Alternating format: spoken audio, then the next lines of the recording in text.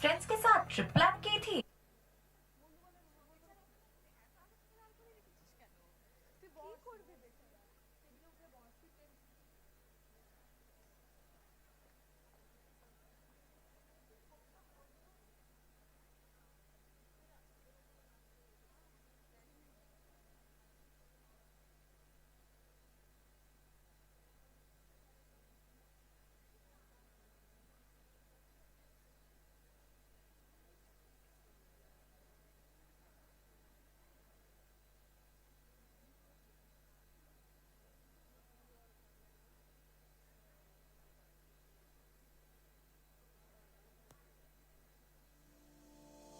This is the story of a man who dared to dream and persevered to make his dream come true.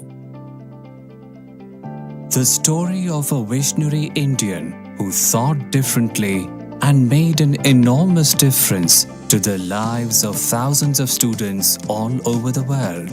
The story of Dr. Shantaram Balwant Mujumdar, the founder of Symbiosis. It began when Dr. Mujumdar, the rector of the boys' hostel at Pune's historic Ferguson College, was spending a quiet afternoon in his quarters. All students from India had left for their Diwali vacation. Only students from other countries had stayed back. Suddenly, Dr. Mujumdar's attention was drawn by the sight of a girl student.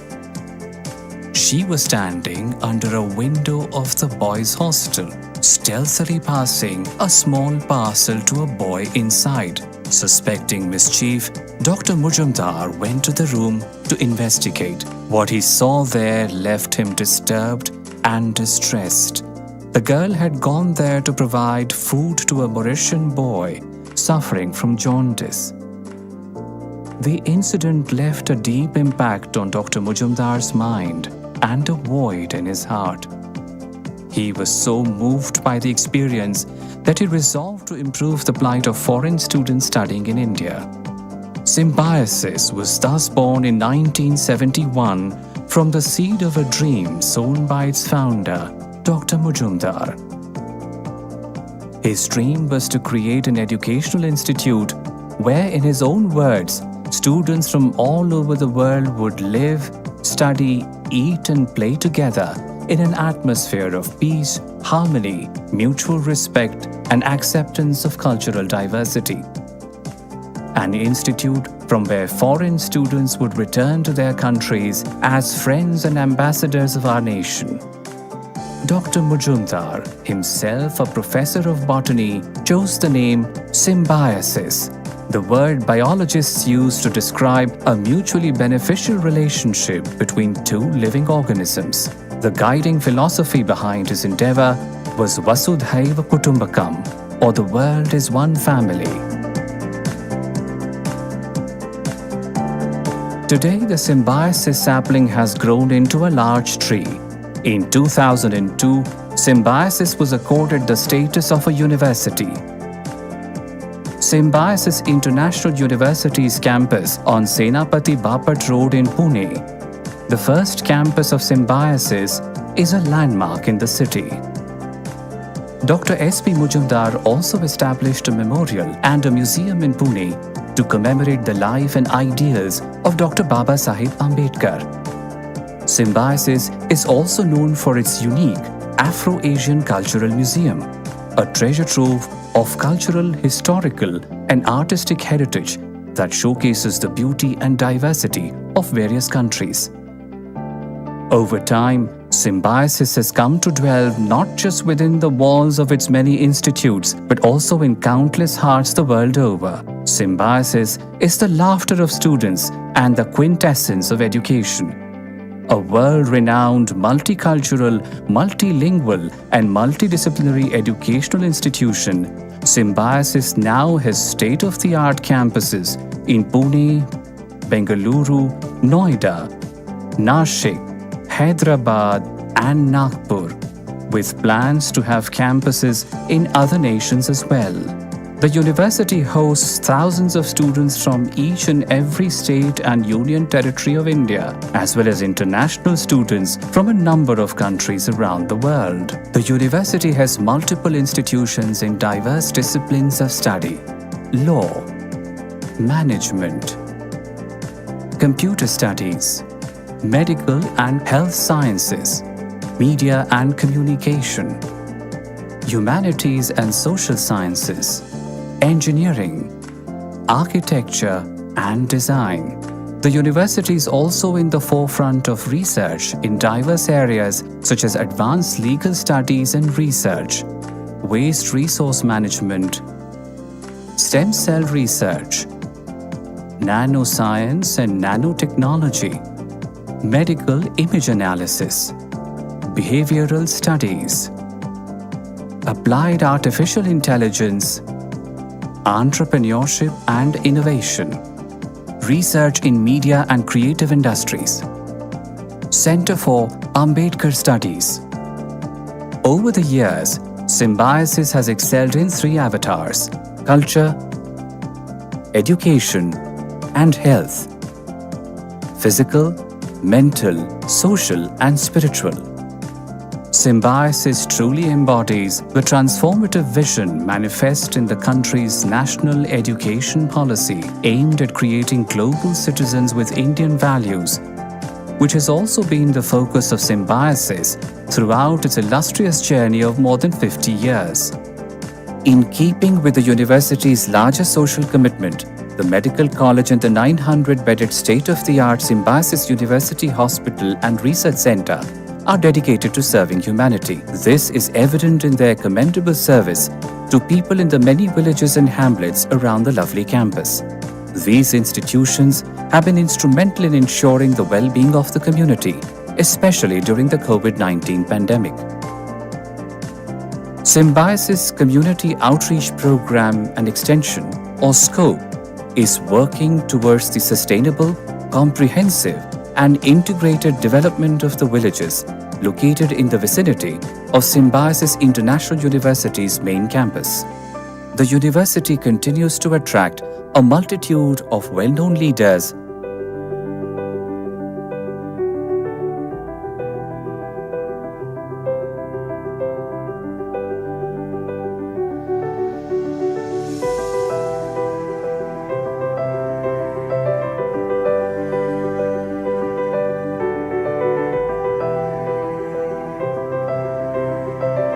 celebrities,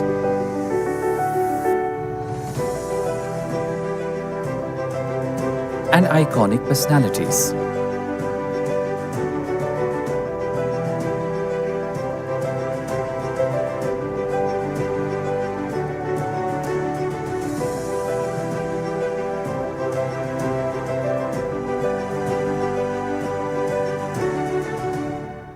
A lesser-known facet of Symbiosis is the wealth that Mother Nature has bestowed upon it.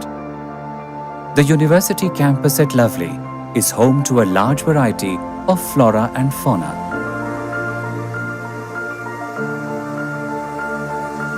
In March 2022, on the proud occasion of the Golden Jubilee of Symbiosis, the Honorable Prime Minister of India, Shri Narendra Modi, inaugurated Symbiosis Arogya Dham.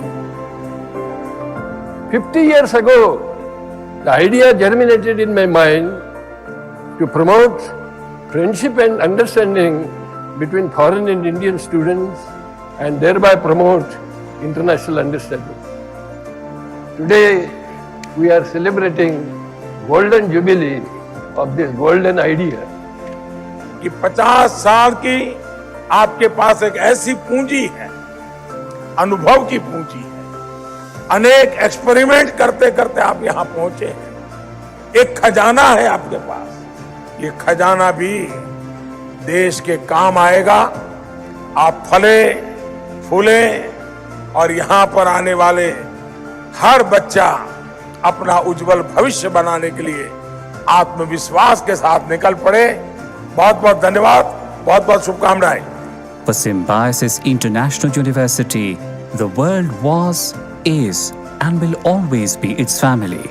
Vasudhaiva Kutumbakam.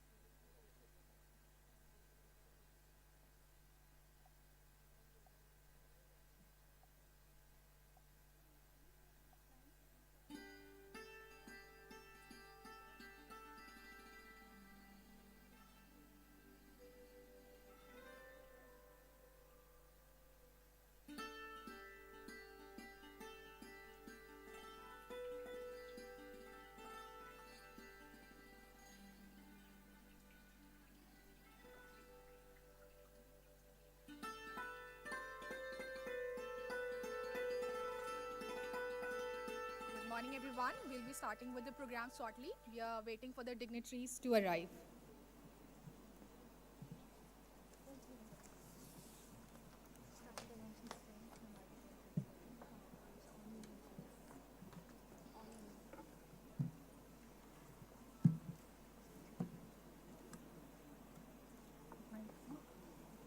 I told ma'am.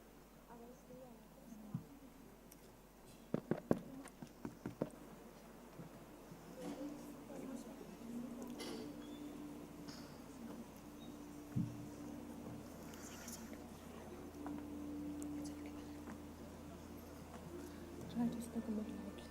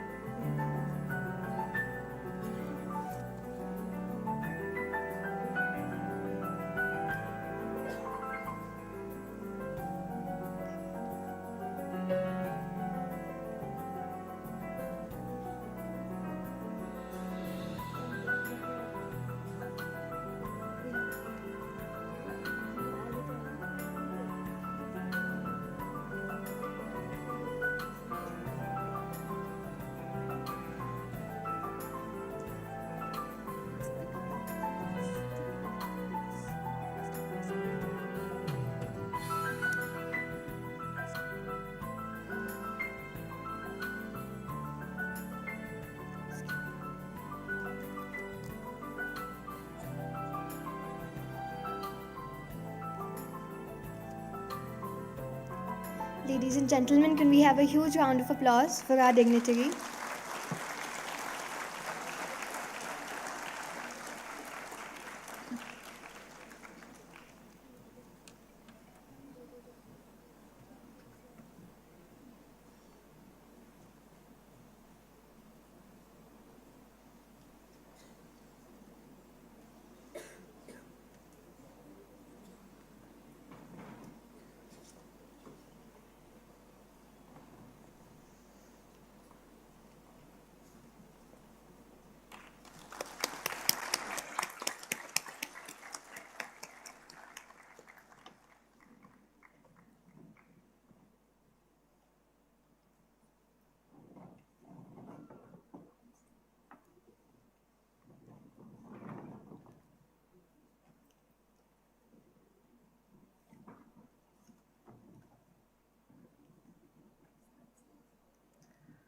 The value of college education is not the learning of many facts, but training of the mind to think. Good morning to one and all present here.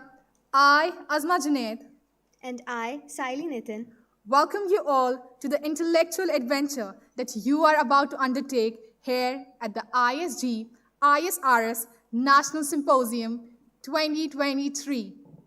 ISG, Indian Society of Geomatics, collaborated with Symbiosis Institute of Geoinformatics, ISRS, Indian Society of Remote Sensing, and CDAC, Center for Development of Advanced Computing, the pivotal frontiers collaborating here with us to organize the symposium at Symbiosis International Deemed University. as one of the nation's leading institutions, Symbiosis offers a widespread array of opportunities for you to learn, grow, and recognize your true self. ISGS IRS National Symposium 2023 signifies GeoDiscover, Unravelling India's Spatial Frontier. This is not just an event, it is a celebration of knowledge, a testament to our collective dedication to the frontiers of exploring geospatial ecosystem trends and innovations. As we embark on this intellectual journey, we are privileged to have amongst us distinguished scholars, researchers, and practitioners among us. Here at Symbiosis, we take immense pride in a culture of spreading light, as light symbolizes knowledge, while darkness represents ignorance. Like the sun that rises to start a new day, light brings clarity in a similar way. Continuing this journey, I would like to invite our chief guests and respected delegates to come forward for the lamp lighting ceremony.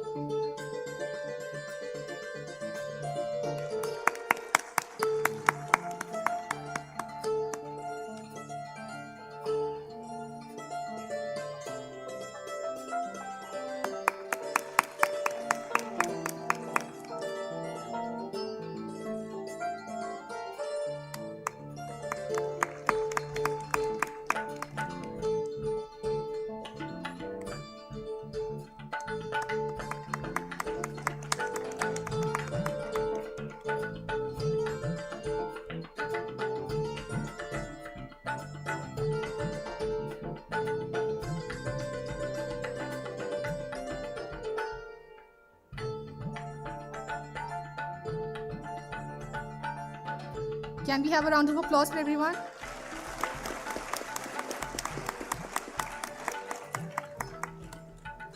Thank you, dignitaries, for lighting the lamp.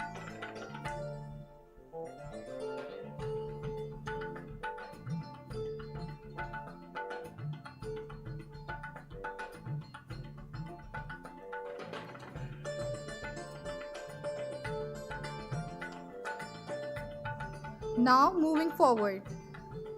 Words of wisdom can become a compelling force to thrive your beliefs in this world. To share such moving words, I would like to call upon our beloved T.P. Singh Sir, Chairman ISG, Secretary ISRS Pune Chapter, and Director SIG, an inspirational leader and aspirer. Sir, over to you for the welcome address.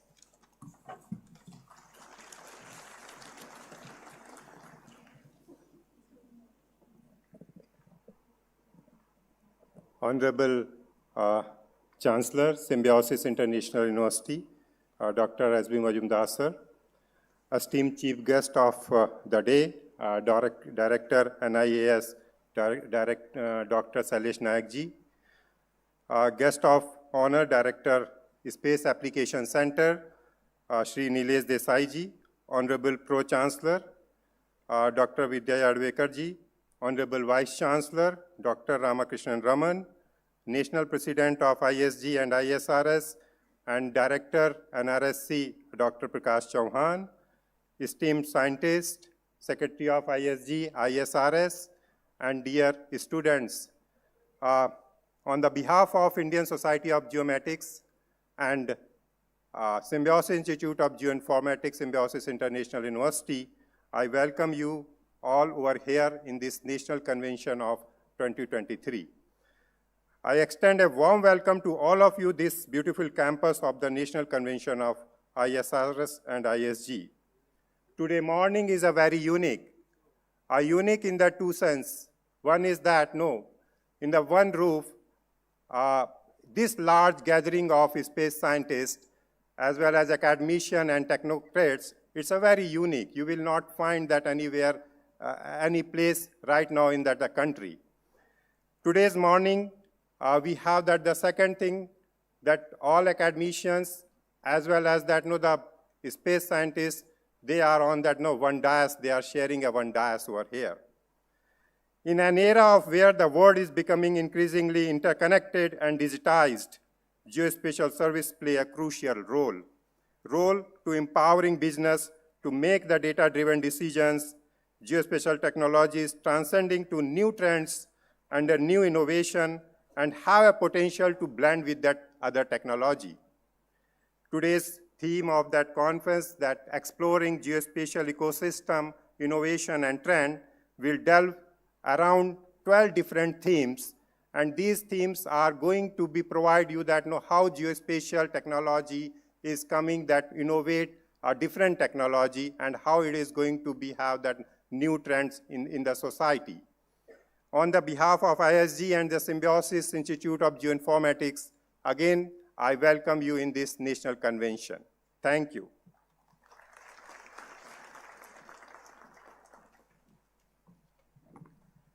Thank you, sir, for always motivating us and being our guiding light. Well, if your actions inspires others to dream more, learn more, do more, and become more, then you're truly a leader. It is my distinct honor to welcome the Vice Chancellor, Honorable Dr. R. Raman of Symbiosis International Deemed University to the ISG ISRS National Symposium. He, at Symbiosis International Deemed University, brings a distinguished academic and professional background to his role. Okay, thank you.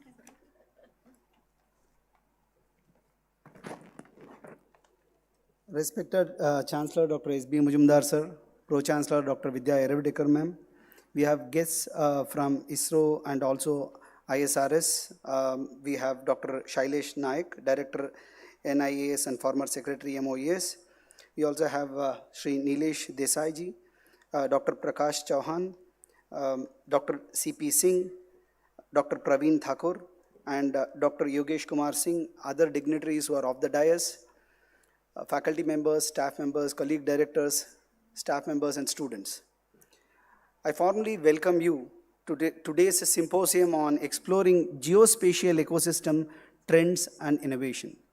The more you explore, the more you have to explore. That is such an area which is the geospatial ecosystem area.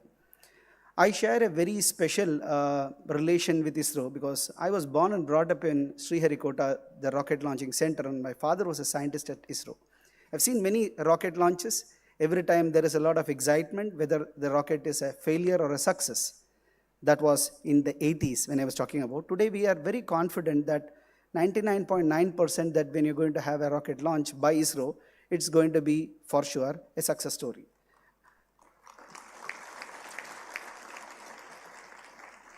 So with great pleasure and excitement, I welcome you to this symposium on exploring geospatial ecosystem trends and innovation.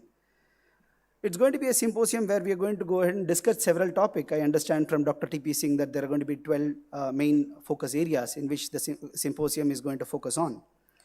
Today, in this rapidly evolving world, location-based data is becoming increasingly vital. And if you want a location-based data where several decisions by business is taken based on the location-based data, it's all due to the geospatial information that is given to us by the satellites.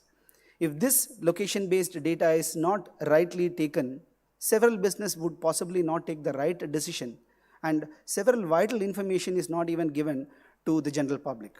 So exploring something in this area, it's going to be a lot of value add, and the knowledge that's going to get created in this symposium, if it's going to be published, I'm sure it will be of great help and use to a lot of business houses, and exploring more will possibly give much more knowledge to the general public as well. So when you're going to go ahead and have this, my expectation is that this particular symposium is going to dwell on the latest trends and innovation in the geospatial ecosystem and take us through the frontiers of technology, where we'll explore how geospatial data is shaping industries, driving innovation, and addressing global challenges. I encourage all of you to engage, share, especially the students, to connect, network, and possibly gain as much knowledge and foster collaboration that will drive the ecosystem to new heights. Once again, let me welcome all of you for joining on this transformative expedition at Symbiosis International University, powered by several organizations and by SIG, especially special congratulations to Dr. T.P. Singh. Thank you so much.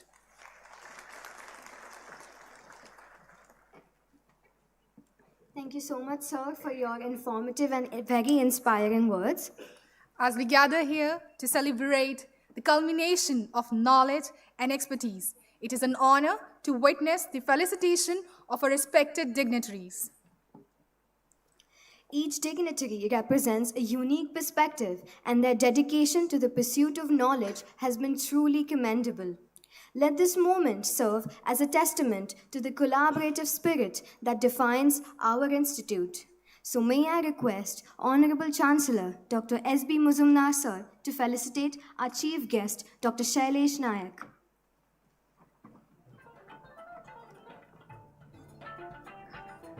Can we have a huge round of applause, everyone?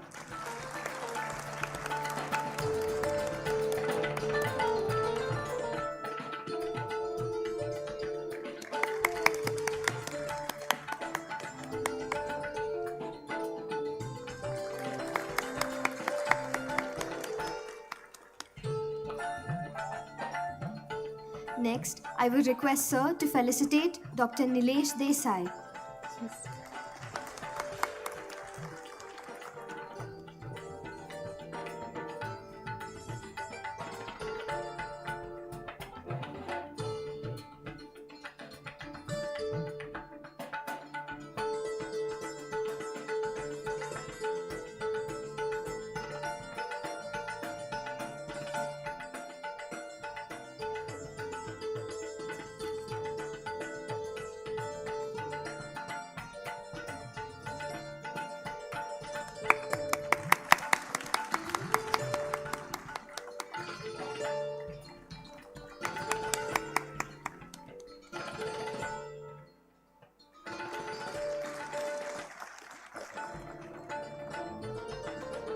Now I would request sir to felicitate Dr. Prakash Chauhan.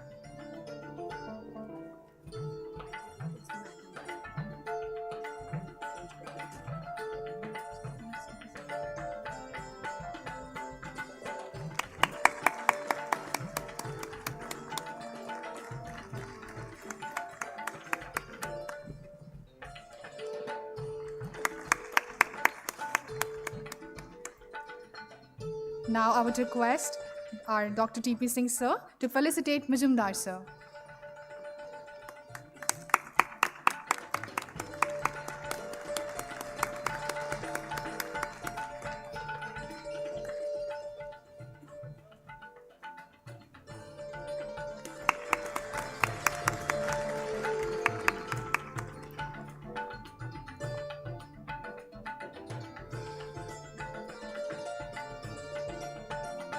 May I now request sir to felicitate Dr. Vidya Yaravdekar ma'am.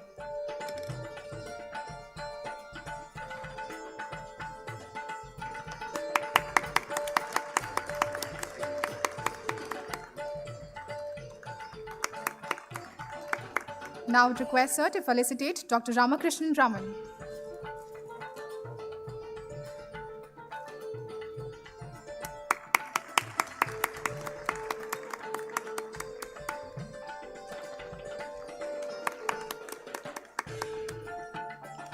I would kindly request sir to felicitate Dr. C.P. Singh sir.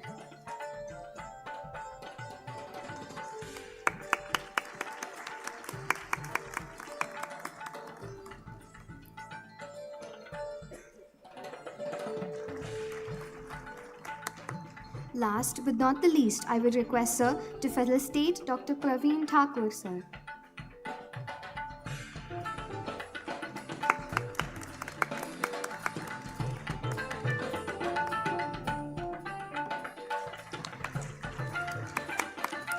Thank you, sir. Today, we are privileged to have with us the Pro-Chancellor of Symbiosis International Deemed University, Dr. Vidya Yaravdekar, a visionary leader whose guidance has played a pivotal role in shaping this landscape of symbiosis. Dr. Vidya Yaravdekar ma'am, the Principal Director of Symbiosis Society and Pro-Chancellor of Symbiosis International Deemed University, is a distinguished figure in the field of higher education.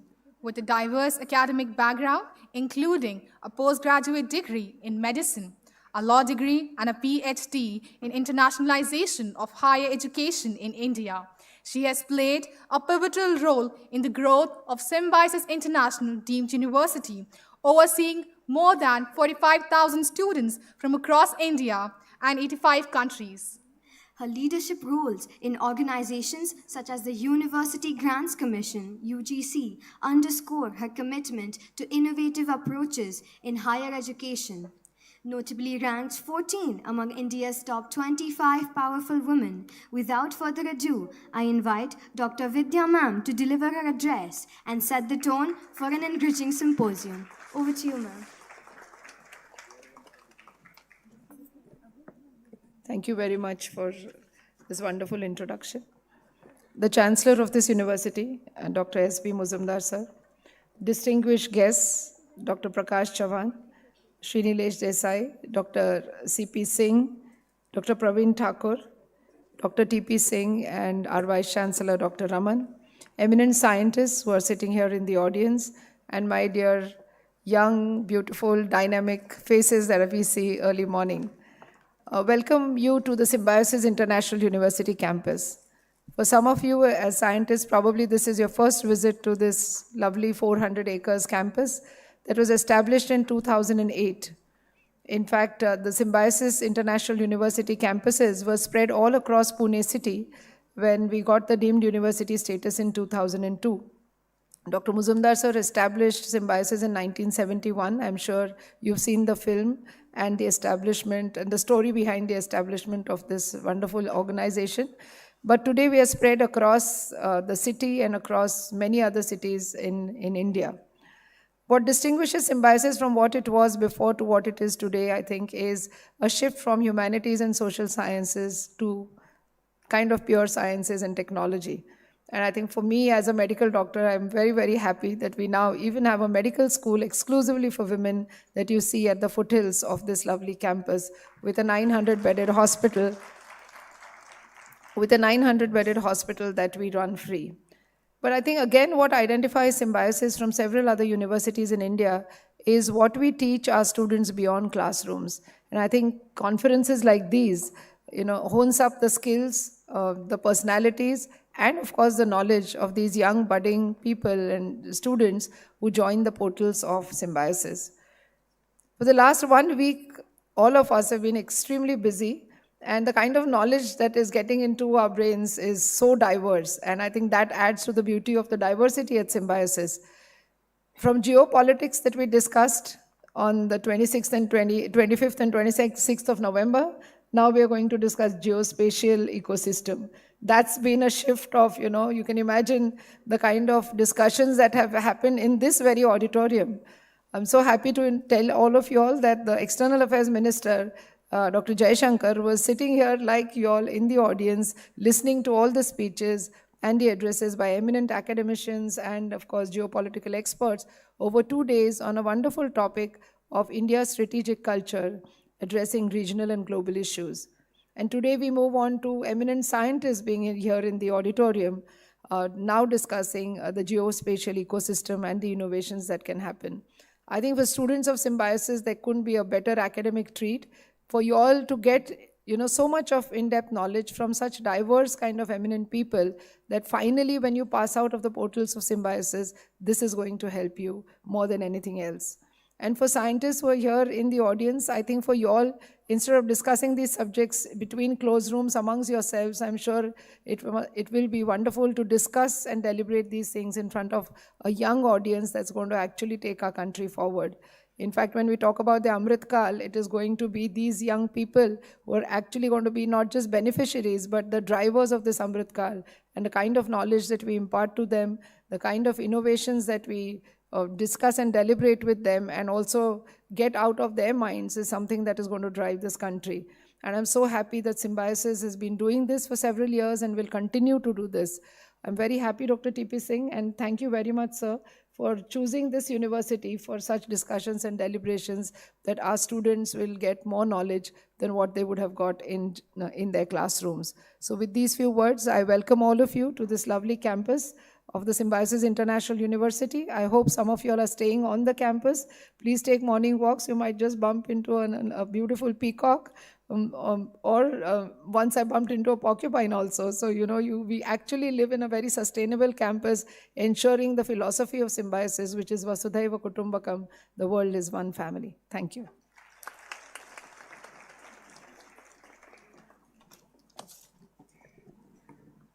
Thank you, ma'am, for your lovely note. We promise you will definitely get the inputs you asked. Today we have among us Dr. Prakash Chauhan, a distinguished scientist with a PhD in physics and over 3 decades of exemplary service at the Indian Space Research Organization. His expertise lies in applied geophysics, where he has significantly advanced the applications of remote sensing, technology for geoscience, atmospheric and ocean studies.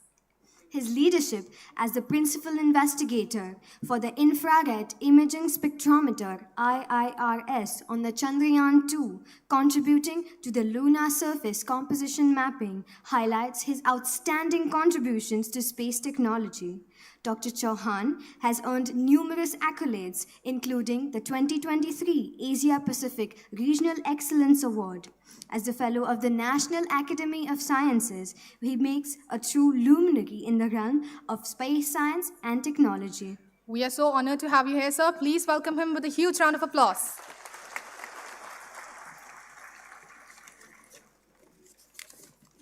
Thank you to our young friends for giving this kind introduction. Namaskar, good morning to you all, and Shubh Pravat.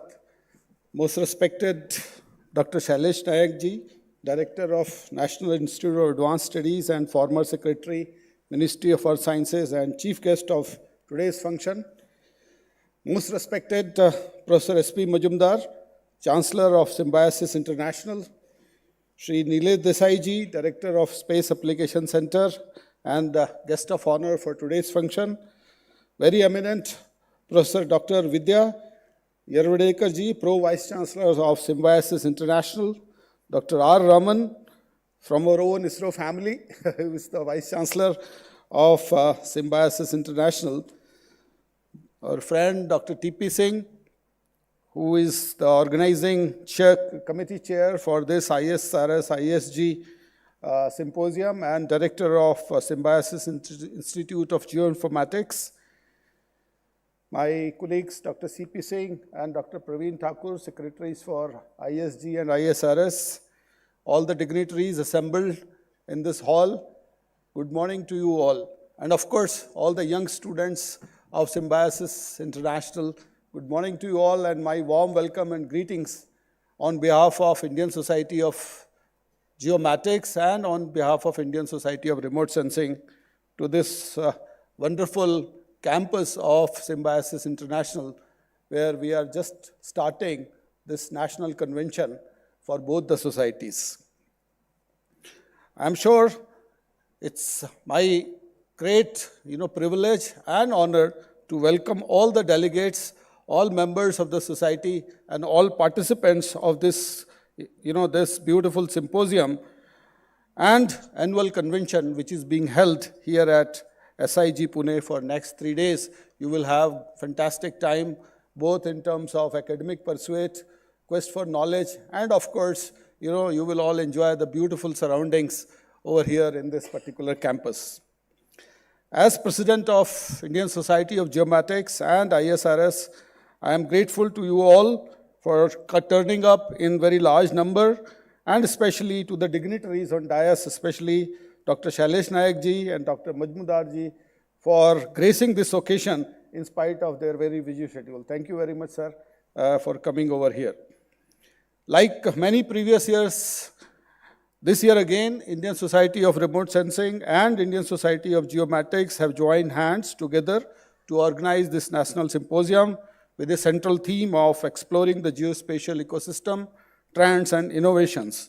And I'm happy to tell you that more than 200 papers were received as part of this registration process in this conference. I think out of that 200, 193 abstracts have been accepted by the committee, and we have around 156 technical presentations which are going to happen for next 3 days or so. And of course, there are 37 posters as well. So friends, as many of us are aware that in recent times, there has been a notable surge in the development, evolution, and applications of Earth observation technology and geoinformatics science at national as well as international level.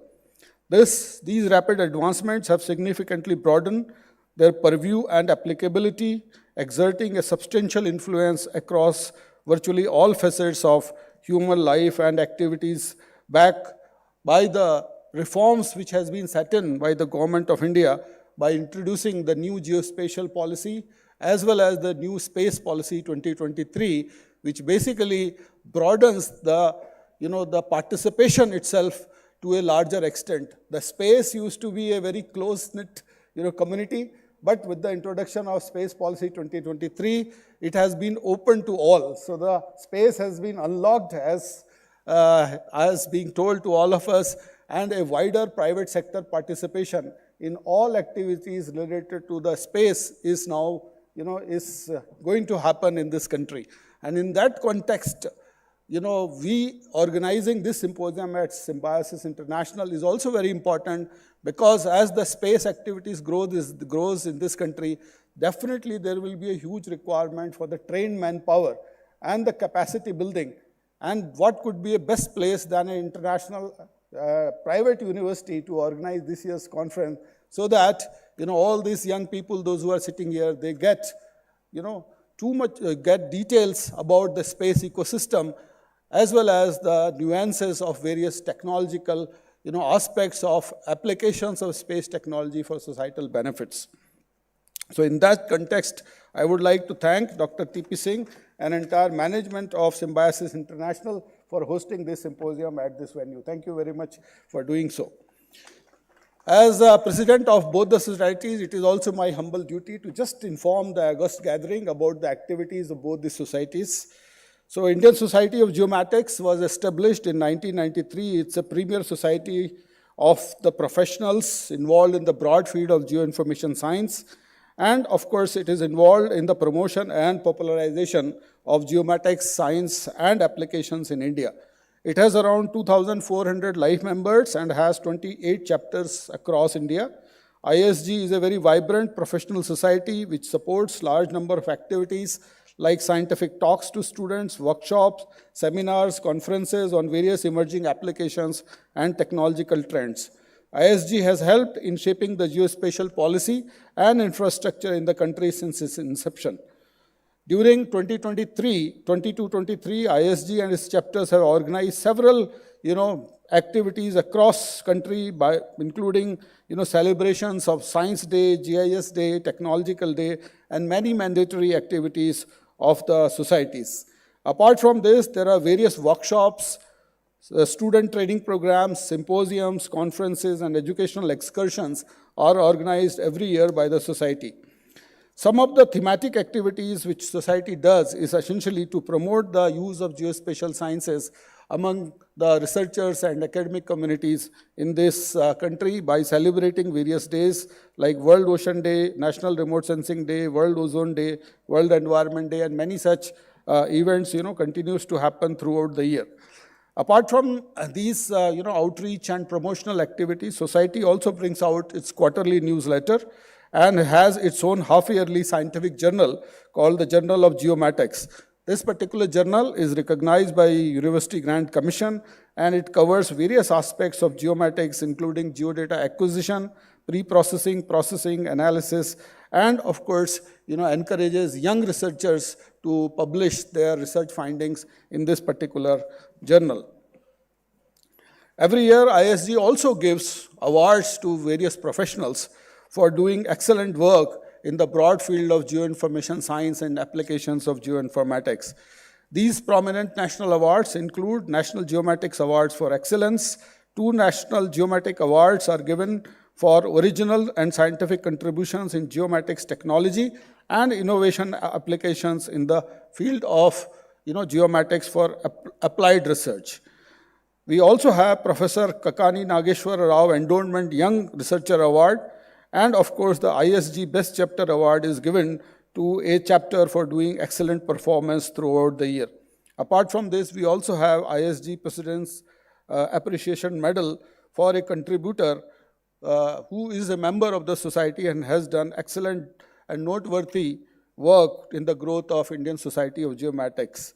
So friends, you will witness this award ceremony during this inaugural session, and I thank all the awardees, most of them are over here to receive this award, and congratulations to all the awardees of ISG Award 2022-23. Now, since I also have a proud privilege to be the president of Indian Society of Remote Sensing as well, so it's my august duty to just briefly tell you about the activities of Indian Society of Remote Sensing. Friends, Indian Society of Remote Sensing, ISRS, which was established in 1969. It is now more than a 50-year-old society, professional society, and has contributed in the immense growth of remote sensing and geospatial technology during these last 5 decades. ISRS has played a key role for the advancement and dissemination of remote sensing technology in the field of mapping, planning, management of natural resources and environment by organizing various symposiums, seminars, and by publishing a monthly journal called Journal of Indian Society of Remote Sensing since last 54 years. And society has also contributed in the growth of India's space program by, assembling large number of professionals, identifying the needs for developing the sensors for remote sensing technology and its uses, which essentially were flown into many of the Indian satellite systems. The society has more than 6,209 professional members, and it has a strong international association with the International Society of Photogrammatics and Remote Sensing and Asian Association of Remote Sensing. The official journal of society, as I told, Journal of Indian Society of Remote Sensing, is published by Springer and has one of the highest impact factor of 2.5 among all the scientific journals in the country, which are published from India. ISRS is an active member of, as I told, International Society of Photogrammetry, as well as Asian Association of Remote Sensing, which basically helps us also get connected to the international remote sensing and geospatial community. And this year, we have celebrated our Golden Jubilee in a spectacular function, which was organized at the headquarters in Dehradun. ISRS also bestows several awards every year to encourage excellence among the professionals in the field of remote sensing and geospatial technology. And you will also witness the award ceremony shortly during this function. And I would also like to congratulate all awardees of this year's ISRS awards. So these two societies, friends, are essentially contributing to the growth of geospatial technology and remote sensing technology in the country. And this symposium today, which we are inaugurating, we will witness a large amount of publications, papers, plenary talks, and I'm sure that this will immensely benefit our young students and the young researcher community, as a lot of people across India has assembled in this hall to discuss, deliberate, state-of-art technology and the evolving fields which are very important in this field. So as President of ISRS and ISG, I appreciate the sincere efforts and dedication of both the societies along with local and national committees for organizing this symposium. And I believe that this will be a pivotal moment in our collective journey to explore, harness, and leverage the geospatial ecosystem for greater good for the humanity. I look forward to an engagement with you all, sharing insights with togetherness, charting a path towards more informed and enlightened future, and wish this symposium a grand success. As we all have witnessed the wonderful landing of Chandrayaan-3 on the moon surface, but ISRO is much more than Chandrayaan and Mangalyaan. That is what you will witness. And our work which we are doing in terms of understanding our own planet Earth, some of you will get the glimpses of that work during this symposium. Thank you very much and wish you all a great time during the symposium. Thank you, sir, for throwing light on the theme of the symposium and briefing us about the activities of ISG and ISRS. Now we have with us here Sri Nilesh M. Desai, a distinguished scientist and director at the Space Applications Center, Ahmedabad. He has had an illustrious career spanning about 37 years, a top ranking and gold medalist of the 1986 BE Electronics and Communication. He has played a pivotal role in designing and developing ISRO's microwave radars. His leadership extends to guiding activities in remote sensing data processing, receivers and applications, and even advanced technologies like quantum frontiers and AI/ML. Sri Desai has actively represented ISRO and India at various international forums, organized the ICG meeting in India in 2019. Recognized for his contributions, he has received prestigious awards such as the ISRO Performance Excellence Award 2018, ISRO Individual Merit Award 2010, and the ISRO Team Award in 2012. He served as the National President of ISRS Executive Council and Vice President of ISSE, underscores his commitment to advancing space and science technology. Sir, I welcome you here.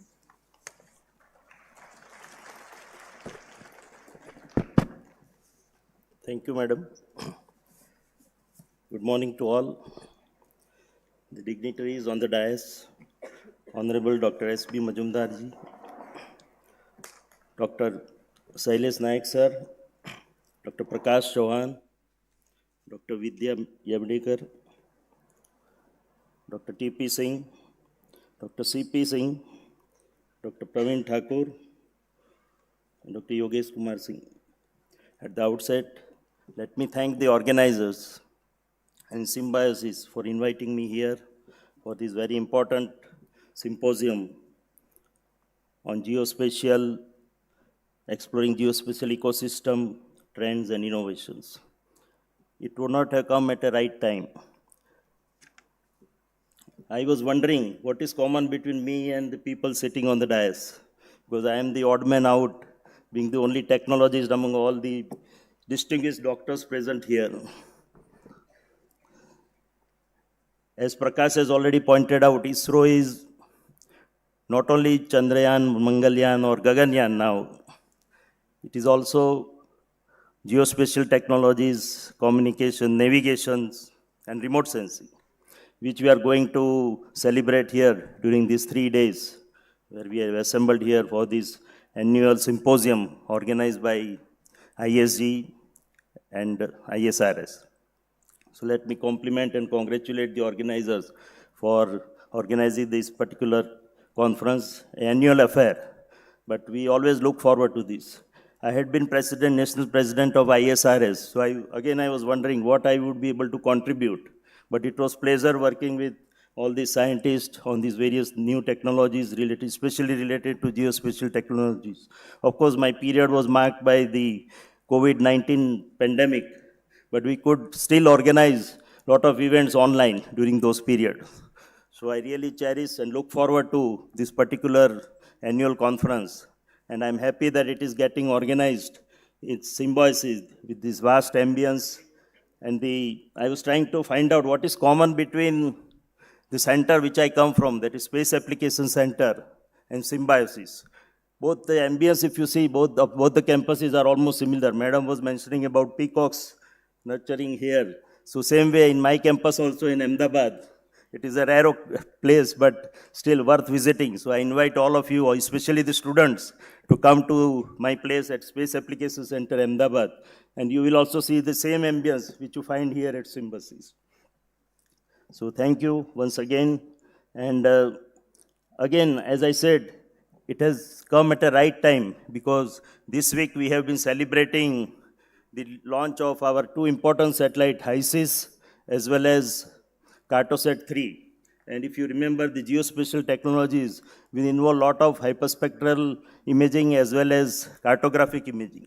So both the sensors, which were launched by ISRO for the first time with such a high resolution and spectral resolution, so they have been launched during this week, earlier years. So in that case, this has come at a right moment that we are celebrating this particular conference on this particular theme related to geospatial technologies. As Prakash has already pointed out, that now new space policy 2023 is in place. It is an amalgamation of activities related to communication, navigation, as well as remote sensing, each which has been defined as a separate policy also by Department of Space. And the emphasis now is that data will be available freely to all of you, all the researchers, students, as well as all the commercial users. So in that sense, lot of sort of revolution has come. And that's why the relevance of this particular conference with this associated theme. And again, the government's aim is that we are now promoting open science as well as open data. So instead of you running around for data, now data is going to come at your desktop. So that is the another change which has been brought about by Department of Space as well as Government of India. So in that sense also, now you have a lot of opportunities, especially in the downstream applications, where still we find there is a lot of scope of working out various applications. So almost 80% of market today in commercially is in the downstream. And unnecessarily we are obsessed with running around making satellites. So instead of concentrating on those aspects, I will urge the various research community as well as students, especially startups, to work on this downstream application where geospatial technologies are going to play a very major role. So once again, I thank the organizer for calling me here, and especially ISG and ISRS for selecting a very appropriate theme for this particular annual conference. And thank you all.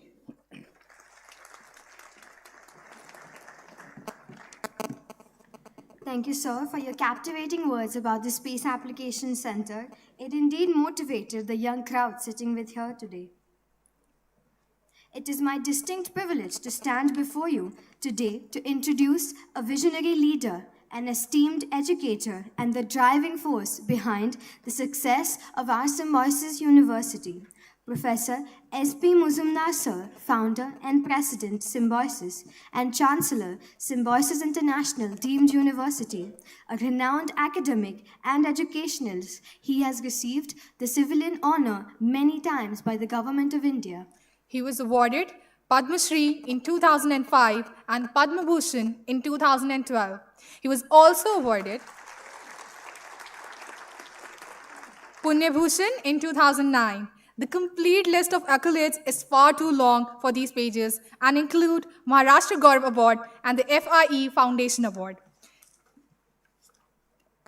We are honored to have you, sir. Please welcome him with a huge round of applause.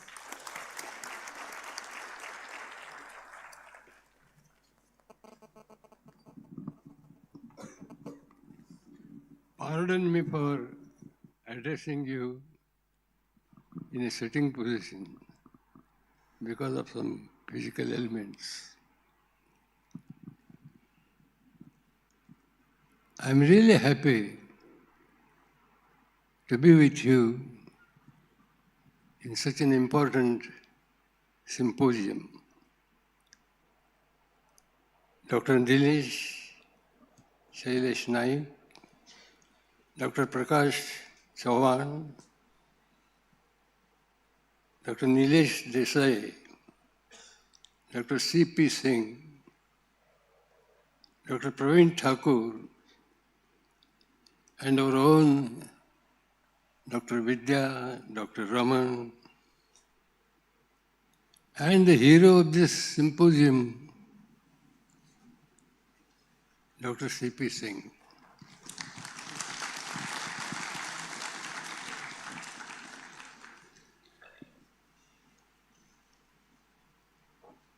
I was professor of botany in Ferguson College. And I'm saying this because I want to confess the total ignorance of either geology or geoinformatics.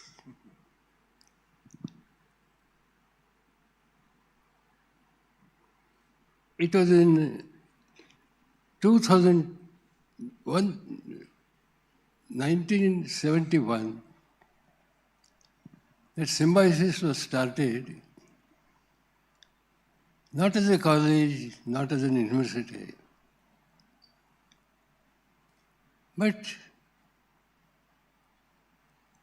as a cultural institution for the welfare of foreign students. Perhaps you must have seen it in the film, the circumstances under which Symbiosis was started. Suffice it for me to say that Symbiosis was started out of compassion for international students. They used to face many problems, and we regarded foreign students as the potential cultural ambassadors of goodwill. So in order to solve their problems, in order to provide home away from home, that we started Symbiosis as a cultural organization. There was no dialogue, communication between foreign and Indian students. So in order to bring them together, we started Symbiosis. And we believe that foreign and Indian students, if they live together, which is the essence of Symbiosis, mutualism, world will be a better place. There will be international understanding. Out of sheer need, because we found that after this get-together of foreign and Indian students, again there was segregation. Again there was silence. We started education institutions which ultimately culminated into Symbiosis International Deemed University in 2002.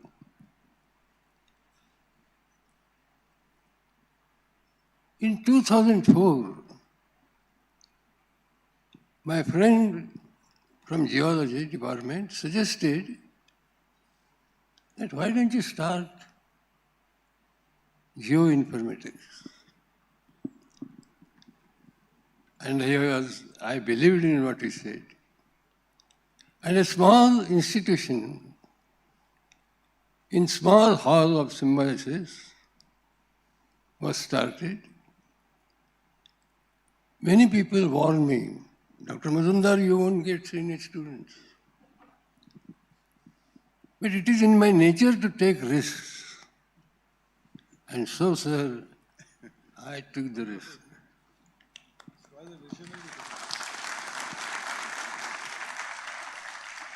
The education institution was started. Some students joined, perhaps because they did not get admission anywhere. But slowly and slowly, the strength of education was also increased. But then they were wondering what placements we will get. Because after all, students join graduate, undergraduate or postgraduate colleges for jobs. And then one day there was some annual social function. And we invited Dr. Kasturi Rangan, whom I know well, as chief guest. And I told them, sir, they are disappointed students. Give them some hope. And Dr. Kasturi Rangan told them one thing. Well, today it may not have any scope, but very soon a day will come when no one will live without geoinformatics, without geology, without remote sensing, without geoposition. And how true he was. When there were 6 or 7 students in geoinformatics, Dr. T.P. Singh recently told me that he has 55 students. Then there is a separate research wing. So this is how institutions are born. This is how institutions are evolved. This is how institutions are, they contribute to the development and growth of the country. And today's symposium convinced me that geoinformatics will be applicable in our day-to-day lives. And I have a feeling that who knows, there will be University of Geoinformatics. And the fact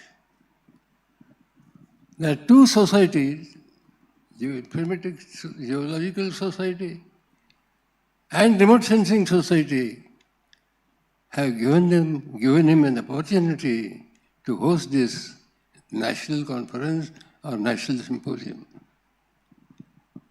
I will not take much of your time because so many papers are to be read and so many subjects are to be discussed. But one thing I will express. Symbiosis motto is Vasudhaiva Kutumbakam, or world is one family.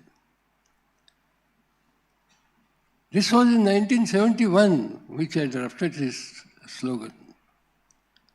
But I was pleasantly surprised when Prime Minister Modi also adopted Vasudhaiva Kutumbakam in G20. one earth, one family, and one future. Personally, I feel that students of geoinformatics should not only be experts in geology or geoinformatics or remote sensing, but they should also imbibe the spirit of symbiosis, which is Vasudhaiva Kutumbakam. You should be a global citizen, and I am addressing it particularly to the students. And in order to become a successful global citizen, we should have three qualities. One, innovation. Innovation in brain, compassion in heart, and passion in belly, fire in the belly. If you have these three qualities, plus the quality required by your employer as far as geological is concerned, I am sure you are bright. You have a bright future. Wish you all the best. God bless you. And thank you, sir, for giving me the privilege to address the audience. Thank you. Thank you, sir. It is an honor to have you as a guiding light. You are an inspiration to all of us sitting here. Please give sir a huge round of applause. Today marks an important milestone for all of us as we stand on the brink of releasing this abstract value generated through these enriching discussions. Let us reflect on the power of collaboration, the exchange of ideas, and the collective effort that has gone into making this symposium a true intellectual feast. With this note, I would like our esteemed chief guests and dignitaries to release the abstract volume and journal. Can we have a big round of applause, everyone?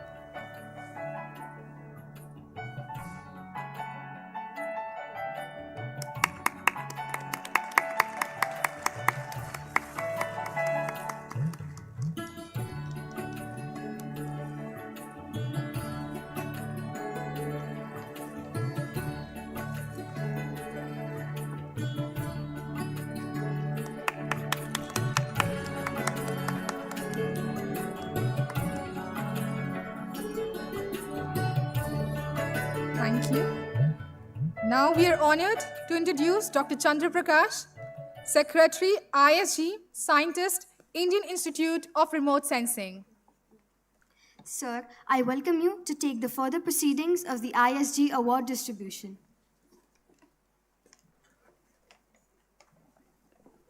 Thank you. So now it's time for giving away the ISG awards. It's my proud privilege to announce this year's awards. Indian Societies of Geomatics actually confers awards in various categories to the persons having outstanding achievements and contributions in the field of geomatics. ISG had announced the awards on its website and received nominations for the same. An independent award committee comprising of eminent scientists, academicians, and technology experts evaluated these applications and nominations. Now the awards are being confirmed this morning.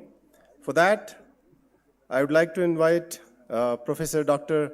S.B. Mazumdar sir, Chancellor Symbiosis International University, our chief guest, Shailesh Naik sir, Director NIAS, and Dr. Prakash for the award ceremony. Kindly come forward, sir, for giving away the awards. Okay.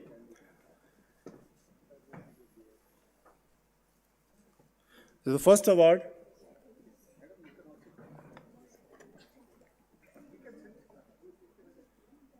Fellow of Indian Society of Geomatics. ISG recognizes the contribution of eminent personality who contribute for the growth of geomatics and ISG and elect them as Fellow of Indian Society of Geomatics. This year, ISG has elected 2 fellows in recognition of exemplary and pioneering contribution in design and development of ISRO's microwave radar, leading the development, realization, and strengthening space infrastructure, advanced applications involving Earth observation, communication, navigation, quantum technologies for societal benefits, governance, and strategic uses. Indian Society of Geomatics elects Dr. Nilesh M. Desai, Director SAC, as Fellow of Indian Society of Geomatics 2023.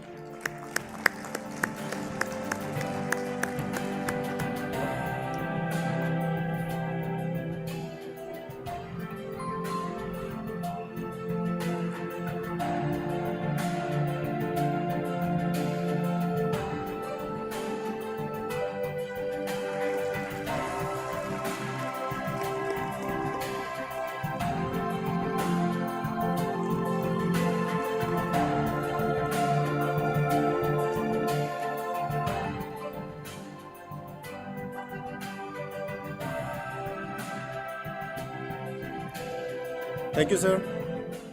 I would like to invite Dr. Sultan Singh, who is our next fellow for this year. In recognition of exemplary contribution in geomatics technologies as an enabler at state and national level, and outstanding contribution in geospatial solutions for governance by actively demonstrating leadership role in research and outreach activities, Indian Society of Geomatics elects Dr. Sultan Singh as the Fellow of Indian Society of Geomatics 2023.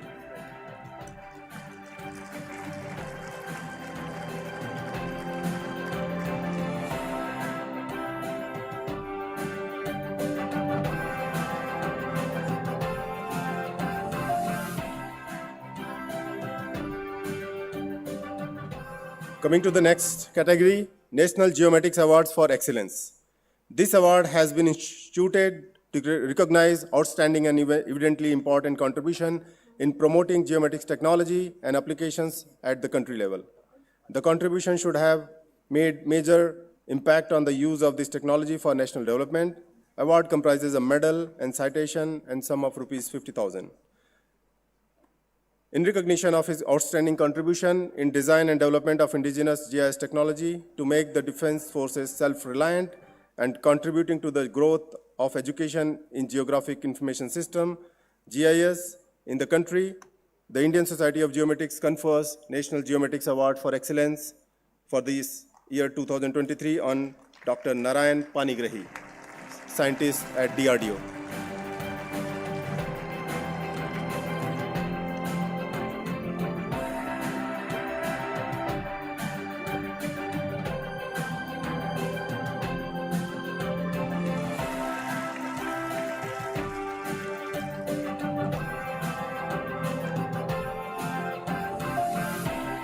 Moving on to the next category, National Geomatics Awards. ISG has instituted 2 National Geomatics Awards to be given each year for original and significant contribution in geomatics technology, innovative applications in the field of geomatics. This year, in recognition of his outstanding contribution in the field of geospatial technologies for development of National Wetland Geospatial Database and satellite technology-driven hydrological applications in the country, the Indian Society of Geomatics confers National Geomatics Awards Technology for year 2023 on Dr. Praveen Kumar Gupta, scientist, SAC Ahmedabad.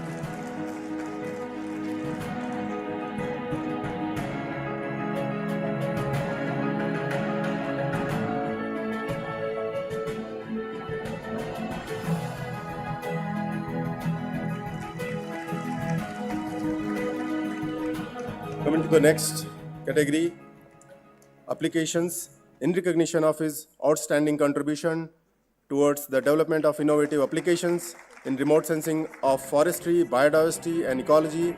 The Indian Society of Geomatics confers National Geomatics Award applications for the year 2023 on Dr. Chintala Sudhakar Reddy, scientist, NRC, Hyderabad.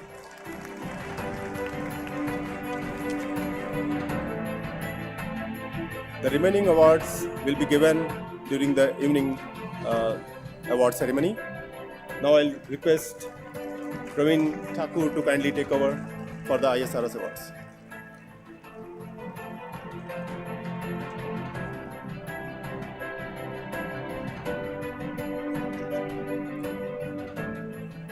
Good morning, all the dignitaries. It's my proud privilege to announce the annual awards of Indian Society of Remote Sensing, at this historical land of Pune, where we have heard the valor and tales of great Shivaji and Bajirao. And what better place than the Symbiosis University to give these awards. So our society, one of the oldest society in this field, confers the awards to the eminent personalities and professionals who have worked their entire life for the objectives and contributions to the remote sensing.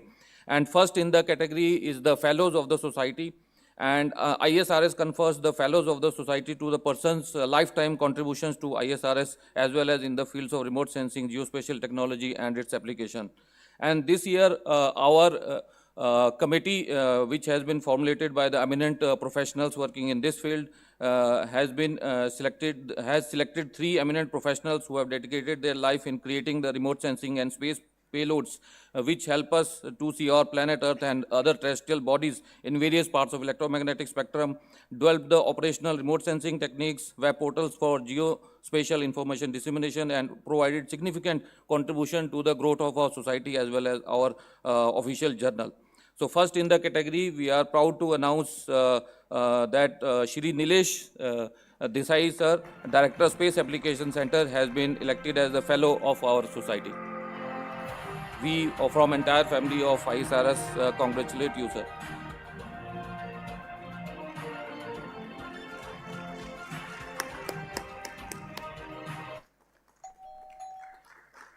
Next we have elected Dr. George Philip, former scientist, GE, and Managing Executive Editor of Journal of Indian Society of Remote Sensing, as the Fellow of Society for his significant contribution to the society.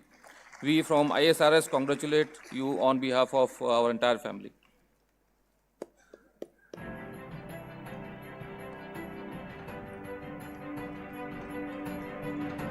Next in this category, we have Dr. V.V. Rao, former Associate Director of National Remote Sensing, Hyderabad, who has been elected as Fellow of Society. And I would like to request our NRSC colleagues to collect this award on his behalf.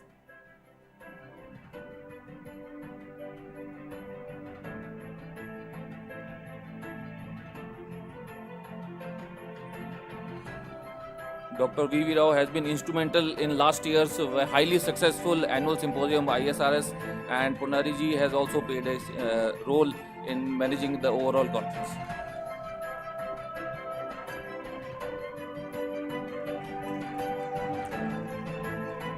Next in the senior category, we have a prestigious Bhaskara Award for the year 2022. And this year, it is being given to one of our most senior professors from the oldest engineering college in India, that is IIT Roorkee, which incidentally celebrated its 175 years of existence. And it is the college where subject of photogrammetry has been taught since 1950s, one of the oldest institute where this subject is taught. In recognition of his contribution and achievements in the field of remote sensing, digital image processing, land cover mapping, earth science, and civil engineering applications, Indian Society of Remote Sensing confers Bhaskara Award for the year 2022 on Professor Manoj Kumar Arora ji, who is presently Vice Chancellor of SRM University, Amravati. Congratulations, sir.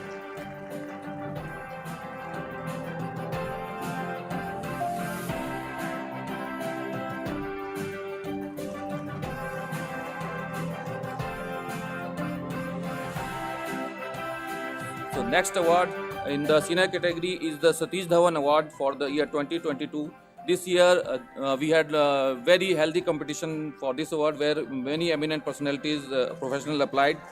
And this year it is shared among the two stalwarts of remote sensing community for their pioneer work in use of satellite remote sensing for efficient management of agriculture, water, and also handling the hydrological extremes related to floods. So first award in this is given to Dr. Bimal Kumar Bhattacharya ji in recognition of his significant contributions in advancing science and applications using satellite remote sensing observation towards food security and sustainable management of terrestrial ecosystem. We congratulate you on behalf of ISRS, sir.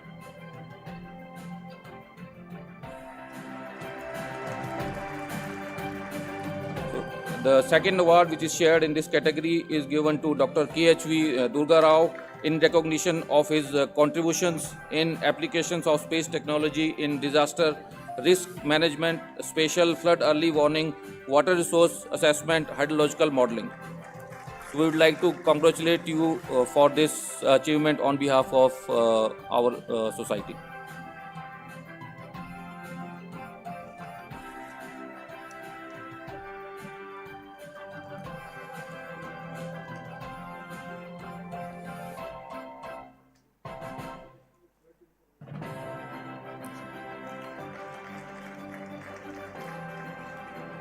So the next award in the senior category is National Geospatial Award for Excellence for the year 2022, and we are proud to inform you that this year this is being given to one of the most well-known experts in the field of satellite remote sensing applications, especially in the water sector, from National Institute of Hydrology, Roorkee, in recognition of his significant contributions to the effective implementation of geospatial technology across government departments and academic institutions in India in the field of water resources and natural resource management. The Indian Society of Remote Sensing confers National Geospatial Award for Excellence for the year 2022 on Dr. Sanjay Kumar Jain. Our congratulations from entire family of ISRS, sir.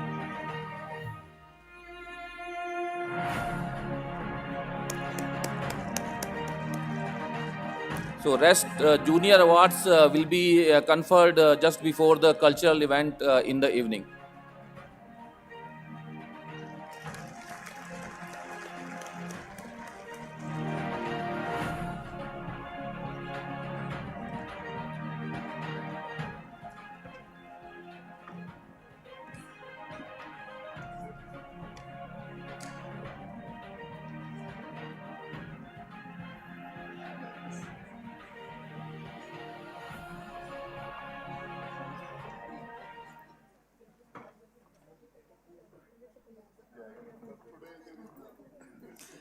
We are honored to welcome Dr. Shailesh Nayak, a distinguished authority in earth sciences, as our esteemed chief guest.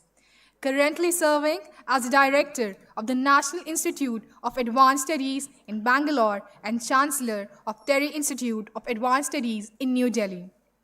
Dr. Nayak's illustrious career includes key roles such as Secretary of the Ministry of Earth Sciences and Chair of Earth Science Organization. Renowned for his leadership in programs related to Earth system sciences, he has launched numerous research initiatives spanning areas such as monsoon, air quality, seismology, climate change, and many more. Dr. Nayak's contributions extend to setting up a state-of-the-art tsunami warning system for the Indian Ocean and pioneering applications of remote sensing at ISRO.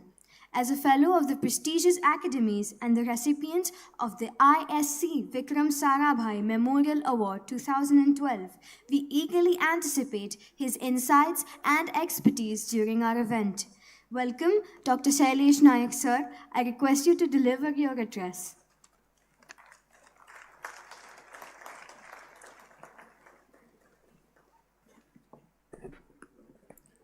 Good morning to all of you. Respected Dr. Majumdar, Dr. Nilesh Desai, Dr. Prakash, Dr. Vidya, Dr. Raman, CP Singh, Dr. TP Singh, and Praveen Thakur, distinguished delegates, ladies and gentlemen. I am extremely grateful to Dr. Prakash Chauhan President of ISG and ISRS, and Dr. T.P. Singh for inviting me to this very prestigious annual convention of two societies and very important topic on exploring geospatial ecosystem trends and innovation. I think this is a very important topic, and it is very timely and very apt. For any geospatial ecosystem, one of the most critical thing is the geospatial data.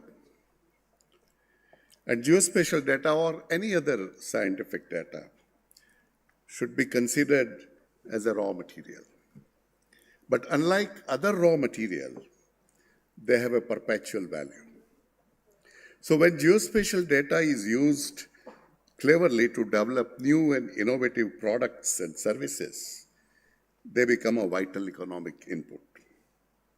And when such products and services meet the user requirements, either government, industry, or citizens, their economic value or the benefit to the country increases manifold. The classic example which I would always like to give is the potential fishery zone advisory service, which is essentially based on the satellite data. This, when we started, along with the ocean color, sea surface temperature, sea surface winds, other oceanographic data, and model outputs integrated through GIS, which improved its accuracy and reliability, and then fishermen started using them routinely. This service now has been further upgraded with the including of the locational or navigational data. And there is various mobile apps also has been now developed. Now this led to saving of fuel, time, and overall cost of per unit effort to catch fish. Now this, when it was analyzed by the National Council of Applied Economic Research, they said that 90% of the fishermen are using this service, and the economic benefit per trip to the fisherman is about 17,800 rupees. And that is what Dr. Majumdar, when it said that it will generate a lot of economic benefit. And these are the one example of the several examples of such. Today, if you see in the country, we have many such services like agrometeorological services, ocean state forecast, where the satellite data is used as a main input.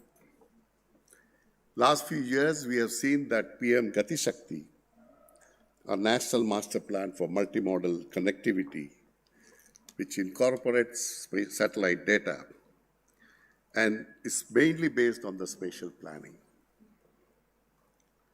The use of space technology in disasters like cyclone, floods, tsunami, and many other extreme events have drastically reduced the loss of lives in the country.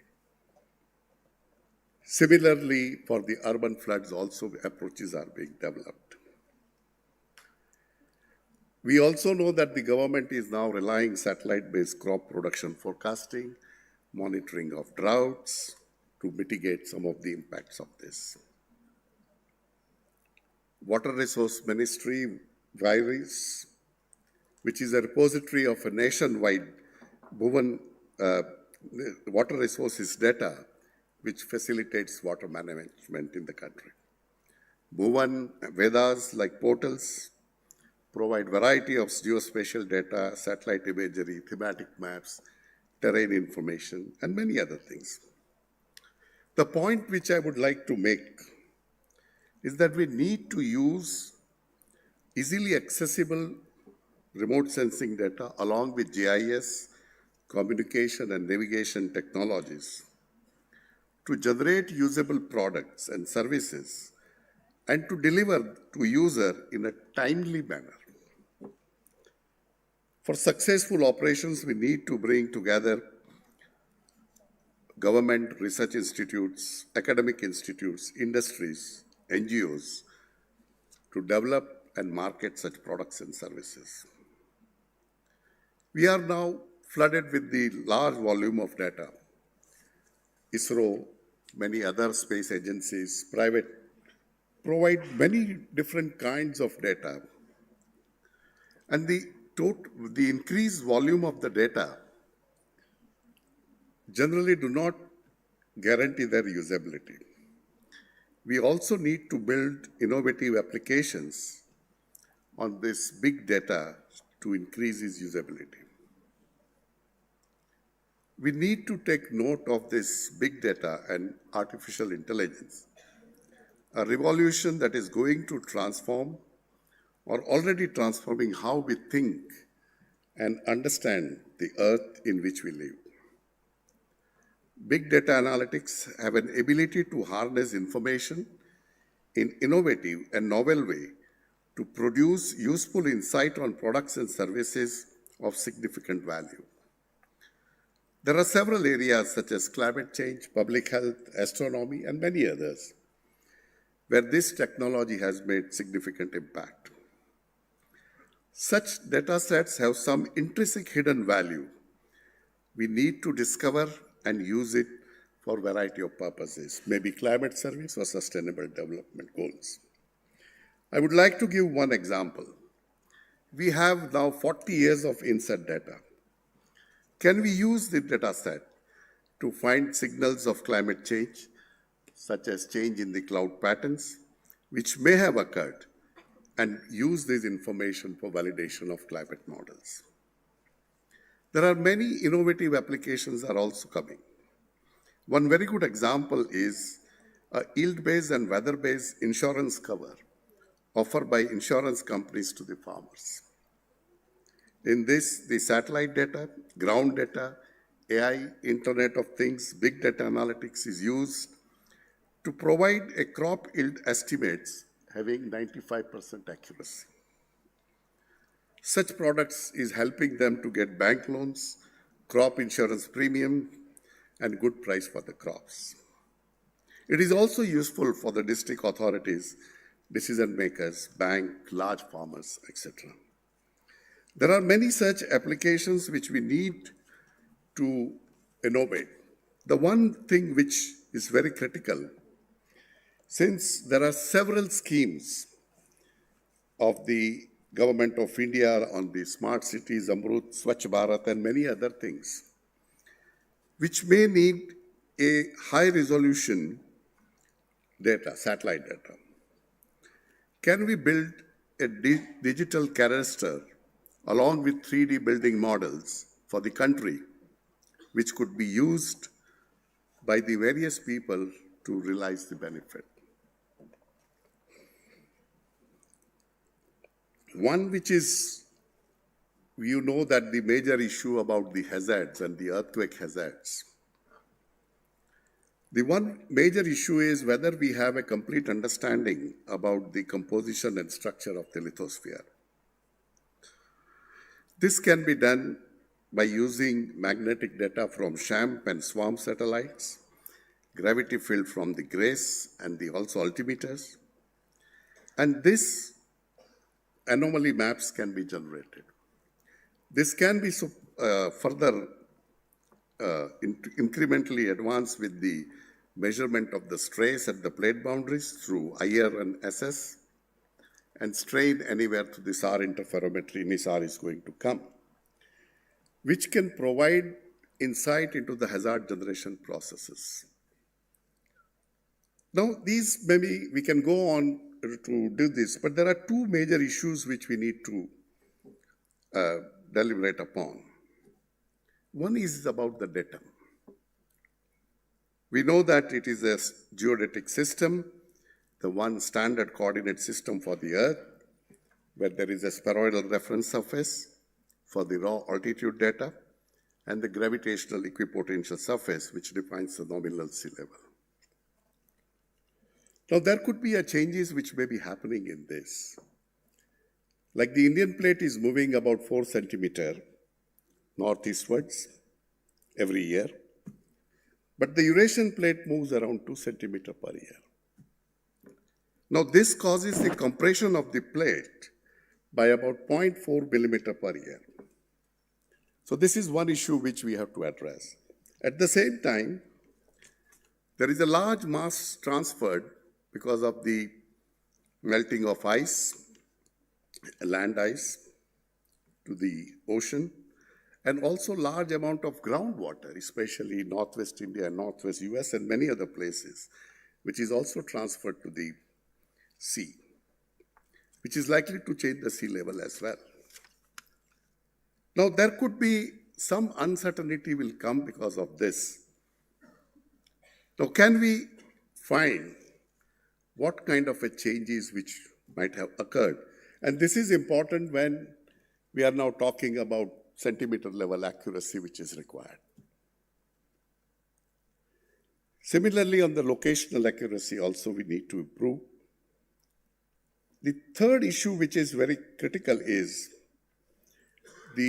our products are mostly not calibrated. We need a calibrated data because most of the data is now for more than 30, 40 years and could have extremely useful for the climate studies. I would urge both ISG and ISRS to hold a workshop of all stakeholders to define the requirements of a calibrated products. I think this will further improve the data which is available free and open. And we also need to do few more things. One is when the data is available from different users or different vendors, how do we decide its usability? Can we have a standard specification defined for the products by the different users? Dr. GeoDiscover has identified few parameters which all vendors should provide when they give the products, whether this can be put into practice. Similarly, when the different data is used and produce thematic maps on different aspects, can we have a standardized system? We talk about the participation of industry, but what is the certainty of certain things which is likely to happen? Because productivity will depend on the certainty of requirement which continuously comes. I think that is one area which is we need to deliberate upon. And I think what we need to do is to define a system for us that for India, what kind of a system you need. Let's say INSAT, what frequency, which would be very useful for weather, hydrology, and communication. How many satellites are needed? OceanSat for the fisheries. ResourceSat is being used for many agriculture, forestry, coastal zone, hydrology, and many other things. Cartograph-sats for topography and urban, ARISAT for agriculture and geoscience, scatterometer, altimeter, hyperspectral. All this, what is that we need to build an operational system? Once we have that system, I think the industry will have a certainty that every year 5 satellites are required, 3 satellites are required, whatever numbers come, what kind of a sensors required. I think that certainty is missing today, though we have the new policy, space policy, new geospatial policy. But I think this kind of an approach will bring certainty in the requirement, and I'm sure that industry will definitely respond to that. I'm sure that during these 3 days, many of these issues will be discussed, and I'm sure that it will facilitate to set the transformation and the growth agenda at all the business, government, research, academia, and user organizations are participating, and they will cooperate to build a next generation geospatial ecosystem. With these words, I declared the National Symposium on Exploring Geospatial Ecosystem Trends and Innovation as open. Thank you very much.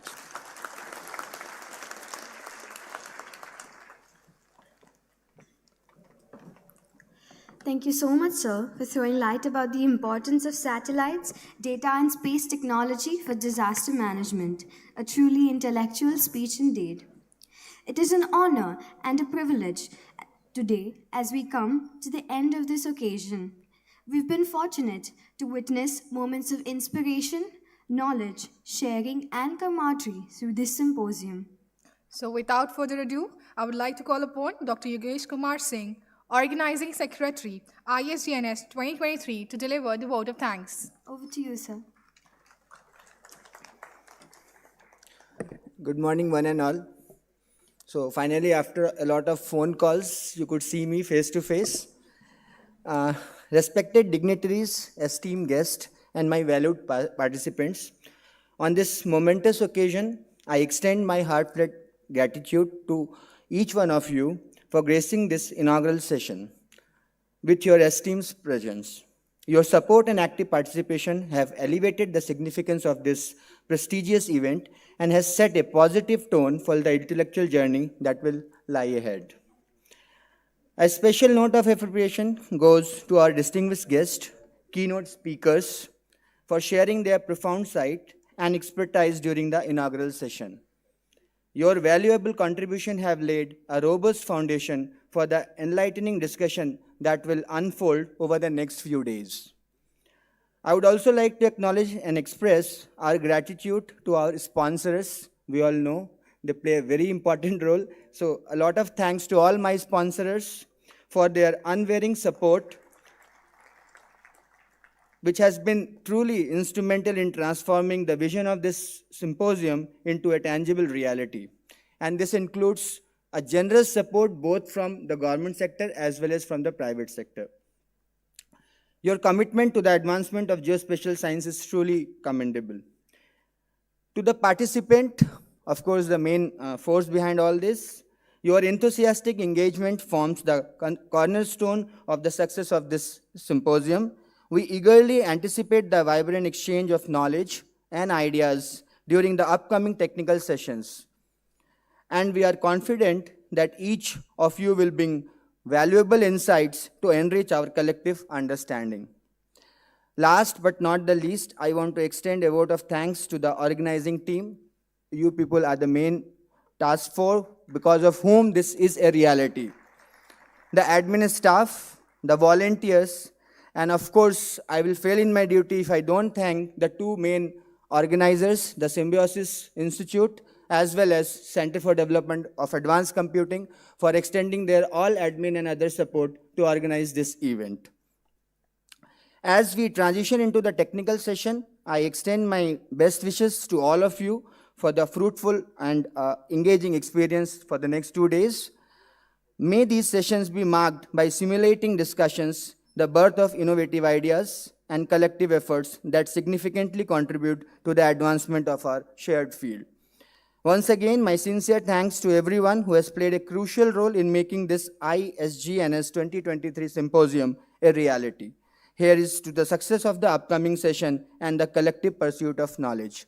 And before saying thanks to one and all, my sincere apologies if I ever fail to, in any of the mismanagement or communication, my sincere apologies. And I really look forward for the cooperation from one and all in the next 3 days. Thank you so much.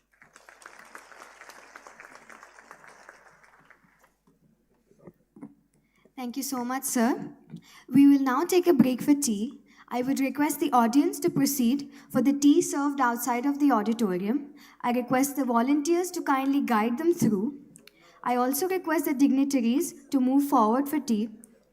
After tea, I would request the dignitaries to please occupy the seats in the front row. We'll be having Vikram Sarabhai Memorial Lecture given by ISRO Chairman Dr. S. Somnath. We'll see you after tea. I would request the audience to kindly report back within 10 minutes.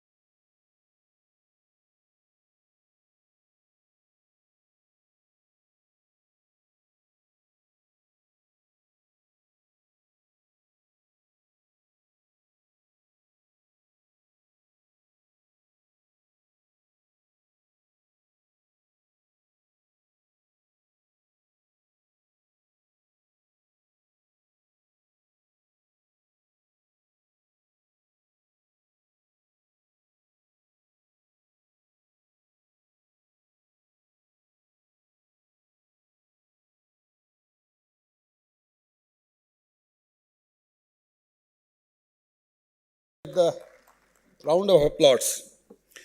Sir, Vikram Sarabhai Memorial Lecture is one of the prestigious lecture. Every year it is organized by Indian Society of Remote Sensing in all the national conventions. And friends, it's basically my humble duty to introduce to you today's speaker, Sri Sridhara Panikkar Somnathji. Anyway, Dr. S. Somnath's name is now a household name in India. Everyone is, knows him very well. However, for the sake of, our young friends and all, I would like to read his brief biography. Sri S. Somnathji is Secretary of Department of Space, Chairman Space Commission since January 14th, 2022. He is known for his significant contributions in system engineering of launch vehicles, PSLV, GSLV Mark III. He obtained his BTech in Mechanical Engineering from TKM College of Engineering, Kollam in Kerala, and Masters of Aeronautics Engineering from Indian Institute of Science from Bangalore, specializing in structure dynamics and control with a gold medal. He is recipient of Space Gold Medal from Astronautical Society of India, Merit Awardee and Performance Excellence Awardee from Indian Space Research Organization, and Team Excellence Award for GSLV Mark III development. The Indian Society of Remote Sensing, ISRS, has conferred Bhaskara Award on him in the year 2022 for his outstanding contributions to overall growth of space science and technology and its applications in the country. Sri Somnathji joined VSSC in 1985 and was the team leader of integration of PSLV during its early phase. As director of VSSC, Sri Somnathji assumed office in January 2018 and announced like crew escapes system demonstration through pad abort test and launch of GSLV Mark III for Chandrayaan 2 mission. Under his able leadership as Chairman ISRO and Secretary Department of Space, large amount of space science, space exploration, and human space flight related activities are being carried out.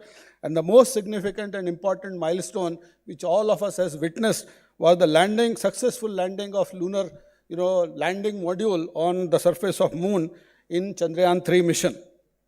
Subsequently, Aditya L1 and Gaganyaan technology development missions have also been accomplished under his able leadership.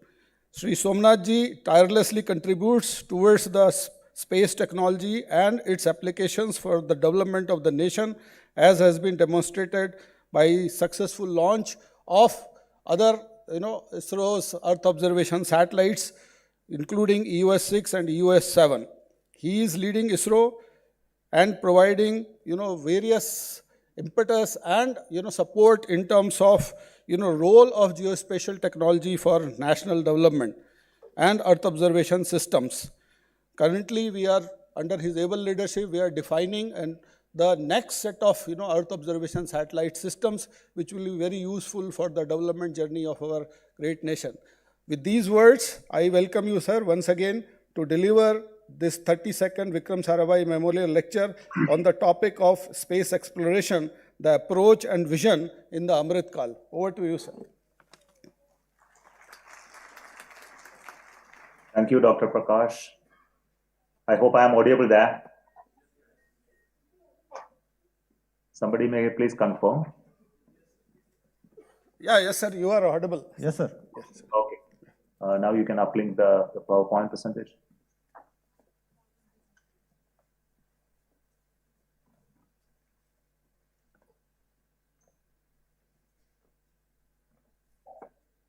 I hope the presentation is visible there.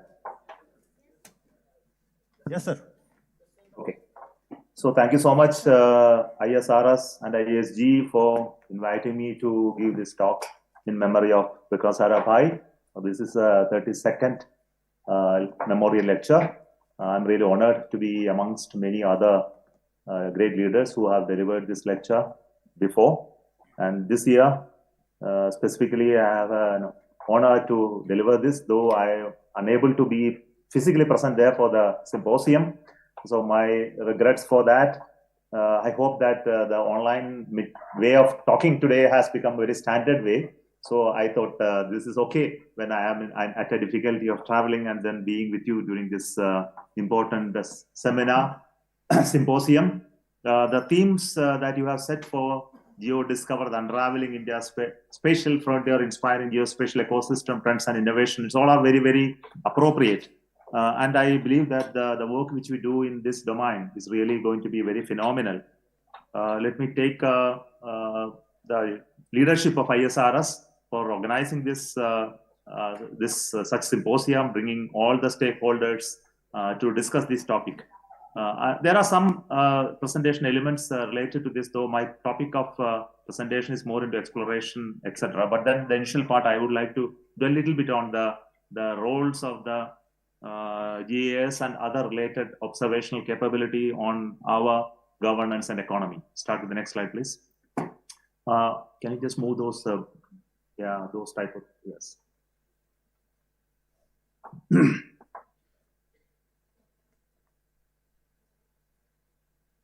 Just move it.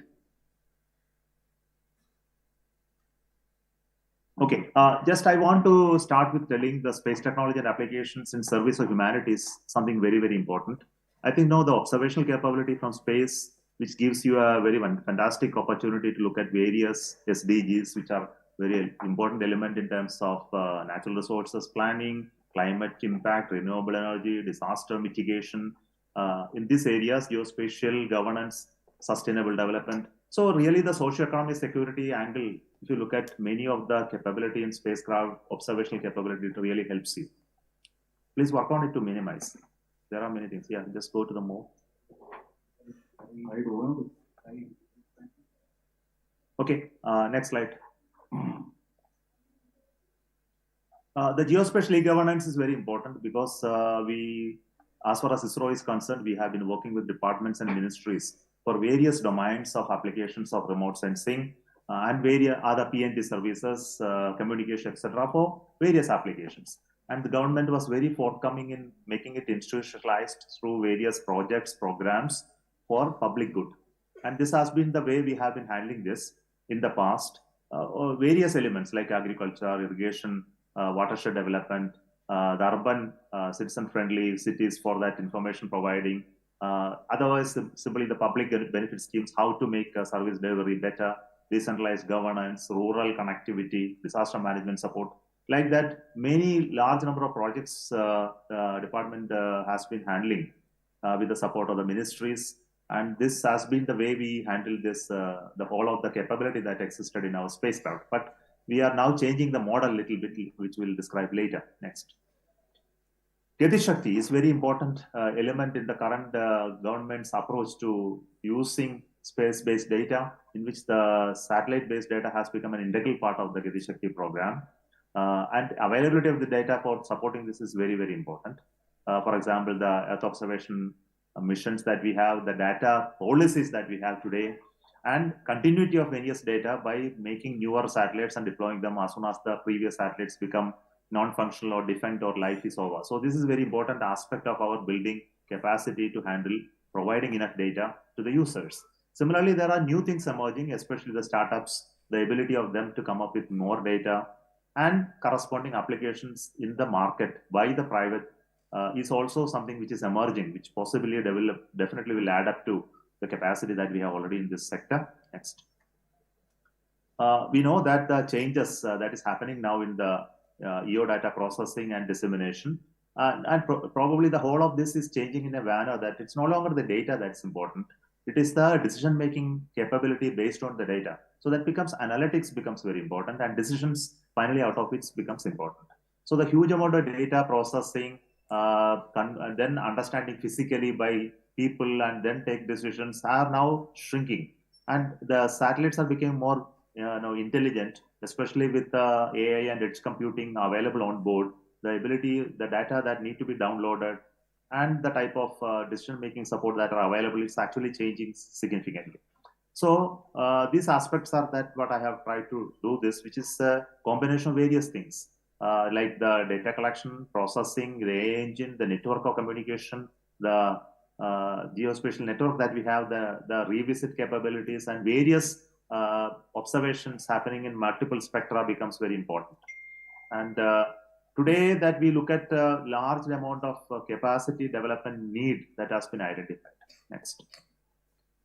In the emerging space applications, as I said, it's a similar thing that I want to tell you, that the satellite internet, which is something which is now becoming very, very important, and IoT becomes important. So these two also becomes an integral part of the whole of the ecosystem. It's not just the data comes from the observational capability, but communication gets connected to it. Even timing, location service also become connected to it. So that becomes the new emerging way of creating new applications. Next. Similarly, it's no longer the satellite alone. So we get data from various other sources. It could be the cameras on board the ground, or it could be the drones and various, even mobile applications will help you to really collect enough of data. So this becomes processable at various levels. For example, in terms of agriculture, I have the opportunity to see some of the startups and companies demonstrating such capability, not based on satellite data alone, just mobile data, how they are able to help to make decisions based on various other models that exist.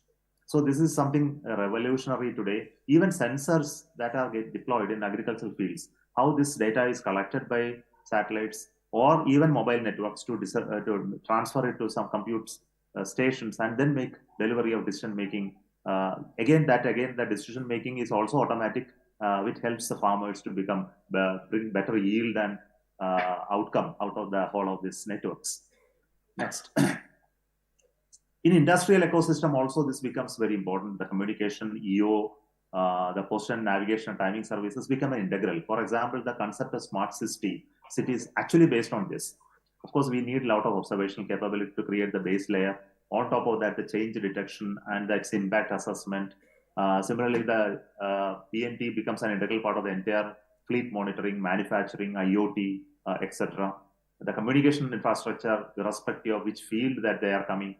Similarly, traffic management is another example by which that you can look at the whole of the observational network as well as communication network and PNT services become fused to create the future. I think all of these are happening now slowly, but not to an extent that we wanted it to be currently. But I am sure in a few years from now, this becomes the norm in which the many of these services become agnostic to the type of platforms that we have. There will be the distinction between EO, the communication and PNT services, even in satellite building itself, is going to vanish in the coming days. Next. Now come to the economy, which is very important. As far as the application side of economy is looked at, we see the whole of this application side of economy or space is very, very rewarding to invest. This is something which I would like to tell you. Very important thing is that the risk of failure is actually minimum, technology complexity is minimum, and the share of the economical and risk as well as the return on investment in this is actually very high. So we would like to see in the long term, more and more people investing in space-based applications where the GIS as an important element. There are many other aspects as well. Communication is also important, television broadcasting important, ground equipment is important. But then if you really invest in application side, it will actually create more opportunity in the upstream side, basically the satellite building and launches. So this is something that we would like to do through the regulatory mechanism in space as well as enabling mechanism in space. And for that, there are new programs and projects which we are currently working on along with InSpace to make sure it is deployed in the coming days. And I'm also happy to note that new startups and companies have come up in this domain, which they are successful by their name itself. I think many more need to come. I think the market is still very nascent stage, and it is important for looking at how new applications can be envisioned by these companies. And I'm really able to see that is happening now, and young people are able to identify where the potential of the market is with the same data sets, but add more intelligence and processing into it to make decision making, and also the usability much more better than earlier just data alone. Next. In overall sense, in the economy of space, the whole of this element of application, especially the second order impact, is very important. For example, satellite data industry. It's going to play a very important role in our overall scaling up of the space economy. For example, the broadband services, non-satellite industries are the one which is going to dictate the overall scale up activity. Of course, the other domains are important like manufacturing, satellite building and launches. So all of these are important. So we look at the overall context of space economy expansion coming days in the Amrit Kal. if it has to really scale up to the level that I have just depicted in Recording the stopped. I know many of these numbers may not be the real numbers, but these are projections which we thought that we should target at least, so that we do certain amount of policy changes in the ground to enable this to happen. And that is happening now. So we have opened up the space sector for the entire Recording in progress. community, basically to provide unhindered access to space technology and do every domain of work in space by the industries. So I invite now, this is an opportunity for everybody to look at space application as a dominant area where we have a potential to invest and then reap the benefits. Next. I also want to tell you 2-3 slides on the NAVIC, which we started many years back. The NAVIC base layer is currently operational, but then there is something critical for it today. We have a civilian and a strategic sector here. The civilian is currently operating with 2 bands called the L5 and S band, whereas the strategic sector also operates with this band. So we wanted the civilian sector also to grow. So the induction of L1 band into this becomes important. And similarly, the base layer creation of 7 satellites currently is still not there. So we have in a process of building additional 4 more satellites. One of the 5 satellites approved is already launched. Remaining 4 also will be launched to make the L1 band fully accessible for standard mobile users without, like GPS. So this is one goal. But I want to tell you that our NAVIC has fantastic capability in terms of better accuracy and reliability compared to that other services that are offered across India. So this is a regional specific constellation and also with a geostationary satellite. So it naturally gives you a better precision as far as the location service is concerned. So we hope that over the next 1 or 2 years, we will have the full constellation and adoption of this into our entire life of the whole services will become natural. And equally important is the strategy sector, which is separately an issue which we are discussing with all the users. And one of the goals that we have is that it's not just limited to this regional domain. We want to extend it further. We are looking at how this can become a little more than the regional by creating a more like a MEO-GEO combination.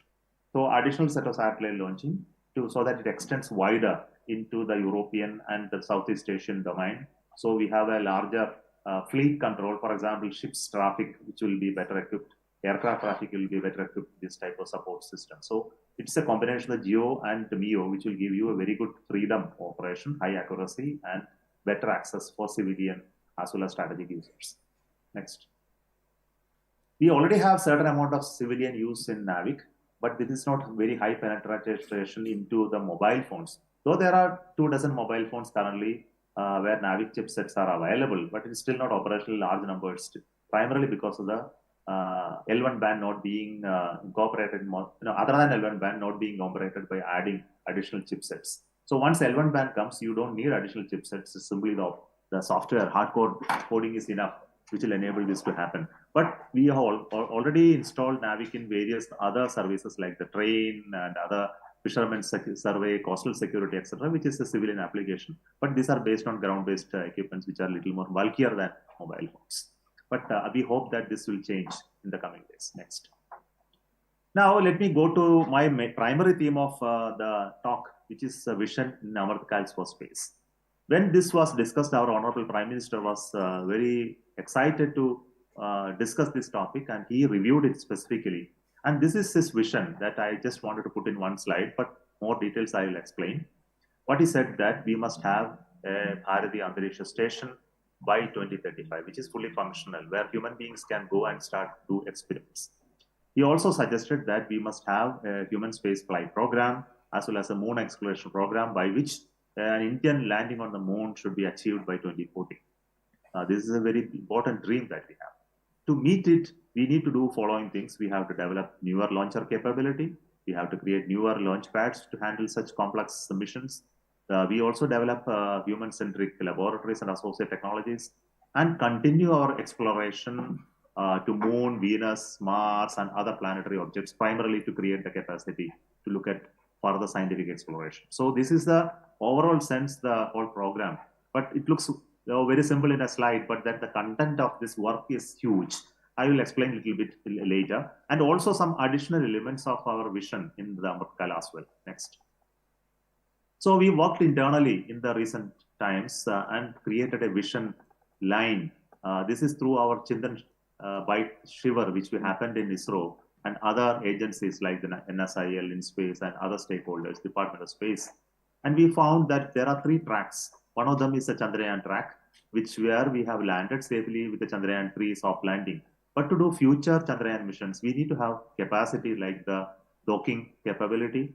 We must be able to bring in samples from there. We must also do long duration moon mission, where the last mission was just 2 weeks. We couldn't do more because of the various other limitations. This must be overcome, and we should do long duration missions. We must also create habitable capability there, and also building stations at the moon over a long period of time. Next track is called the exploration track, where we create capacity to orbit Earth, human access to space through Gaganyaan, building space stations, cislunar possibilities, and human landing on the moon. So this becomes another track. The very important track is the launcher capability. Unless we have this capacity, none of these visions are possible. So with the limited capacity of launching today, we see that it cannot grow beyond a point. We need to develop newer rockets, high capacities, so that we can achieve all these dreams over a period of time. And we have envisioned how the future rocket should look like in terms of its mass, payload capacity, cost, production capacity, friendless, etc. So finally, after all of this, we will have a sustained moon-based economy, which will work on various models. Of course, it includes tourism, planetary exploration, science, base for future exploration, etc. So this is something that we need to achieve over long periods of time by continuously working on technologies and capacity enhancement in industries. Next. Why I say all of this is, why this fora is important is something which I would like to tell you. All these technologies that we develop for this, whatever I shown earlier, actually fits to the application side a little later. The Gaganyaan program currently we have is looking at achieving in 2025 if everything goes well. We have an astronaut pool today. We have also identified technologies which will ultimately lead to the Paradise space station. And currently we work with so many agencies in India and across to create this capacity. But then for the future, we need to do much more, like the new rocket and the space station building. Why I talk about all of this is that because the space station is so crucial. When we have the human space capability, we also create a possibility to do scientific research in zero gravity environment. And all of you know that the future scientific research has to happen there, specifically in terms of material sciences, the medical applications, including organ building, research in future drug discovery, plant science, etc. So this becomes very important, and we would like to see this as an economic activity rather than just a fanciful thing. This is the goal. Next. So the detail of the Paradise station is still under construction. The crew module where we will travel will have a docking capability, and we will have a robotic capability to connect to this crew module. And this is something which we would like to do unmanned to start with, and then it will become manned in the future. We would like to see a first module of this to be launched by our existing launch vehicles by 2028, and future modules by our newer rocket, and build up full station by 2035. So the initial scaling of this space station is currently we have a separate committee which is going to look at it, and we target something like 25 ton will be the mass to start with. Possibly it may grow in the future. Next. Another domain is space science. I think all of you are aware that we have planning missions to Venus and missions to study upper atmosphere. And our work on various other missions like the Mars orbiter mission, the Chandrayaan 1 to Chandrayaan 3, the AstroSat has yielded huge benefits in the scientific community. We created a lot of pool of talent to understand this data, analyze this data, and create new knowledge.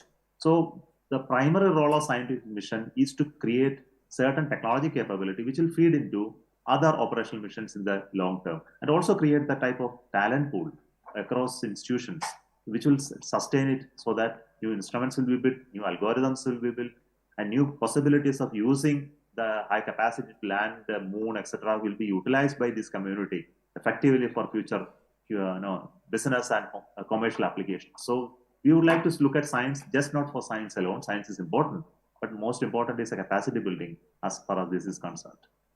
I will go to some of the future scientific missions next few slides. Next. Aditya L1, all of you are aware, the solar science mission. is something is on its way to the reaching the L1 point.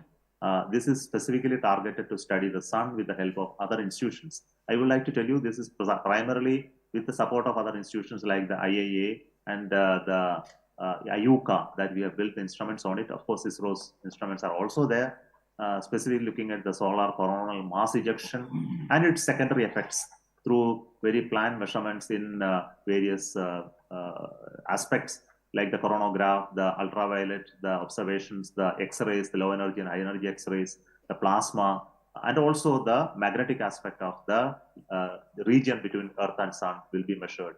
And this will be correlated with the CMEs, the coronal mass ejection processes, to understand the whole mechanism over long observations, unhindered observations from L1. Next. And we are getting ready for launch of XPOSat, the X-ray polarimeter satellite, which is very interesting satellite, again built by another laboratory called the Raman Research Institute, along with ISRO people. And we have other measurement capability in addition to this on board the satellite. The satellite will be launched in the next PSLV launch. And this will give better understanding of the emission mechanism of the black holes. And we are currently working on yet another satellite called SpaceX, which is going to demonstrate the docking capability of satellites. So 2 satellites will be launched in the integral mode, and they will separate in space, travel over kilometers, and then come back and join together to demonstrate the automatic docking capability. Currently, we have tested all of this in laboratory in a floating environment, but then real testing in space is something very important for us to demonstrate and scale up for future missions that we just now discussed. Next. The scientific mission currently under discussion are the Disha, which is the dual satellites which will look at the aeronomy and characterization of thermophysical and ionospheric response to space weather. As I said, the CME is one of the elements of the space weather. Similarly, this is also complement the Aditya L1 observations. Here, the scientific intent is currently under discussion. The Venus mission has reached a reasonable level of maturity in terms of definition of scientific goals to study Venus, its topography, atmosphere, etc. And Mars, we have already gone once, but getting into the atmosphere of Mars and then the land on the Mars and do a detailed in situ observation on Mars is a goal that we have set for ourselves. And this will be worked out in the coming days to understand Mars better. Possibly a rover, copter, etc. can be included in such a mission. Of course, this is currently under discussion in terms of scientific objectives. Next. We are working on a ISRO JAXA joint venture mission to land on Moon. The rover will be built by JAXA, the lander by ISRO, and the launching by their rocket H3. And the whole purpose is to bring the drilled samples back to for study by ISRO and JAXA teams. We also work on next astronomy missions. This currently is under discussion. The INSIST, the DAKSHA, they are currently under conceptualization level. Of course, detailed engineering has to happen. And also we have to develop the user community and science community who will make use of this data. Currently, they are very, very small community.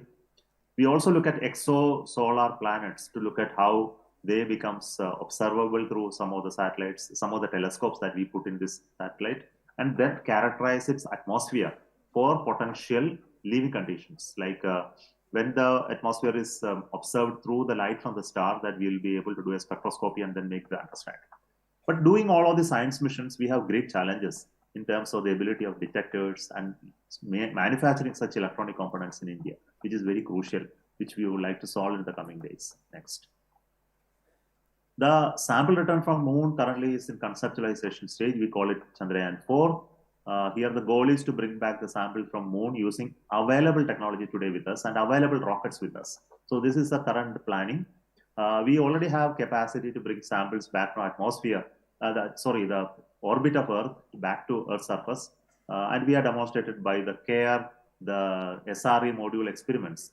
But complemented by docking capability, we will be in a position to bring sample from Moon to Earth's orbit, transfer it to an Earth-based capsule, and then bring it back to the Earth by parachute systems and deorbiting. And this is a goal by which we will be able to bring back the sample with the capacity of the current launchers. But of course, the detailed mission study review process just started, and it will be a very exciting mission to look for. Possibly by 2026, we would like to achieve, and this is going to be one of the earliest scientific mission that is going to happen now, other than whatever is already scheduled. Next. And one of the important things which we would like to work on is the artificial intelligence and machine learning in space in big manner. We already started in rockets. We also have to have spacecrafts to handling this autonomously more and more. We would like to have space traffic management. You know that a large number of satellites are there. Observing them, controlling them to avoid collisions is very important, very critical. Today it's done based on ground-based observations. What can we do it with the space-based activity where spacecraft will be automatically able to do them? Creating humanoid robots are important. Robotic capability is important. Digital twins are important, and analytical data analytics is important. Now, while we do target all of this, AI is currently being used for various applications now. For example, we look at it AI as a fault diagnostics and prognosis processes in defect identification. We also use in intelligence in vehicle health monitoring for human spaceflight capacity. So AI and ML in various, even GIS, I know all of you know that, I don't want to stress on that, how AI-based engines are going to be very important for object identification, classification activities, and also the image transfer reduction, volume reduction in downloading images from space to ground can be substantially reduced if we are able to do a little bit of computing on board and bring down the data volume. That means the constellations can become very efficient. The ground stations requirement also can be better, and downline processing time can be brought down substantially. So all these are important in the coming years. Next. Of course, I talked about the docking capacity. We also work on robotics, basically to look at how tethered robots for satellite refueling, capturing, and bringing back is very important. And our satellite center has already made prototypes for an ISRO servicer mission, where we'll be able to go and service a defense satellite, either transfer fuel to it or make it deorbit. I think these are objectives that we have set for ourselves in the coming days to be achieved. Next. In the satellite side, there are many technologies that are going to be developed in the coming days. In the communication side, the primary objective is to increase the throughput, because many a times the streaming videos becomes a requirement today from space now. I think already some people have already built such capability. For that, we need optical and quantum capacity. For optical communication become an integral element of such a thing, and quantum becomes important for communication network security. In the observation side, we need more intelligence of the imaging capacity. For example, hyperspectral and SAR, PAN, and MEMX fusion becomes very important. Hyperspectral, I can tell you, it's going to be very, very important for much better identification of materials and data out of than what is available through other modes of observations, other methods of observation. And similarly, the PNT services, where navigation we would like to look at, as I already mentioned, the larger expanded coverage becomes very important. And science missions, we look at the points which I already mentioned. So in satellite building, we have various domains which we want to work in the coming 20 years or so on all of this capacity development. Next. As I mentioned, the debris monitoring and situational awareness in space is very, very important. We have created a laboratory called the IS for Home, where we have created mathematical capacity, observational capability, prediction capability in various areas, in collisions that can happen in space, satellite data that are available from public domain, analysis, and then advisories for various people, and create basic R&D capacity in space debris monitoring and near-Earth objects monitoring. So this is currently created, but what we do not have is observation capability. So this is something that we would like to look at in the coming days. Next. So currently we have a large multi-object tracking radar at Sriharikota, but then we are looking at how to create more and more radars. And we did a study, we found that at least additional 6 radars and large number of optical telescopes are distributed across the country are needed for large coverage of observable satellites from India, because this is very important for security of satellites and our assets to be secured. So we create this capability over a period of time. And based on technology available in Indian industries, we would like to build these additional radars, which will go up to, so say, 2,000 kilometer range for at least 10 to 20 centimeter in resolution. So this is a very important goal that we have set for ourselves and working on new project called Netra. Next. And we also have strategic need. Equally important is to have observations across India. This again, though the GIS comes in big manner, and various observation over in and around the Indian borders and the ocean area becomes important for us. So we are looking at how to build newer satellites to handle this capacity. Next. So some of the capacity that we are looking at in this is to have high revisit, typically 2 hours revisit under all weather conditions, and data fusion analysis capacity, almost near real-time dissemination of the data. So we look at high resolution of all the critical zones and maritime observations across the sea, and also very high resolution satellites of various nature, radar satellites, and also a high resolution continuous observation from geospatial object called AGI-SAT. So we have various type of satellites right now currently being configured for building in the next 5 years. So this is one of the goals. Next. So one example is the AGI-SAT, where we would like to around 15-meter resolution and create videos as well as the full subcontinent view, or also spot beams, spot locations wherever we need a high resolution. So it's a fixed satellite that will look at the Indian continent, subcontinent for continuous observations, which will become very, very important for a general view, and we can take high resolution images using other satellites wherever there are criticality. It will be very useful for like disasters, security, etc. Next. We also want to look at how to build capacity in automatic dependent surveillance, especially the aircrafts that fly here, and how our constellation of satellites can detect ships, aircrafts, and other objects that are around the country. So we look at this capacity. We demonstrated using some payloads in the recent times, and we were able to detect aircrafts significantly in numbers very accurately, and we did a prediction that what type of constellation, if you deploy, the whole area can be covered with a very low cost constellation. Is currently under discussion with various stakeholders. Again, very important is the communication. Communication for strategic users is important. For commercial users, of course, all of you know the DTH and other services, internet services are handled more commercially. But more importantly is non-commercial services, which are specific services for users, is also one of the work that we do in ISRO. Next. So the last, I would like to tell you, the moon landing by 2040, if it has to be achieved, we need to cover a lot of grounds in terms of the launcher capacity and enhancement, the capacity to build the Gaganyaan capacity in numbers and launch space station modules. Chandrayaan series of satellite. The Chandrayaan series is just a name that I have given, but all of them will not be like this. But it's a series of satellites which will upgrade its capacity of various kinds, moving away from the current landing to return more of robotics and more long duration missions and in situ resource utilization capacity over a period of time. And going along with that, the other exploration capacity in, to other planets and bodies. So while we do all of this, finally we will end up with that capacity to handle Indian moon mission as landing on the moon, so that finally that glory can definitely come to India. I'm very sure about it. Next.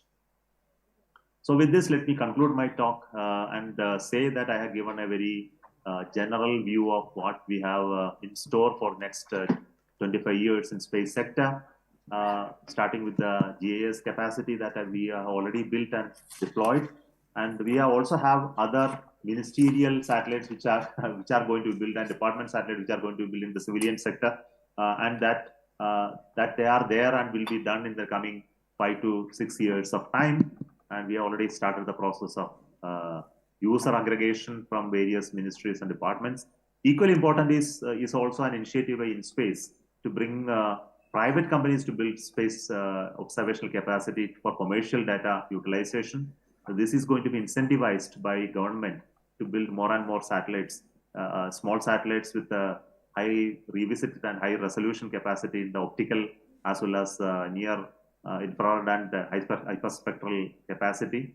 Hopefully this call for incentivized launch of such constellation by private industry will be taken up, and which will definitely bring data availability not as an issue in the whole of this sector. So thank you so much for this opportunity given to me to deliver this talk today in the ISRS Symposium. It's a great honor for me to showcase what the Honorable Prime Minister has envisioned us and we are working on the journey of space program in the next 25 years on these lines of vision. And it's becoming more inspiring to each one of us to work on such possibilities which are never ever been detailed by anybody else other than our Honorable Prime Minister. So this is something which we look forward in all ISRO centers to work. And I am sure the technology elements that we get into this activity will help in many sectors, including the capacity for observational capability that we need to have in the coming days. So thank you so much for this opportunity once again. Thank you. Thank you very much, sir, for giving a very comprehensive presentation on the approach and the vision for the long-term space program of the country as has been envisioned by our Honorable Prime Minister. You have touched upon, the various developmental requirements in terms of achieving these very fascinating goals by putting humans onto the moon surface by 2040 and having our own space station, follow-on lunar exploration, as well as planetary exploration and Earth observation missions. So I am sure that the audience which is there in this hall, which comprises of academicians, researchers, and young students, have got thoroughly benefited from your very comprehensive talk. Sir, we still have few minutes left, and I request you to take kindly one or two questions with your permission. If you agree, we have... Please go ahead. Yeah, we have Dr. Shailesh Nayak with us. He is former Secretary, Ministry of Earth Sciences, and he was the chief guest of our today's inaugural program. I would like to request you, Dr. Nayak, to steer this Q&A session. Thank you very much, sir. Thank you, Prakash, and thank you, Somnath, for very inspiring talk. Actually, to have a vision is one thing, but to make a plan to implement that vision is a very challenging task, and you did extremely well. We open the floor. Is there any questions? Please raise your hands. I think mic will be provided to you. Yeah, please. You can introduce yourself, briefly tell your name and your question. Maybe, yes, it's okay. Good morning, sir. It's a pleasure listening to you, and it's a dream come true to listen to your lecture here. I'm Dr. Karthik Nagarajan from Pillai HSC College of Engineering and Technology. I'm here with my principal, Dr. J.W. Bakkal. So for a kind information, from 2017, we have started capacity building program in the field of outreach center, and 18,000 plus students have studied from our institute in the capacity building. Now, looking at the space science in the coming future, a lot of missions are going to come. Can you just give a line of sight or in the approach which academicians like us, or college like institute like us, where actually we are in the middle of a rural area in Maharashtra. So can you help us or guide us how capacity building can improve in these rural areas, considering the coming future missions? Thank you, sir. Currently, the capacity building initiatives are spearheaded by various institutions in ISRO, like the NRSC, which does a lot of outreach for that, the IIRS, which does the training program. And we also have the other modes of capacity building with the student community, etc. But I tell you, the capacity building involves various elements of it. For example, in terms of general understanding of the space and opportunities available in space is one aspect. But then developing capabilities in sectors is important. And equally important is applications delivery for needy people. So I will put all of them in various baskets of type of capacity that we need to develop. Of course, training becomes an essential part of it, and people awareness becomes an important part of it. For example, if an institution like you are able to bring people from the rural area, like the panchayat heads or the users who understand this, give them as a sort of an exposure to the type of applications that are useful for them, it will be very beneficial for them. See, this is very important. Many people are still not able to access space technology or its GIS-based decision-making tools in their day-to-day life. This is a very big gap. And it's okay, we technologists and scientists talk about great deal, but then the ground realities are not that encouraging. I think I would like to tell you this. Of course, we have done a lot of work, but still it has not reached the real needy. So where where can you play that role and how that role can become both rewarding for the institution like yours and also an activity that can become an economic activity. These are the ways to look at it. If you look at it as simply a service, a free service, it will not work very well.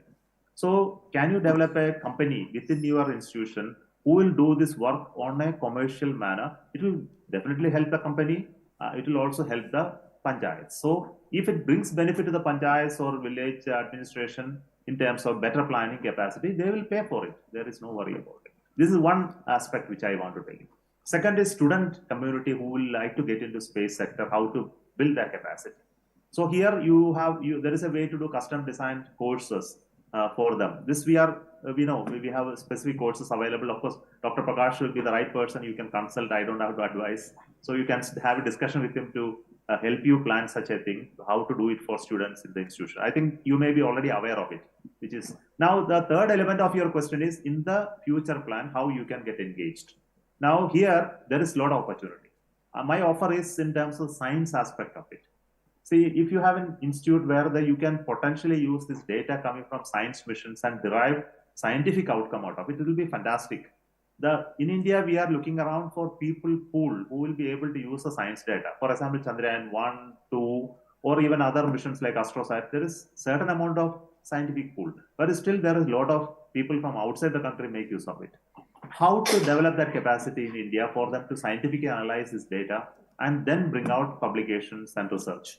This is very important. So, and again, the last point is instrument building. Here we still lack, and some of the laboratories who today capable of building high quality instruments are very, very less. So if you can work, and here it requires physics of the problem, you should be able to understand, you have to integrate with the sensors, the electronics, and the finally delivery of the scientific data. For example, you look the XPOSat, the X-ray polarimeter satellite. The polarimeter of X-ray is a very unique way of how to look at it. You should see the instrument. Similarly, the instrument on board Aditya L1, the solar coronagraph, a fantastic optical instrument, fully conceived and built by our scientists. So these are type of potential opportunities in all these missions. So look at all of them. I think if you can find out a joint department program, we will build some instrument for our scientific mission. Decide that and start thinking about it. You will be able to achieve that goal in 1 or 2 years. Thank you. Thank you. We will have one more question. Yeah, please. Can you? Sir, yeah, okay, please. I will come back. My name is Narayan Panigrahi. I am from Center of AI and Robotics, Bengaluru. So my question is, any plan for developing a quantum sensing, replacing the conventional sensing from the satellite? So quantum sensing and any plan of predicting a prior earth tremors or some of the disasters which is going on? Okay, the current work in ISRO is in the quantum communication. We have successfully done that today in both the methods of quantum, the quantum entanglement and single photon devices has been successfully accomplished by our SAC along with the Raman Research Institute as well, and PRL, of course. And we have already developed a payload for quantum key distribution capacity through space. So this is primarily targeted for only encryption and security of communication networks. Currently, we have not developed a quantum sensing capability within ISRO. We have currently nobody working really. So we'll be happy if you are able to find somebody who is working in this. We will be happy to associate and to look at it. For example, the earthquake. Earthquake is still a very enigma for anybody in this domain to predict from space. Of course, from ground, of course, there are some instruments looked at, but even there, the time availability and other characteristics are very limited. So if you can find out some solutions to it, it will be fantastic. So if you find there are the right type of contacts, we'll be happy to contact them and then work. Thank you. Yeah, please. Sir, my name is Shirish Rawan. I was with United Nations Office for Outer Space Affairs and I also led UN Spider program globally. And I have observed very closely how space program was developed in China, Europe, and United States. and also involved in current space. So my question is on space policy, this thing. So upstream segment we are trying to strengthen, but downstream segment, the biggest consumer is always the government still. And when I'm trying to convince NDMA or agriculture department that you should own this so that upstream segment can really develop technology for you and they will be able to raise the capital for their development. But this is not really working well, and this is really alarming me whether we can really sustain upstream economy and downstream together. If just a small example, 150 crore was spent by government of Maharashtra to buy one-time satellite images just 6 months back.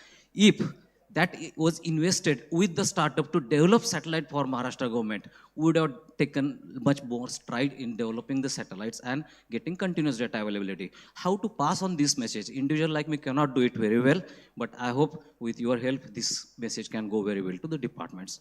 That's my question to you. Thank you. Your view is a very important, correct observation. But I would like to tell you, this is something that we want to change. First, the government becomes the largest consumer of the data is a wrong thing. See, and depending on government to become the consumer and planning for the entire observation fleet is not right, in my opinion. So we will, if you are really looking at it as a business opportunity, it is bound to fail if you in that model. So what is right is the real consumer of the data should come up. For example, an agriculturist, the farmer, if really he is able to access this product, the support from the data on a real-time basis at an affordable cost, like your mobile phones. See, he will be happy to pay a certain amount of rupee for his benefit of advisory. So other than government taking data and providing us free services, it will not sustain longer. Government is not supposed to do this. Governments are enablers. Government is not the doer. So this is something that is slowly creeping into the understanding of it. So government generate policy, government creates a support system, but government doesn't do. So the whole issue of buying 150 crore worth of images by the government happens on account of this policy, which is something is to be corrected in the basic root of the issue. Then the point you mentioned about the buying of the satellite data from somebody and doing a satellite for Maharashtra itself also has its own challenges. Because with 150 crore, you won't be able to put a good satellite which will give you any good images. Of course, you can put a satellite if you want, but that will continue to provide you with the revisit and other capacity, which is not, which will not be meeting that objective of doing it. It requires few thousand crores if you want to really put a good set of satellites, which will give you the images they purchased for 150 crores. So it's not an equivalence, it doesn't exist. So I would like to tell you that it's important that we create private ecosystem to deploy this satellite. I just mentioned InSpace is trying to do this by creating a private satellite observational platform owned by private on a commercial basis, and they will be able to deliver it. If they are able to deliver it, we will incentivize it so that that becomes a data source for all nations, all users, and on that applications can be developed and deployed. Actually, there is no need to buy data. I think this is another major issue. We must find way by which we are able to take decisions rather than just data. I think many things are associated within policy. Data per se, geospatial policy currently has become very attractive. It allows you to give you a certain amount of data at low cost, which is available through public funding, which is already there, which is very good thing to happen, including high resolution data. So it's really good thing to happen. Possibly with the better satellite, ISRO is going to put the dependency on buying data has to come down. Thank you. Thank you, Dr. Somnath, for this interaction. Thank you very much. Thank you. Thank you very much, sir, for sparing valuable time. Now, as we are coming to the close of this particular session of Vikram Sarabhai Memorial Lecture, I would like to request Scientific Secretary ISRO, Sri Shantanu Bhattapedekar and Director EDPO to do felicitation of our Honorable Chairman, ISRO and Secretary Department of Space on behalf of Indian Society of Remote Sensing. Shantanu ji.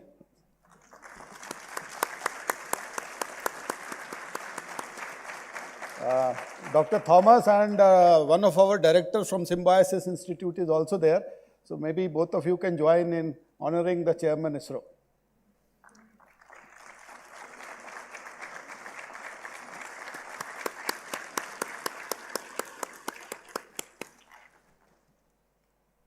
It's a small honorarium, sir, for this lecture. And once again, I would like to thank you for sparing your valuable time and engaging with the audience here at ISGISRS Annual Convention and delivering this 32nd Memorial Vikram Sarabhai Memorial Lecture. Thank you very much, sir.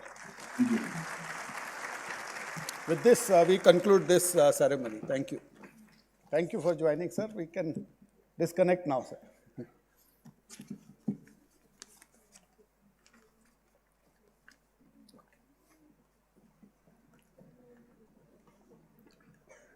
Thank you so much, sir, for moderating this session. Now, I kindly request all the dignitaries to proceed to the exhibition area.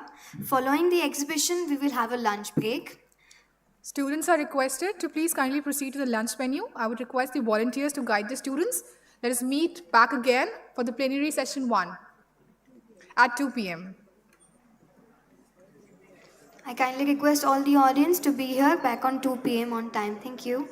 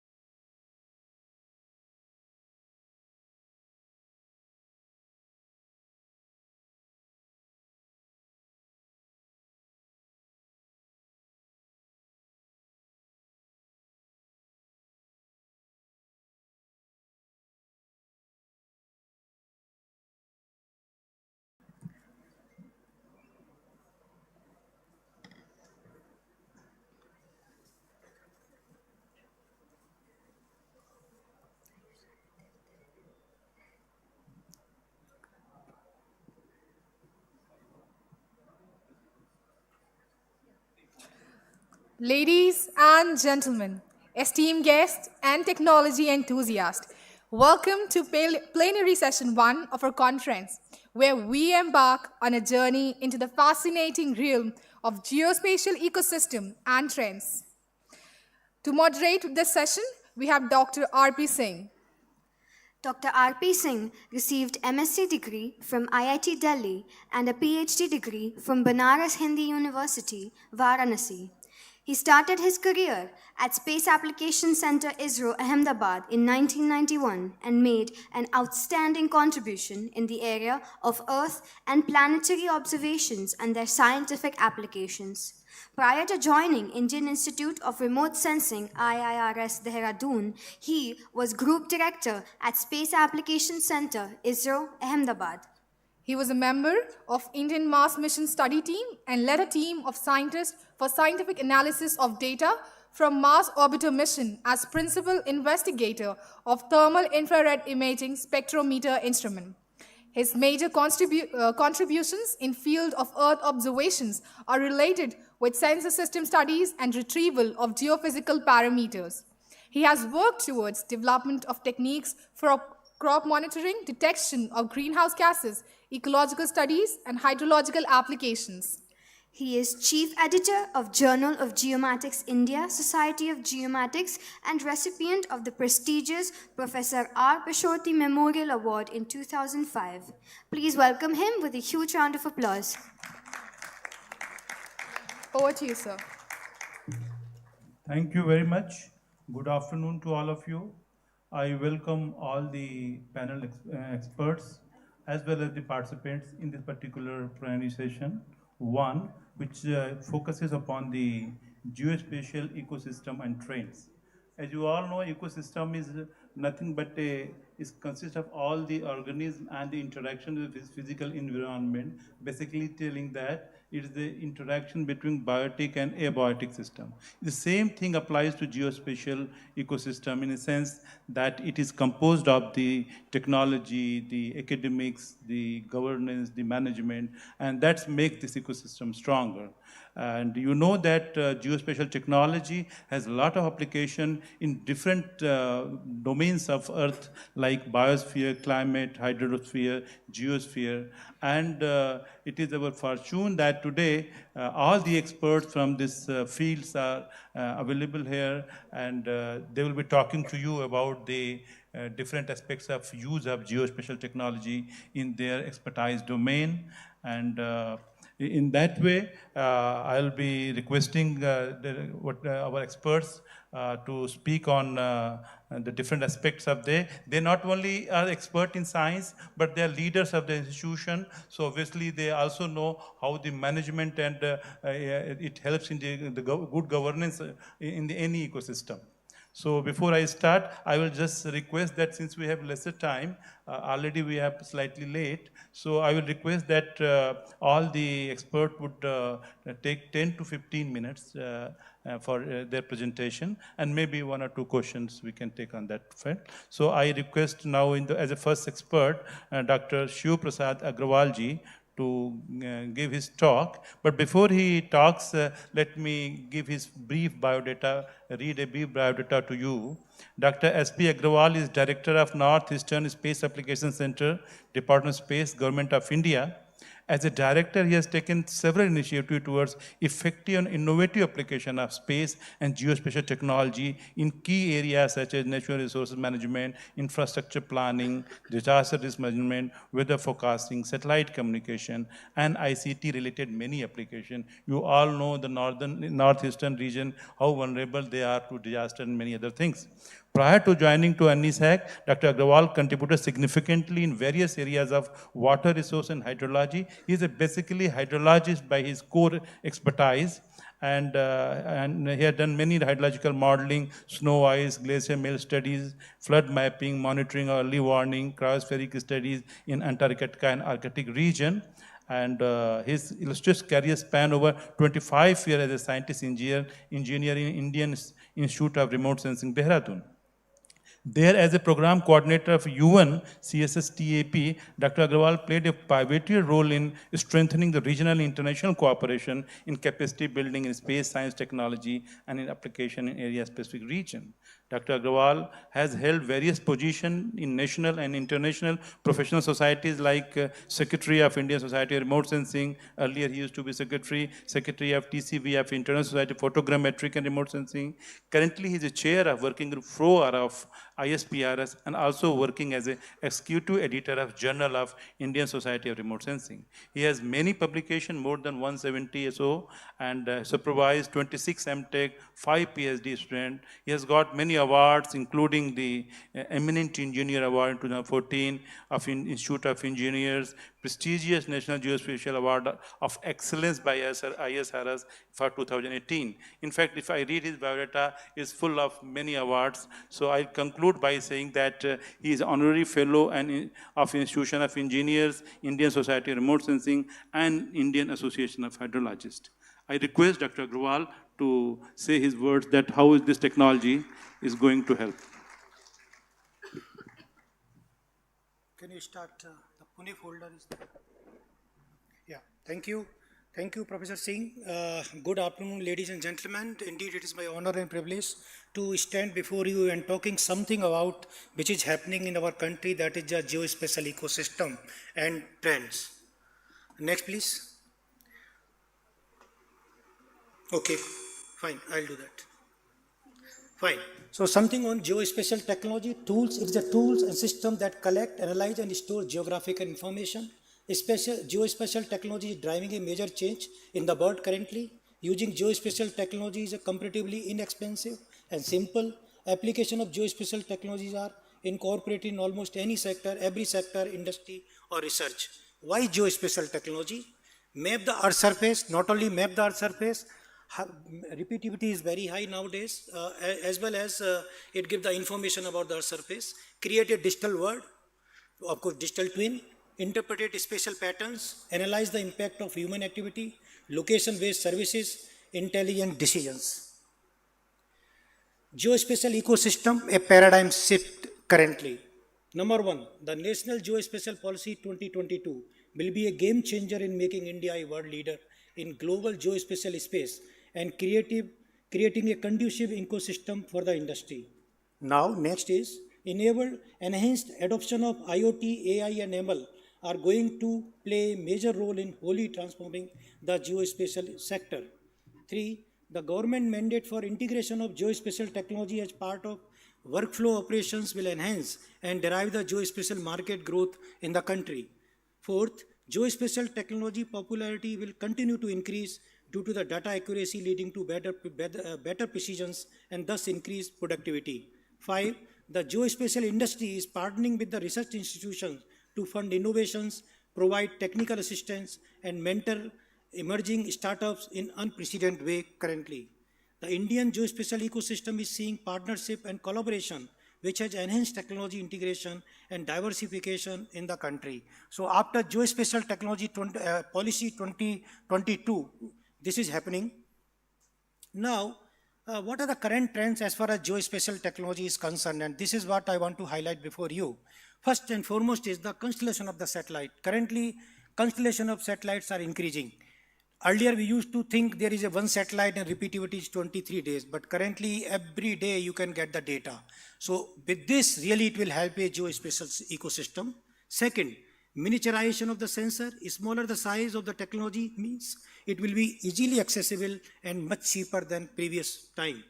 Geospatial and AI combined with GIS, producing sharp analytics and solution-based approaches on geographic components.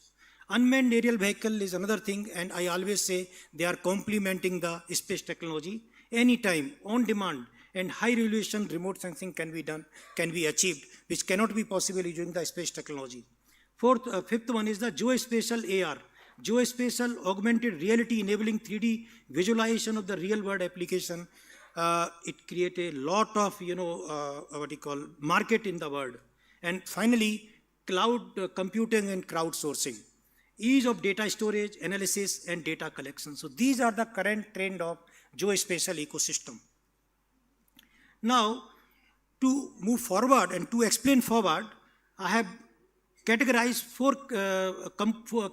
this thing into 4 components: enhancing ease of living, planning and monitoring, development and governance, and technology adaptation.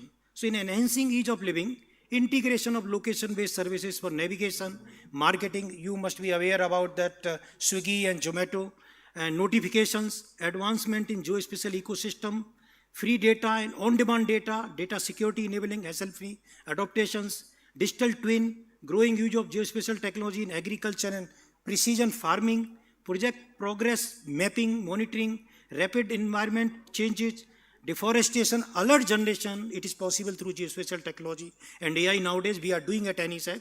Efficient land administration, cadastral mapping towards transparent governance, early warning of disasters, efficient response planning, increased trend of using geospatial tech for border security and national defense. Of course, this is now people are using it. And finally, increasing integration of AI, ML, big data analytics, insightful decision making, cloud-based geospatial solution, Internet of the Things, which in the morning also Honorable Chairman has spoken about it. So everybody is aware about, I will not take much time, but only 6 components. I will talk about geospatial technology for NRM in planning, supporting in intelligent management of natural resources, whether it's a water, agriculture, forest, precise capacity assessment leading to food and water security, near real-time environmental monitoring, improving data visualization enabling optimized planning, easy integration of sustainable practice from early stage of planning, enabling effective design, planning, and faster project execution. Now you look at all these 5 components like agriculture, crop insurance, crop acreage, yield, and all these things we can do. Forest, and not only the forest, it helps in forest working plan, which is very, very important. But nowadays, NESEC has developed a alert system which gives the alert whenever there is a deforestation. So within 1 month, people will get information there is a deforestation and they can act upon it. Water resources, flood warning system we are doing at NESEC. Not only we are doing, in NRSC is a leading in this aspect. Geosciences, mining impact assessment, groundwater prospect, mineral potential assessment, etc. And infrastructure planning, now geospatial technology is coming in big way. Now in disaster risk reduction, I will start from the preparedness, early warning system, DM, disaster management plan, capacity building, geospatial technology providing mitigation, hazard risk and vulnerability analysis we are doing, building code analysis, R&D we are doing in hazard that mitigation. Then of course response, resource mapping, search and rescue, relief planning, damage assessment, reconstruction and rehabilitation. So all these 4 phases, geospatial technology is playing a very, very important role. Now, this is another very important point, and everybody is talking about it, that the G-governance. And this is happening because of the geospatial technology. Various aspects of it I have noted down, like geospatial technology changing the way governance is delivered to citizens, making it more focused and effective. There is a commitment from the highest authorities on making extensive use of geospatial technology in governance. Synergy between e-governance and geospatial technologies is crucial in effective governance. Data generation and data governance through effective collaboration between government, academia, and industry is accelerating the development. The government's venture into digital infrastructure such as smart city, smart agriculture, smart health provide a testimony to the technology. Of course, Gati Shakti, everybody is aware about it, and we are also contributing to Gati Shakti. And G-governance in Digital India shall ensure seamless last mile connectivity for public goods and services. At Northeastern Space Applications Center, I would like to take this opportunity to discuss about what is happening in Northeastern Space Applications Center, which is a center from Department of Space, Government of India. We are also contributing a lot in the G-governance, which includes, we have like Bhuvan, any Northeastern Spatial Data Repository, web portal, government project monitoring dashboard we have, election e-atlas for conducting the election, that geospatial portal we have created, app we have created, single window delivery of disaster management support, site suitability for new asset creation, geotagging and monitoring of sericulture, river atlas for improved water resource management in Northeast region. They are the only few. We are doing many more. So I would like to give some examples how we are using this satellite data, geospatial data and geospatial technology for the benefit of the mankind in the Northeast region. So this is the portal which we have developed. This is the Northeastern Spatial Data Repository. This is the geospatial product services delivery in Northeast region. There are more than 1300 data layers, web services. There is a web portal. This container consists of, it has a repository, data repository. It has a data catalog. Special engines are there. Geoinformatics you can do. Various applications are there. Web services we provide to the people. User interfaces there. Government apps we have made. So it is a single window data sharing platform. This can happen nowadays. 53 department ministry have been served with this portal in last 2 years. This is very important thing. Within one portal, we are having 25 plus mobile dashboard application for various user departments, and spatial data processing architecture is there. And this can be achieved using different, satellite data as well as the geospatial data, mobile app, etc. for visualization, discovery, downloads, analytics, and SDSS. And in fact, in 2022, last year only, we have received, it's a very prestigious award given by Government of India, National E-Governance Award 2022. We got a silver medal all across the country. It's a national award. Now, this is another very important project. Government is funding a lot of money, and you will be surprised how the geospatial technology can help in monitoring the construction work projects. Like government is giving a lot of money for railway, roads, airports, bus stands, hospitals. So now at NESEC, we are monitoring more than 1600 project sites and more than 588 projects all across Northeast region. We are monitoring using the satellite data, UAVs, and crowdsourcing through mobile apps. So we are doing it, and it has been, this portal is launched by Honorable President of India, then President of India, Sri Kovindji. And what we are doing across this entire Northeast, if you see, and we are monitoring this, these different 1650 plus sites like railway line, road. So whatever road network, every quarterly we are monitoring and we are submitting. In fact, this web portal is automated. Government of Ministry of Donor, automatically they are seeing it in their, in the headquarter, and they can see that what is the progress of the project. Accordingly, they can release the money. If project is going slow, they can warn the people that please enhance your efficiency. Now, another very important thing which I want to highlight, see, I have taken few examples from different sectors because everybody is aware how to use geospatial technology for natural resource management. But I thought let us think about governance, and I want to highlight that. So look at this, is a very important thing. We have generated an election e-atlas for entire Northeast region. And what we have done, it is a comprehensive database on polling stations of all Northeast region, dashboard DSS for planning and monitoring, incident reporting, poll turnout app, tracker app for movement of polling officers. This is another very important thing. Our polling officers are moving. Now Chief Electoral Officer sitting at the headquarters in capital, Chief Secretary, he is not aware where they are. So he can monitor online how they are moving, whether they have reached to the polling stations. So this facility we have provided. And you can see that incident reporting, tracking, polling updates, proximity, query reporting. In fact, we have done this for Manipur, and I have received a letter from Chief Electoral Officer of Manipur State that because of this app, and not only the web portal, we could resolve all the issues within 15 minutes. Because what happens, suppose some polling presiding officer is saying machine is not working, simply he is writing on our app, and then automatically a pop-up window will generate at the web portal which is available at the CEO in the capital, and he will know that this polling officer or presiding officer is having problem. Immediately sector magistrate he will tell, and he will provide the EVM or whatever is available. So this has happened in Manipur. Recently it has been done at look at this, how people are working with our dashboard, and they are really getting information, they are immediately acting upon it. Lot of technology is there behind it. Now another thing is, this is the geo-intelligent monitoring. Like you are moving with a car with a camera, and automatically with the AI and ML, immediately you will get location of the potholes on the road, how many potholes are there, what is the location. So really you can tell within 15 kilometers you can cover, let us say in 1 hour or 1.5 hours, and you can store all the information, how many potholes are there, what are the problems are there, and then immediately you can report to the people and they can start working on it.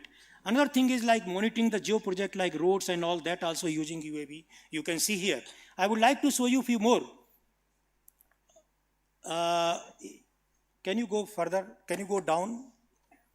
I think, yeah, further down. Number 13, number 14, number 14, number 14. Yeah, zoom it. Yeah, full screen, please. Yeah. Now look at this. This is what we have developed for Shillong city as well as for the Kohima city.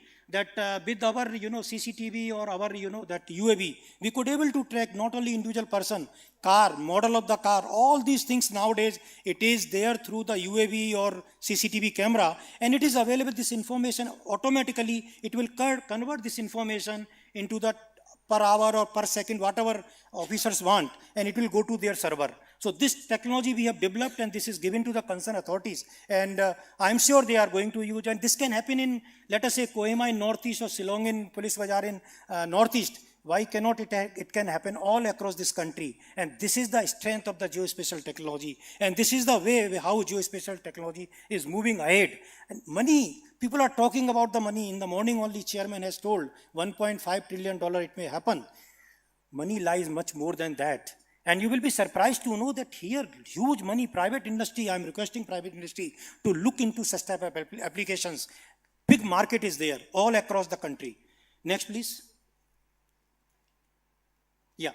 Geospatial technology for SDGs, in the morning also chairman has discussed. I'm not going to talk about it, but if you look at all the goals, 17 goals, out of that 13 goals can be achieved using the geospatial technology. Next, please.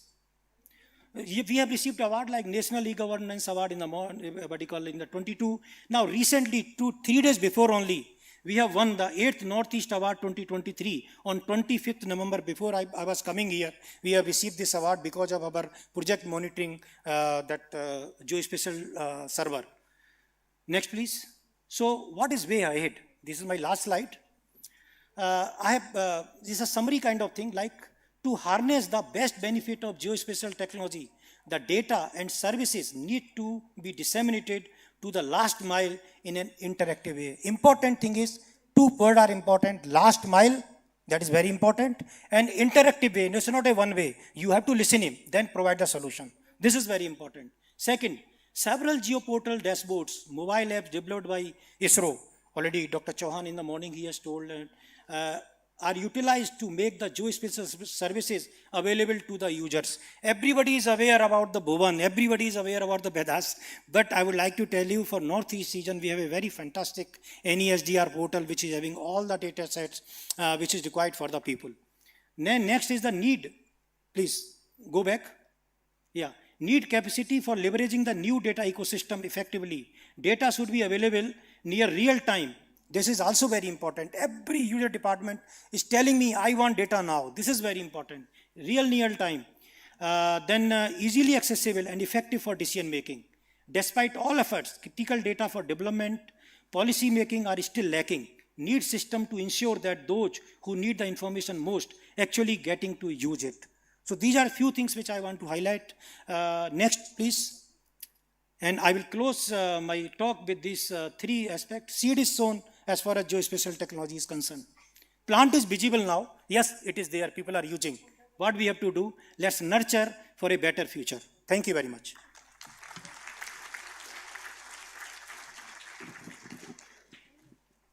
Thank you, Dr. Agrawal, for giving such a lucid and very practical applications of geospatial technology being actually done into your institute. And it would be really very informative to all those who are studying, particularly students, to know what are the technologies going on. I could see from your lecture that what you told is that ease of living and use of technology is important. And in future, as you said, AI, ML, constellation, UAV, cloud computing, these are the keywords in which we have to take care. The questions I think we can take later. so that we will have at least complete our this thing. So next speaker, our panelist, I will request Dr. Devpreet Dattaji to tell his views about this geospatial trends. Before that, let me read his biodata. He has a very impressive biodata that Dr. Devpreet Datta completed his PhD from Indian Agriculture Research Institute, New Delhi, and joined National Agriculture Research Service of Indian Council of Agriculture Research, ICAR. He served as a scientist in Central Soil and Water Conservation Research and Training Institute, Dehradun. He joined the Natural Resource Data Management System, NRDMS division of Department of Space and Science and Technology, DST, in 1994 as a Senior Scientific Officer 1, and was serving in the same department as Scientist F and Director till May 2008. Thereafter, he was appointed as a Consular Science and Technology in the Embassy of India, Washington, D.C. during 2008 to 12.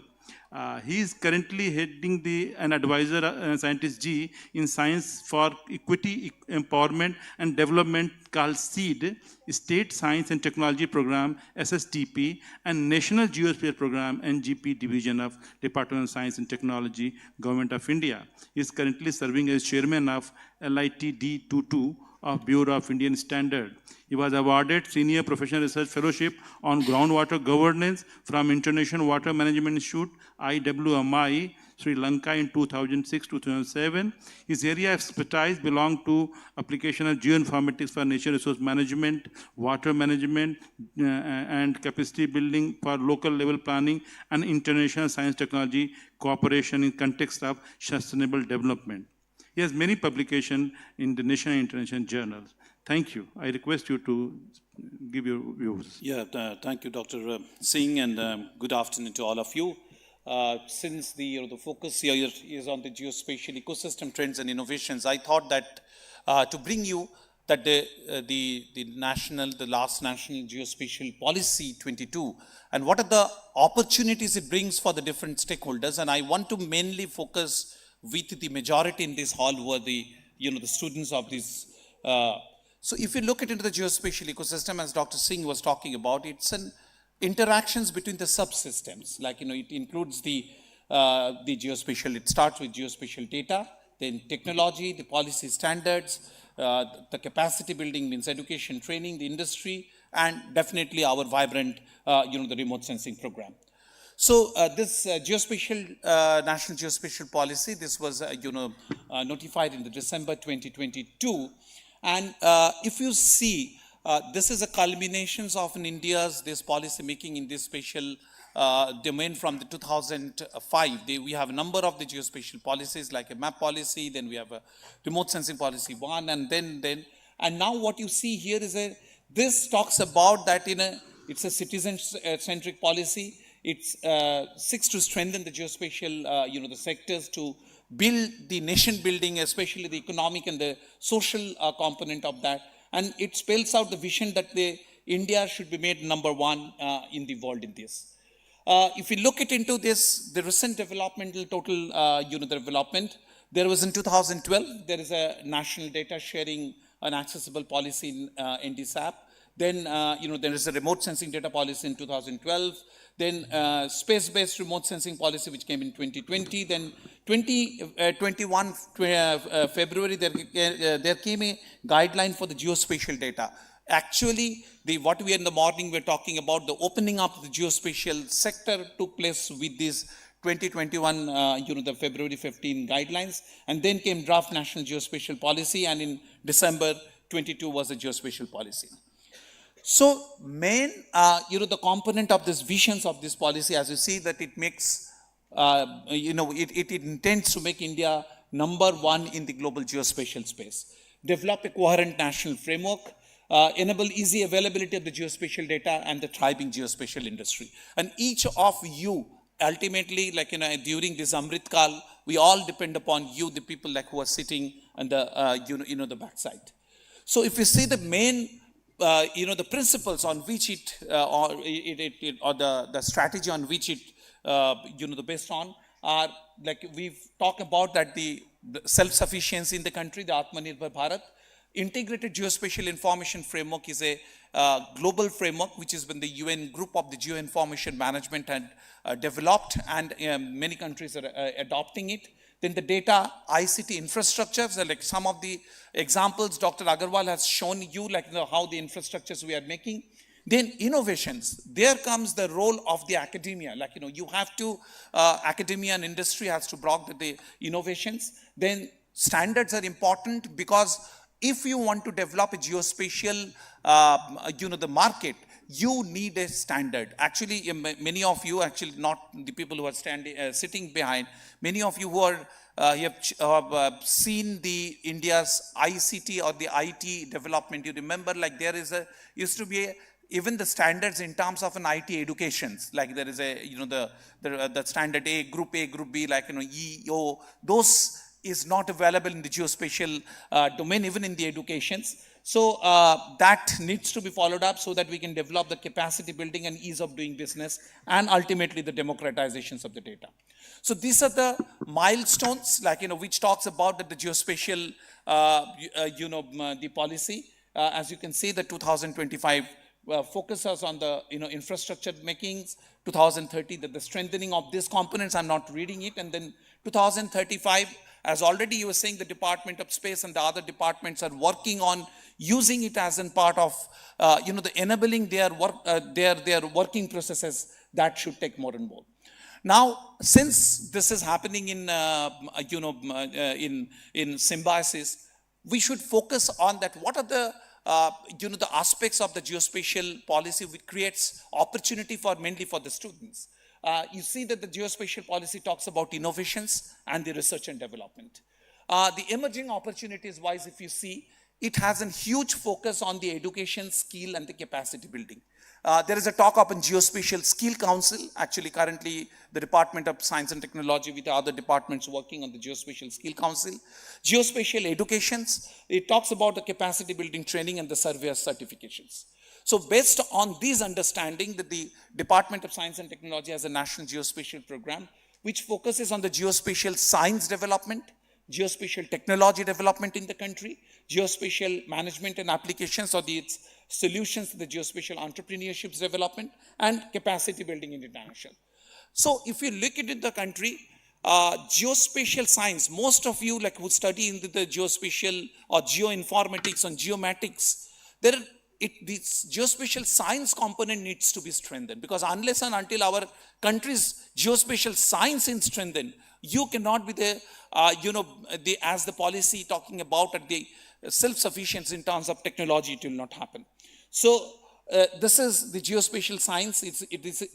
There is some core science, but there are many adjacent fields like that needs to be strengthened. And there isn't ultimately that geospatial science to technology, basically it goes to this geospatial information process and the data, geospatial data component, which has the three components of the data acquisition, data management, data information generations, and the disseminations. I will quickly share with you, like as some of this, like already Dr. Agarwal has shown, but these are the geospatial technologies which future, as you can see that in how it is taking. Some of them at the geospatial analytics, as you can see here, starting from the cloud, mobile level, GeoNet's positioning in the morning, and you have heard about, as Chairman Somnath spoke about, the Earth observations and the scanning-based technologies. There are many technologies which are driving the geospatial industries, as you can see here, cloud, internet, data, big data, automations, and the robotics. Now, after you collect the data, there is a huge component of the data management and the information generations. This component, as you've seen, like as Dr. Agarwal was showing about, like how the WFS, WMS are being delivered. At the back end of that, there is a huge component of a data science, which needs to be strengthened into our geospatial, the courses, because there is a huge gap between our sectoral knowledge and our, the data science and the computer knowledge. This needs to be brought. So there is the logical data model. Then comes in the data availability and the accessibility, which is again the spatial database infrastructure. This again should be part of, we are trying to do it in the different thematic, the courses where this should be a component, because unless and until you know this, you cannot really integrate and interoperable make the data from the different sources. In this context, standard is an important component. In our country, this is another opportunity lies. We are not aware about how many geospatial standards are in vogue. For your informations, in the country, the Bureau of Indian Standards, along with the Department of Science and Technology, it promulgates the standards in the country. Geospatial standards, for that LITD 22 is the group. The internationally, ISO, there is a TC211 to TC211, and also there is an OGC, OpenGIS consortiums, are the groups who works on the geospatial standards. So in the country, there are 12 geospatial standards till now.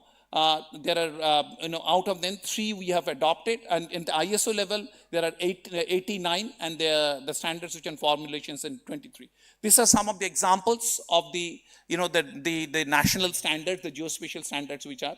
For your informations, these are the current projects which are going on into LITT 22. We are developing in data content standards for soil, geology, the forest, cadastral data content standards for the geospatial informations, and the standards of the LiDAR and the NAVIC receivers. For your informations, during 3rd to 8th December, India is going to host the first, the ISO plenary sessions 159th plenary sessions, where one day we are devoting on the standard in actions. How after developing the standards, how you can really implement them.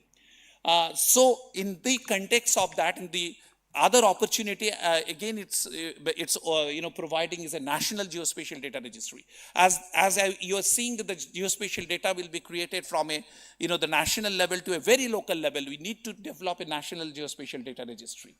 Then there are different geospatial technology research programs are needed. Like the Department of Science and Technology has a program for that. I again request the academicians who are present here, please look into it and motivate your students to come into the new technology development. Like as you can see here, the different types of the technology from the geospatial data captures and the gathering technologies too. In long term, we are talking about the robotics data acquisition systems, nanotechnology based devices, futuristic technologies, integration of geospatial technology with the other core technologies. And these are the requirement where we need to take lead if we really want to fructify the dream of geospatial policy.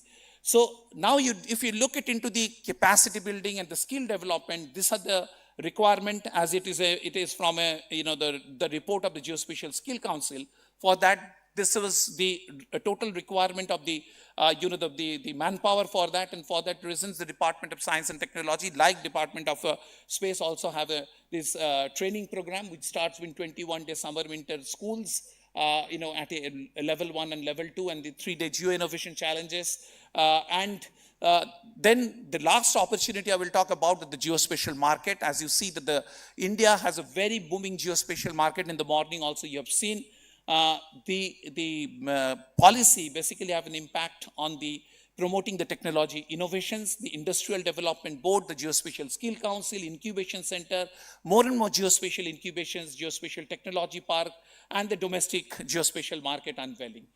This is some of the examples after that the geospatial guidelines has been implemented. You see that these are the national schemes has created that type of a market opportunity, and that's again another opportunity for the youth here. You can start your own geospatial based the incubators, the startups. Then these are the investment which has taken place after this the guidelines. As you see that the more and more private enterprises are coming into that, and what is needed is the most interesting things and the most hopeful things here for the the students who are studying here. We need more and more workforce in these directions, but those workforce which will not do only the the GIS work, who will think about the geospatial thinking and give the India the leaderships. So with this, I believe like this is the geospatial the policy 2022 is given an huge the opportunity for us. It's all of us, the academia, in the government, the industry, and especially the students need to work together to unveil it. Thank you very much. Thank you, Dr. Datta, for giving such a lucid and really simplifying a complex subject because you know this policy is a very complex subject, and it is our opportunity to listen from you, who has been involved into conceptualization of this policy since long. And it is nice to listen your views, the DST's views on National Geospatial Policy 2022. It is because it is going to be important in the future development of this ecosystems of geospatial. And I remember that the way you explained that it is the ultimately self-reliance, the infrastructure, the innovation, most important is standards and capacity building. These are the major elements on which we have to work and which will form the further growth in this sector. Thank you, sir, very, very much for such an interesting talk. Now we come to our next speaker. We are honored to have Dr. R. Krishnan as a panel expert for today's panel discussion. He does not need any introduction. Those who know climate science, everybody knows it. But as a formally, I have to read his biodata. Dr. Krishnan R specializes in climate modeling to understand the scientific issues related to climate change, Asian monsoon, and water cycle. Under his leadership, the Center for Climate Change Research at IITM Pune developed the first Earth System Model, ESM, from India that contributed to CMIPHC and 6 and IPCC 6 assessment report. He was a coordinating lead author in the IPCC AR6 WG1 report and a drafting author in the summary for policymakers. He is a member of Joint Scientific Committee, JSC, World Climate Research Program, WCRP, World Meteorological Organization, WMO. He and his team from CCCR, ITM published the first National Climate Change Assessment Report of Ministry of Earth Science. I myself have read it, and it is a reference of its kind in that way. After obtaining his MSc degree in Applied Mathematics from Madras Institute of Technology, Chennai, he pursued PhD from Atmospheric Sciences at Physical Research Laboratory, Ahmedabad. He was awarded PhD degree from University of Pune in 1994. He has published more than 155 scientific papers and guided many students and few of the honors. I'm not reading all because he has a very strong biodata. He has honored with National Award for Excellence in Atmospheric Science and Technology 2001 of Ministry of Earth Sciences, Fellow of Indian National Science Academy, Fellow of Indian Academy of Sciences, Bangalore, Fellow of India Meteorological Society, and many more. So, sir, it is our honor to listen to you today. Thank you, sir. Thank you, Chairman, and good afternoon to all the esteemed participants and students. I'll quickly go through my talk on the water cycle changes in a globally warming climate. This is the latest picture of the temperature, global mean temperature, September 2023. We have already crossed 1.4 degrees. And we also see the carbon dioxide concentration, we are touching 420 parts per million. So climate is really warming and it is impacting extreme weather in different parts of the world. We have had very heavy rainfall in Libya, in a desert like Libya, and also many places in Brazil, and extreme temperatures in different parts of the world, including melting of the Arctic sea ice at a very dramatic rate. I am just going a little fast. So the IPCC 6 assessment report clearly said that the recent changes in the climate are widespread, rapid, and intensifying, and unprecedented in thousands of years. And also it is mainly the human influence that has warmed not just the atmosphere, also the ocean and land, and the changes are rapid and widespread in all the components of the Earth system: atmosphere, ocean, cryosphere, and biosphere. And so when we look at the temperature increase, as I said, we have this already crossed close to 1.2 degrees now. And this warming is mainly because of the human, because activities due to the increase of the atmospheric greenhouse gases like carbon dioxide and methane. And all this is all coming from the models, the Earth system models, the climate models. So if we don't have this external forcing, we will not be able to explain this warming trend. There are also other effects like the aerosols, which are suspended particles in the atmosphere, which have kind of counteracted the global warming. And if these aerosols like sulfate and nitrates in the atmosphere, also black carbon, so they have kind of mask this greenhouse warming to some extent. And without these aerosols, the planet would have already warmed by 1.5 degrees. They have offset by about 0.4 degrees. But the greenhouse gases have a very long lifetime. They are going to stay there, and the coming decades are also going to be very warm. And this warming we can see not only globally, also on different continents and different regions of the world. And because of this, one of the consequences, the precipitation, rainfall has increased in many places, especially in the mid-latitudes and the high latitudes. And the sea ice is declining, especially in the Arctic. And even in the Antarctic region also, the sea ice, which was stable until 2014 or so, even the Antarctic region, the sea ice has started decreasing. And much of the warming, because the ocean is covered by 70% by the ocean, the earth is covered by 70% by the oceans. The oceans are warming, not only at the surface, even at the deeper depths. And because of the warming of the ocean and the increase in the ocean heat content, there is thermal expansion, the sea level rise has risen, and also the glaciers are melting, the land ice and glaciers, and they have contributed to an increase in the global mean sea level, so which is also accelerating at a fast rate. So the changes, climate change is already there, and it is affecting the earth in multiple ways, and in the future it will increase with further warming. And one of the consequences is that the pattern of warming is not uniform. Much of the warming you can see in the high latitudes region, and the tropics, the rate of warming is slower. And with higher global warming, with 1.5 and 2 degrees and 4 degrees in the future, the spatial pattern of warming is projected to magnify. These are all from the models, climate models.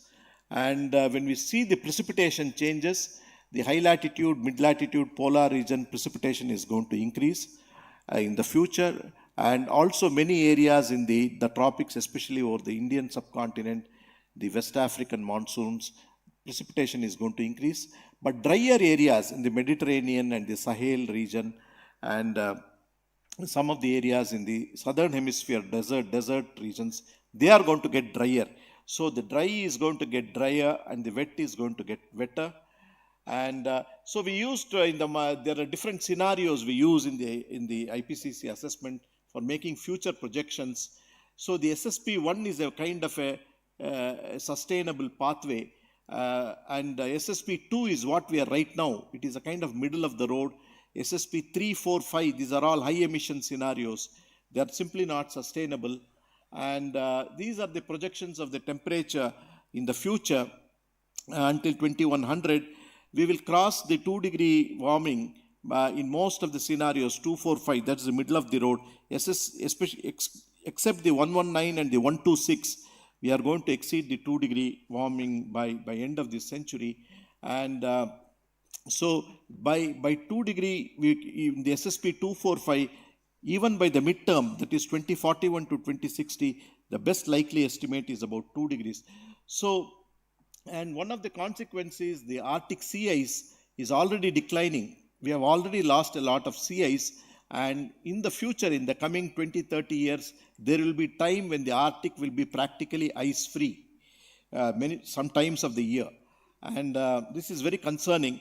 And another consequence of the temperature increase is the water vapor will increase at about 7% per degree raise of warming. And the increase of water vapor means it has a direct implication of heavy precipitation, which is also projected to increase at something like 7% per degree warming. And so both the hot temperature extremes as well as the precipitation extremes are projected to increase both in frequency and intensity with every additional increment of global warming. So unless there are immediate, rapid and large-scale reductions in the greenhouse gases emissions, limiting warming to 1.5 will be beyond reach. And I was a part of the coordinating lead author in the water cycle chapter. I will quickly go through this chapter, sir. Here we assess the different components of the water stores, the water cycle. The fresh water that is available is very little, less than 1.8%. And much of it is unusable because it's in the form of glaciers and ice.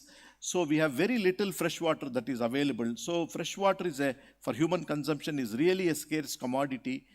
We also assess the exchange of water vapor fluxes across the different components of the earth system, the ocean, the land, and the atmosphere and the biosphere. I will not go into the details. One important point is about the monsoons. We had a very good assessment of the monsoons, what happened in the past and what will happen in the future. So one of the things is in the northern hemisphere, the last 30-40 years, there has been increased emissions of aerosols, which reduce the incoming solar radiation, and they have led to decrease in precipitation in many places, especially the West Africa, and also over India and East Asia. But due to regulation norms in the emissions, there has been an improvement in the air quality, especially over Europe and North America. And with continued global warming, there has been a slight recovery in the monsoon precipitation over the African region and some of the places. So what we are finding, this is a quick summary, is the greenhouse gases, they try to increase the precipitation over many places in the tropics, but the aerosols, they because they produce cooling over the land, they try to affect the ITCZ movement and reduce precipitation over several regions. So these are the assessments that we made. Basically, during the past 50s to 80s, the aerosols have reduced monsoon precipitation in many places, but there is also large-scale multi-decadal variability. But in the future, as the warming continues because of the greenhouse gases, monsoon precipitation is projected to increase in many places, including South Asia, West Africa, East Africa. And this is the same thing. So in the past, I think when we look at the greenhouse gases, they try to increase the precipitation, whereas the aerosols try to oppose. This is for South Asia and East Asia. This is from 51 to 2014. And so the green aerosols have kind of counteracted. And in the future, as the global warming continues because of the long-lived greenhouse gases, monsoon precipitation is projected to increase in the different scenarios.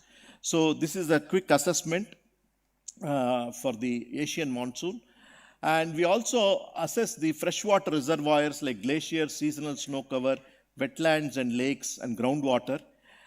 In many places, there is, because of during the 19th and 20th century, extent of human-made reservoirs and surface water has increased.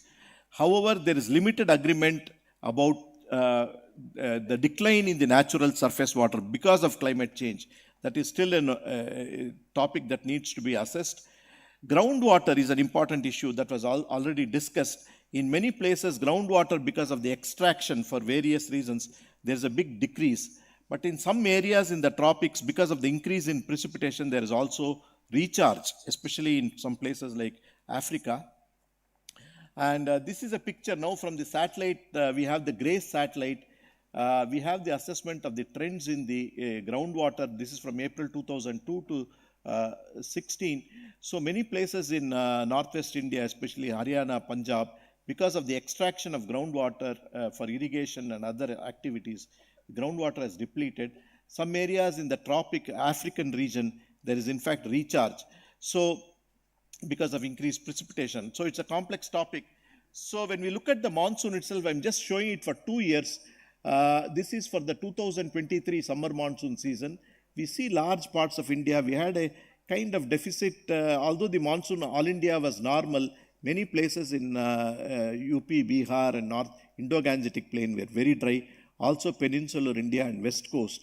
Northeast India has been anomalously dry for this season. And 2022, this was last year, we see a similar pattern over the Indo-Gangetic Plain, decrease of rainfall. So the question is, this was a recent paper by IIT Mumbai, where they are telling is, because the groundwater is depleting and also monsoonal rains seem to be affecting, they are telling if we can switch over to drought-resistant crops like millets, probably we may be able to recover some of the groundwater loss, and also the energy requirements can be reduced. And the Himalayan region has also been warming at a much faster rate compared to India itself. This is from our climate change assessment report. And many of the glaciers in the Indian Himalayan glaciers are receding, except maybe the Karakoram region. So this is a very nice slide from NICE's NRSC. Dr. Prakash Chauhan is there. They have brought out these essential climate variables, which is all measured by the different, there are about 54 variables according to the global climate observing system. And many of these are measured by remote sensing, by satellites, and also in situ. So geospatial technologies become very, very important for monitoring and understanding the evolution of the Earth's climate system. So you can monitor not just the atmosphere, also the atmospheric composition, land, cryosphere, biosphere, the oceans, and the biogeochemical processes. So this is a list of the 54 essential climate variables. I'm not going into the detail. So in summary, I think human activities are already, climate change is happening. It is affecting the water cycle. Monsoon precipitation in the last 40, 50 years, it decreased, but now there is, in the future, it is projected to increase, but extreme events are increasing. And it is also affecting different components of the Earth system. So geospatial technology, satellite remote sensing, together with in situ observations are crucial for monitoring and understanding the evolution of the Earth system and also the water cycle changes. In addition, we require high-resolution Earth system models for making reliable climate predictions and projections. Thank you. Jai Hind. Thank you, sir, for giving us the views that how climate is going to change. And it is very interesting to listen from you because you are authority in this field. And I understand from your lecture, it came very clearly that it is basically competition between the aerosols and greenhouse gases. I mean, they have a counteracting effect. And once we measure them properly, once we model them properly, we can know how things are going to change. And at the same time, sir explained that how geospatial technology, particularly the ECVs which we measure from satellite, they not only tell us that climate change is happening or not, they also, when coupled with the model, tell us the trends of the future. Thank you very much for your talk, sir. And next presentation, I would like to request Dr. H. Benu Prasad ji for his views on how geospatial technology and the forest sectors are interlinked and his view on the point. I'll just give a small, quickly read the biodata of Dr. Venu Prasad ji. Dr. Venu Prasad completed his MSc in botany and joined IFS service in 1996. And then he did postgraduate diploma in public policy from IIM, Bangalore. At the same time, 2020, he did PhD in public policy from Indian Shore Management. And from there onwards, he was the Chief Conservator of Forest from 2017 to 2019 in Chennai, Managing Director of Tamil Nadu Rubber Corporation, and 2019 till today, he is the Regional Director in Forest Survey of India, South Bangalore. Thank you. Thank you for the introduction, Singhji. Esteemed gathering, it's my honor to be here and share some of the things which presently my organization, Forest Survey of India, is doing. So Forest Survey of India is one of the major user of this geosciences. Our headquarters is at Dehradun, and we take forest resource assessment at national level. So FSI has been there since 1965, but it was earlier, it is survey of forest resources for industrials development, and then forest survey has slowly moved towards assessing forest cover for whole country. Presently it is major two section it is dealing. One is assessing the forest cover. This is via satellite image analysis. The second one is ground level survey, which is done at around 10,000 points in the country. So it's the nodal agency for collecting all the information available on forestry resources, and it accommodates them in a data system which can be useful for other allied departments. So FSI is creates a database, updates every year, and which can be used for other academia or for other departments. So the first major activity is well known as forest cover report. Definitely you must have heard once in 2 years the new forest cover report comes. The earlier one was in 2021, and probably in next month we will be coming up with the ISFR report of 2023. So what is being done is the satellite data is taken from NRSC. The same is collated with Survey of India maps. It's classified into different categories of forest. The resolution as such is, one can say that it's low resolution in the ages of Google Earth. It's 23.5 meters, but it is serving the purpose of very quick and large scale assessment. Probably in the next year we will be moving to LIS 4, which is kind of sub-meter resolution we are planning. So what is being done is the forest area is classified into three, four different categories: dense, very dense, open. So dense forests are those which are having 0.4% or more cover, and those who are having less than 10, it is not categorized as forest and it is kept as scrub area. So just to give a sense of how forest area look in our country, this is the map, and to give you how the gist of the report looks, it will be like this. So like if we see the forest cover in the country, it is around 21.71%. But we have a very big tree cover with us, which is all along roadsides, canals and other places, even the private plantations.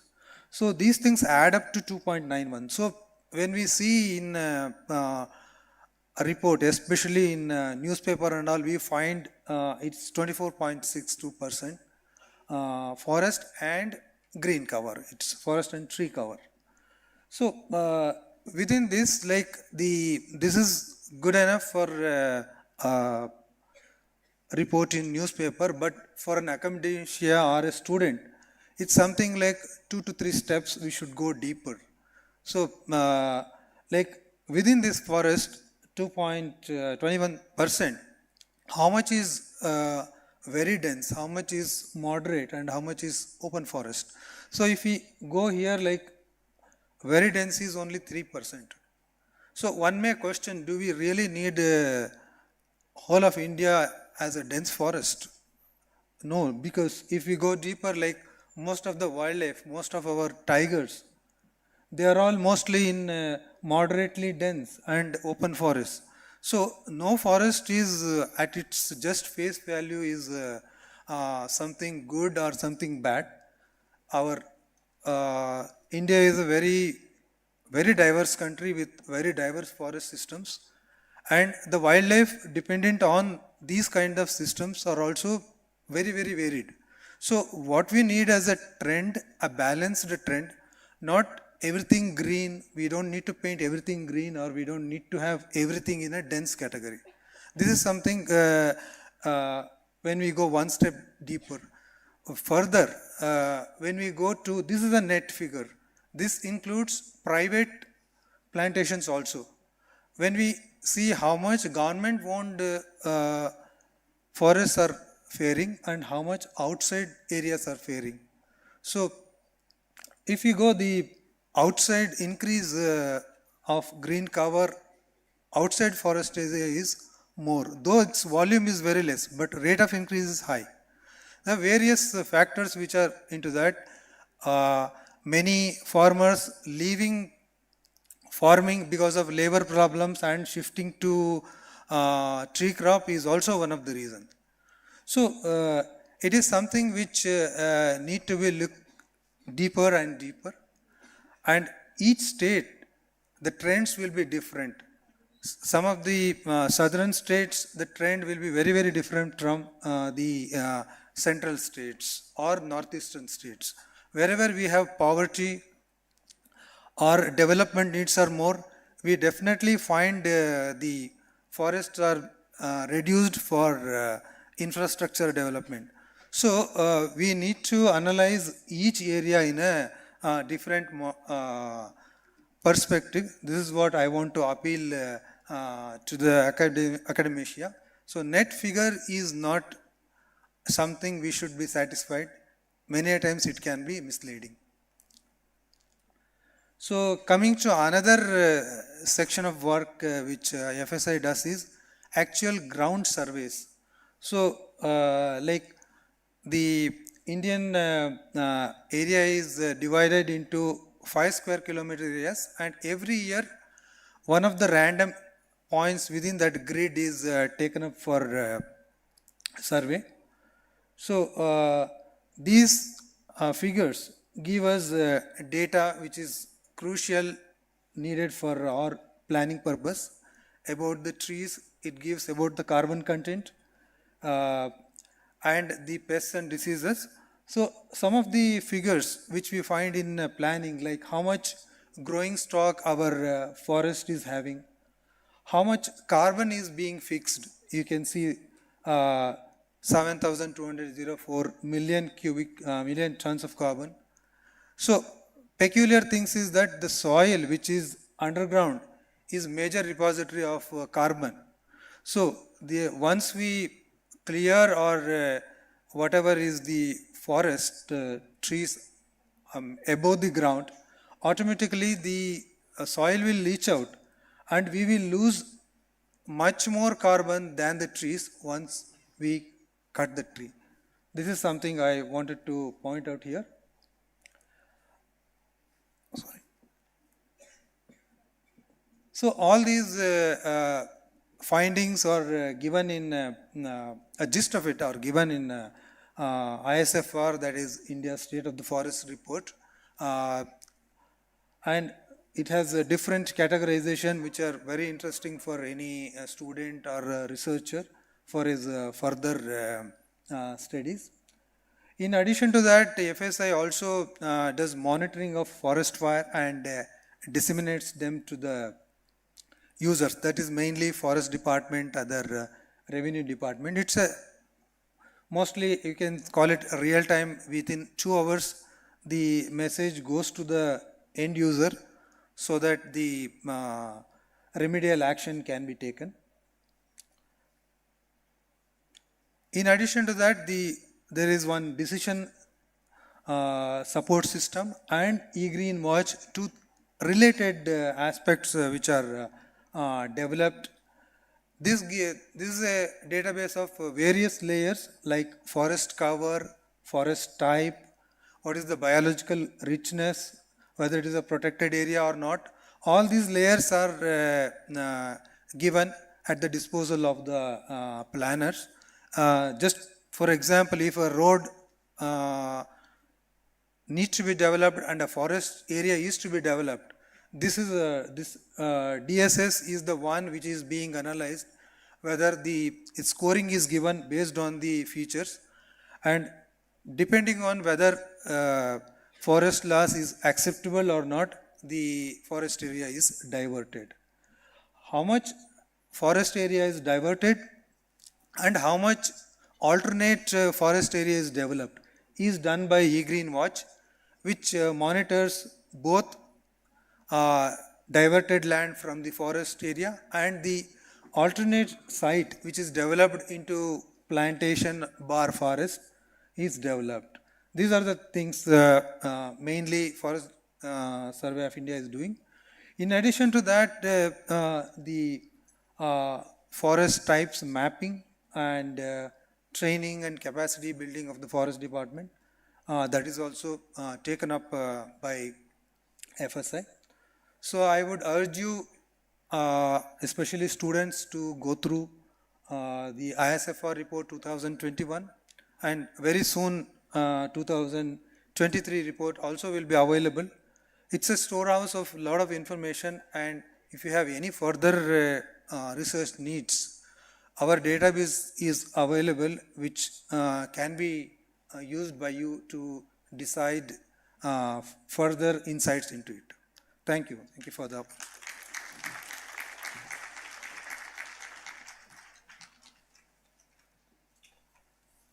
Thank you, Dr. Venu Prasad ji, for your lucid presentation on the status of how we use geospatial technology in assessing the status of forest. And in the last, it's my turn, so I'll be quickly going to my talk. Can you present? Yeah. So I'll be quickly talking about the fact that if you want to know the trends, as we in the session we have to talk about trends, knowing history is equally important, because evolution tells you what would be the likely trend. Before noon we had a very good presentation on the future trends of ISRO. I would like to take you to how things evolved from last 60 years. And I have made this presentation mostly for the students. Those who do not know this, I assume that they are in the learning process, so probably they should know it. I don't have much time because we are exceeding, so I'll try to quickly complete my talk. So I'll be talking about the orbiting Indian Earth observations and evolution. Next, please. Everything starts by the birth of global space program, and everybody must be knowing that it is 1957, the Sputnik launch. It was the first satellite, and thereafter, 1960, the TIRUS. That gave the first picture of our cyclones and weather, and that started the new era in which India also took the cognizance that we have to use the space platform. And there, our space research starts onwards. Next, please. And it was 1962 when INCOSPAR was formed, and just in the same month, November 1963, we had the first satellite, rocket launch. So we are completing the 60 years of the history. And thereafter, you know that the way space industry, the space research grew in our country. Next, please.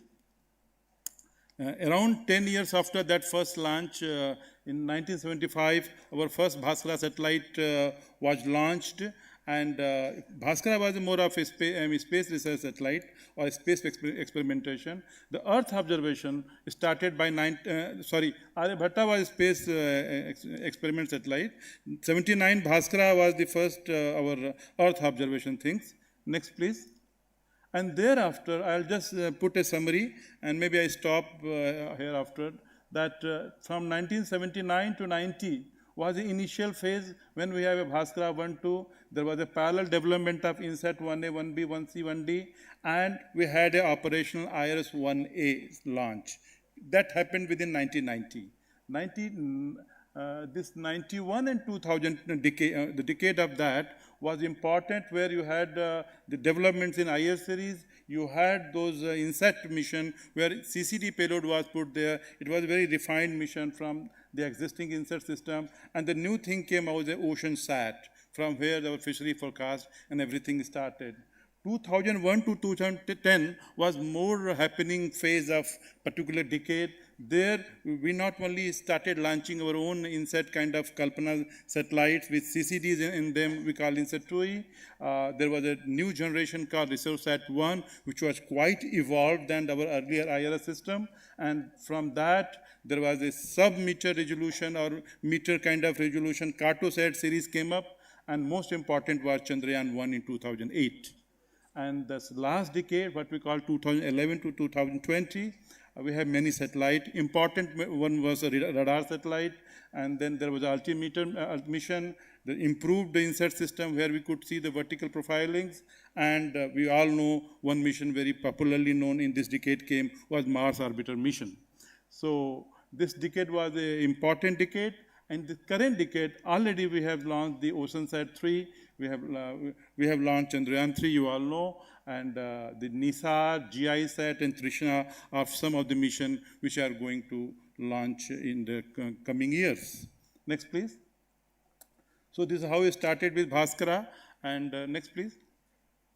And I was talking about IRS series initially. They were the series by which initial development took place, but camera went on improving. Next, please.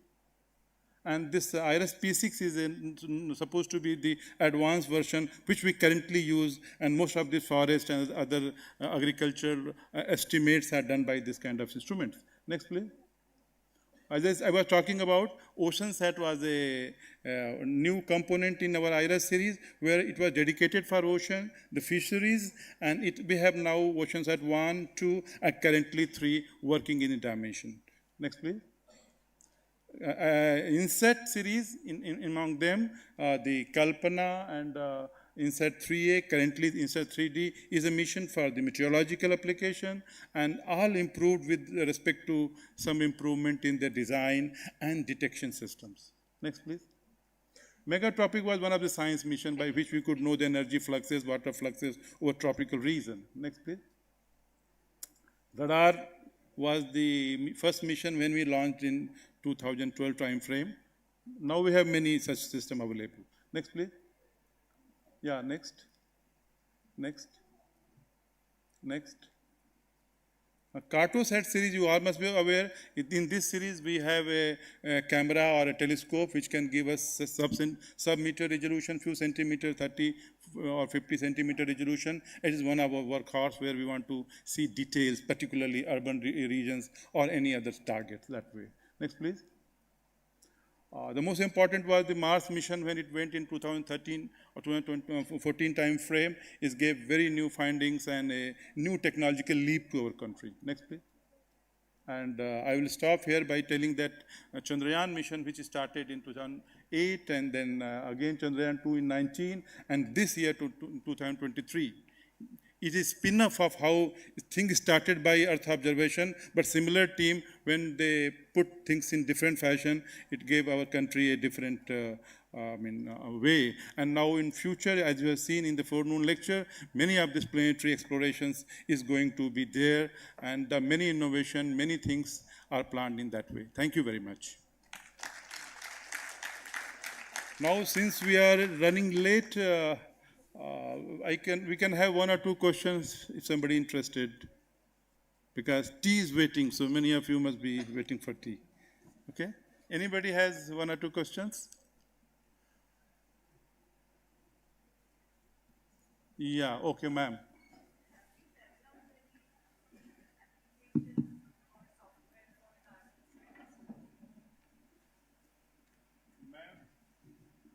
Ma'am is asking about the system of carbon sequestration. Ma'am, actually, there was a big program in India we call National Carbon Project, in which different component of carbon like the soil, the vegetation, and the atmosphere has been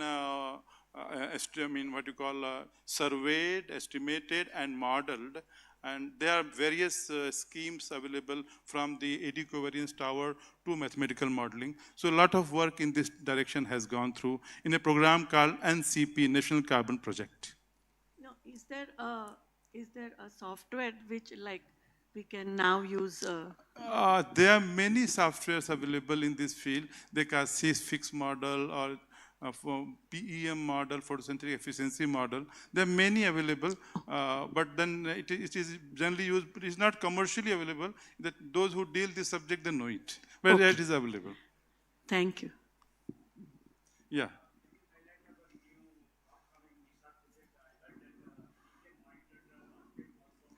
Oh, yeah. NISAR is the next important project which is going to change the way we do Earth remote sensing, because by now we were doing the optical imaging and radar imaging, and mostly from amplitude. and that too in a C and that kind of wavelength. For the students, I can tell you that there is a mission called NISAR, which is NASA joint NASA and ISRO mission, which has a L band, which is larger in size, and S band together, and with the power of interferometry. Interferometry is a technique in which you not only use the amplitude, you also use the phases, and by which it is possible to even detect the millimeter changes over the Earth's surfaces. So wherever the surface is deforming or any degradation or landslides are taking place, people have done a lot of good work as a case study from few missions, but this NISHAR mission, when it is going to be launched in this current year itself, operational system is going to be available for such kind of solid Earth studies. Thank you. So if there are no further questions, there's one question.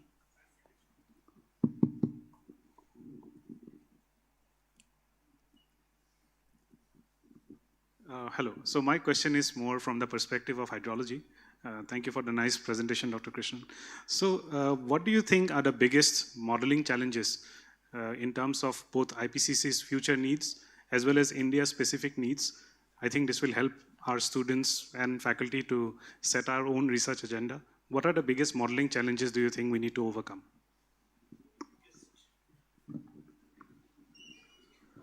Yeah, so I think we understand globally now why it is happening, but regionally when we say, for example, precipitation is a big issue, whether it is liquid, solid, what will happen to ice, what will happen to the liquid precipitation, what will happen to rainfall, and also the cryosphere. So that is also warming. So what is happening? So the frozen precipitation, what will happen to that? So ice is melting, and Himalayan region is very complex, especially the ice sheets. And now people have monitored, Dr. Anil Kulkarni and group. So many glaciers have lost, especially only the Karakoram region. There is a slight gain in the mass, but many of the glaciers in the central Himalayas, even in the western Himalayas, they are losing. So that is going to be a big challenge, and how to model them, because the glacier, that's going to have a big impact on the water resources, especially the Indus Basin. The Ganges, Brahmaputra, they also get rainfall, the seasonal rainfall, but the Indus Basin is heavily dependent on the snow melt. So if these glaciers are going to melt, that is a big issue. Water will become a big problem. So what I think a lot of attention on the temperature change, I didn't mention that in my talk. People are focused on temperature change, which is very strong in the mid-latitude, high latitude, but water is going to be a much more critical problem, and also its impact on the biological systems. So the coming generations, we have to focus on what are the impacts on the biology, on the water resources, on the crops, on the health. These are going to, so the impacts will be very important. I think that's where we have to pay attention. And so the modeling has to go beyond climate now. It has to have impact assessment models and so on. Maybe we can talk later more detail. Thank you, sir. Thank you. Any further question? Yeah. Hello, sir. My specifically question is to you, Agarwal, sir. Like, I've been working on a yield model in Assam specifically. So, like, for precision farming, as we know, we need a shapefile or a GIS data for a field level or a village level. So, in case of open source data, I have seen many sites, but there was no proper village-wise or a shapefile of it properly. I have the Excel data of those as per the PMFVY portal, but without a correct shapefile, I can't interpret the data accordingly with those of the names of the districts or the. So is there a particular site or something from where I can get the data so I can work at village-wise level? Yeah, for Northeast region, actually, if you go to the NESDR web portal, nesdr.gov.in, okay, you will find this information. Other than that, in fact, we have done a work on SysDip project where 1:10,000 scale agriculture map is available. From there also you can download. And if not available, it is available, I know, but if you find any difficulty, please write to us. Okay. Thank you so much, sir. Thank you. Thank you very much. Now we are closing this session because already we are late.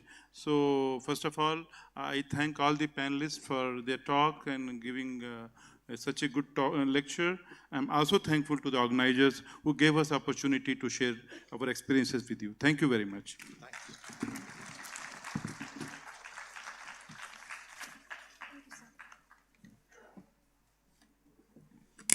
Thank you so much, sir. It was indeed an amazing session. I hope everybody is still enjoying the lectures. For some refreshment, we will be stopping here for a short tea break. The tea has been served at the same areas. We will meet here again in 10 minutes. Thank you.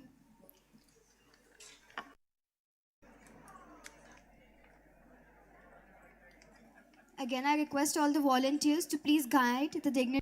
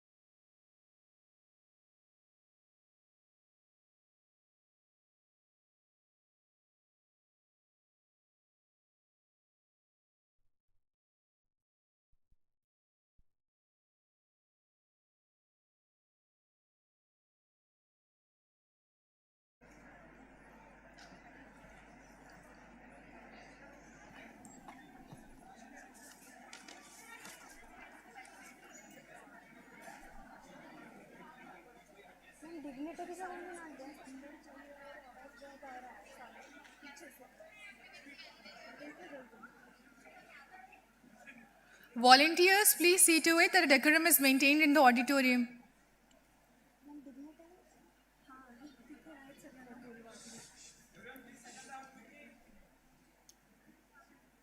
Sequence से call करना शुरू करो। Devjyoti call नहीं है, बाकी सारे।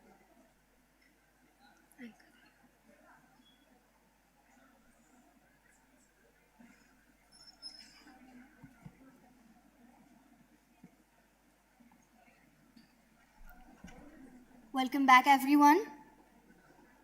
Now it's time to delve into the fascinating realm of emerging technology and geospatial innovation, exploring the cutting-edge shaping our understanding of the Earth through the innovative geospatial tools and technology.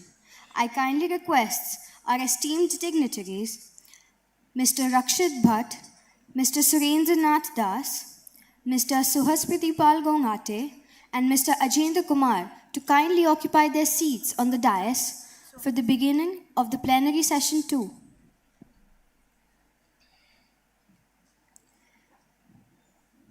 Audience, can we please welcome our dignitaries with a huge round of applause?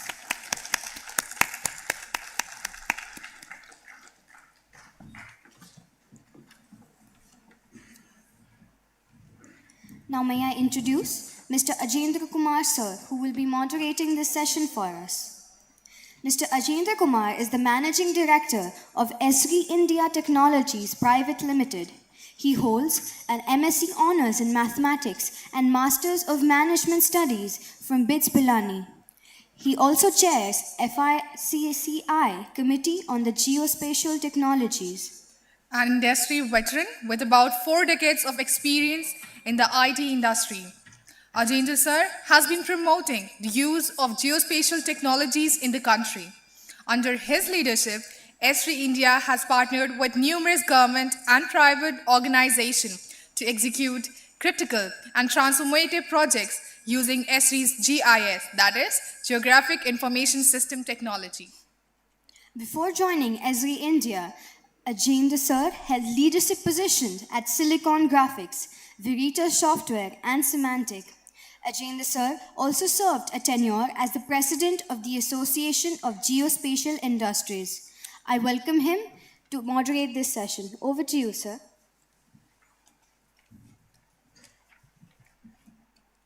Thank you.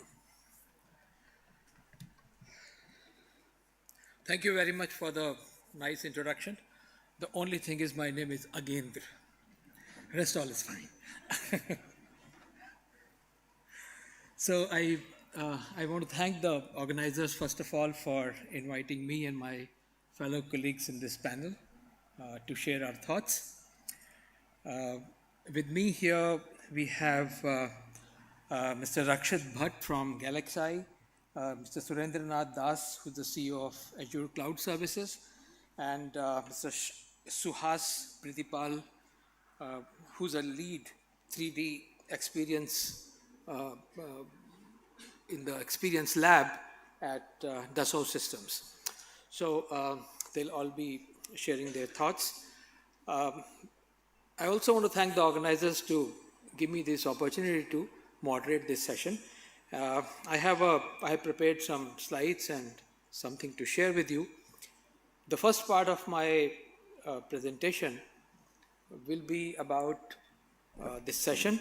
I will wear the hat of a moderator and set the stage for this session. And the second part will be something about the business, ESRI India, which is as a sponsor of this conference. I'll take the opportunity to share something about what we are doing. So a lot of discussions have happened. Where is the slide? Yeah.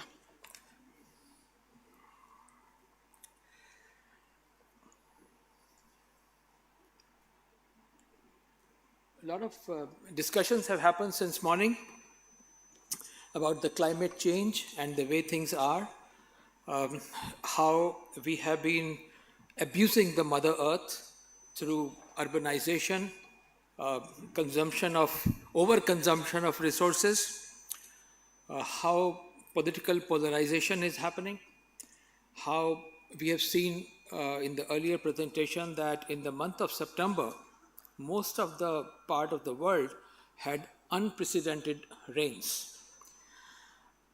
Shortage of water, ecological changes, and a lot of social conflicts which are taking place across the world. So there are a lot of things which are happening which are really undesirable. So geospatial technologies help us in understanding what's going on, where it's going on, and also something to do with how we can sustain, how we can change things, how we can make the world more sustainable, how we can change our priorities, how we can reduce the carbon creation, how we can improve the infrastructure, how we can avoid people traveling for hours together for work, how people like me in Delhi, I mean, I'm not saying rest of the country is free from pollution, but I experience severe pollution in Delhi most of the time. And because of that, many people have sore throat and all those kind of things. It was not so even 10 years ago. It was not so even 5 years ago. So the climate situation and the conditions of weather and pollution are deteriorating very fast. We talk about stubble burning in Punjab. Over the years, because farmers found growing paddy to be more rewarding than other crops, they have shifted to paddy, and that crop probably, I understand that crop gives more carbon, and it also creates more methane because of the water, water which is there in the fields. So there are several such things which are happening. We are letting those things happen in a very uncontrolled way. So I think if we make a commitment to ourselves as a community, as a society, that we will take steps in doing things which are supportive of our climate, which are supportive of the cause of sustainability, then definitely we can reverse a lot of things. So GIS provides a framework for understanding the data, the measurement of things which are going on, assessing how severe the situation is, doing some analysis and modeling to find out that, okay, what's causing what kind of impact and what we can do about it, making some planning and decision making, and then taking action and also measuring and visualizing the impact of the decisions that we have taken. That you do something about, say, improving the transportation condition, you build new road network, and it's a good thing because we are trying to solve the problem of transportation. But I believe that while we construct the highways, the way we construct, we create so much of this dust particles which remain suspended in the air and which are harmful for the people. So is there a better way to do construction? Can we reduce the particulate that run away in the air and cause pollution? So I think understanding those kind of things is possible through GIS and taking the appropriate decisions as well. I will share with you new technology trends in line with the topic of this session. And these trends which are driving geospatial innovation and utilization. The first one is the world is becoming increasingly interconnected. So years ago, the network, I mean, if you go back 30 years ago or something, internet was not there. Transferring data was difficult. But as the world has become interconnected, we have better networks, we have better 5G connectivity, 4G connectivity. Transferring data is no longer a problem. In our offices, we have much better connectivity, large files, large amount of data can be downloaded easily and shared with people. So that means that geospatial data, which is especially satellite imagery, which are larger in size, can easily be shared and transferred. So that is helping in adoption of more geospatial technologies. Processing capability is increasing. Getting larger supercomputing systems. There are a number of supercomputing centers in the country. IITM has, and other organizations, Pune University, I'm sure they have, and different IITs have. Similarly, across the globe, there are many, many supercomputing centers. Most of them have GPUs included there, and those people who do not have access to one of the larger supercomputing centers, they can always rely on cloud. Most of the cloud service providers provide on-demand high-performance computing in forms of GPUs and large amount of processing power. So that is making the processing easier, whether it's big data or it's machine learning applications, or it is image processing applications. Availability of processing capability is helping. Machine learning is helping in discovery. There were demos earlier today from Mr. Agrawal from NESEC presented that how they are using some of the applications for identifying people and cars and other things in the video imagery. So those are some of the applications which have come. A lot of features can be extracted from satellite imagery. A lot of features can be extracted from ground. Simple things are like identifying water bodies or different kind of trees, plantation, forest cover. The more difficult things could be what is the kind of, how many battle tanks are there, what kind of warships are in the oceans, how many of what kind of fighter planes are in which country. So, but all those things are possible today because of better compute power available and development of machine learning technologies. Spatial analytics are advancing. Softwares which are required to analyze spatial data and understand patterns in them, those have much better capability. Unlike what used to happen in the past, you would have a large computer or large workstation to process the data. All that capability has come on your desktop. And if you do not want to invest in a powerful desktop, go back to my earlier slide where I spoke about cloud.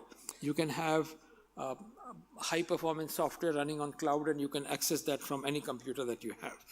And these analytic capabilities are helping us bring all kind of data together at one single place to look at the same area or a same issue in different ways and then running the analysis on that.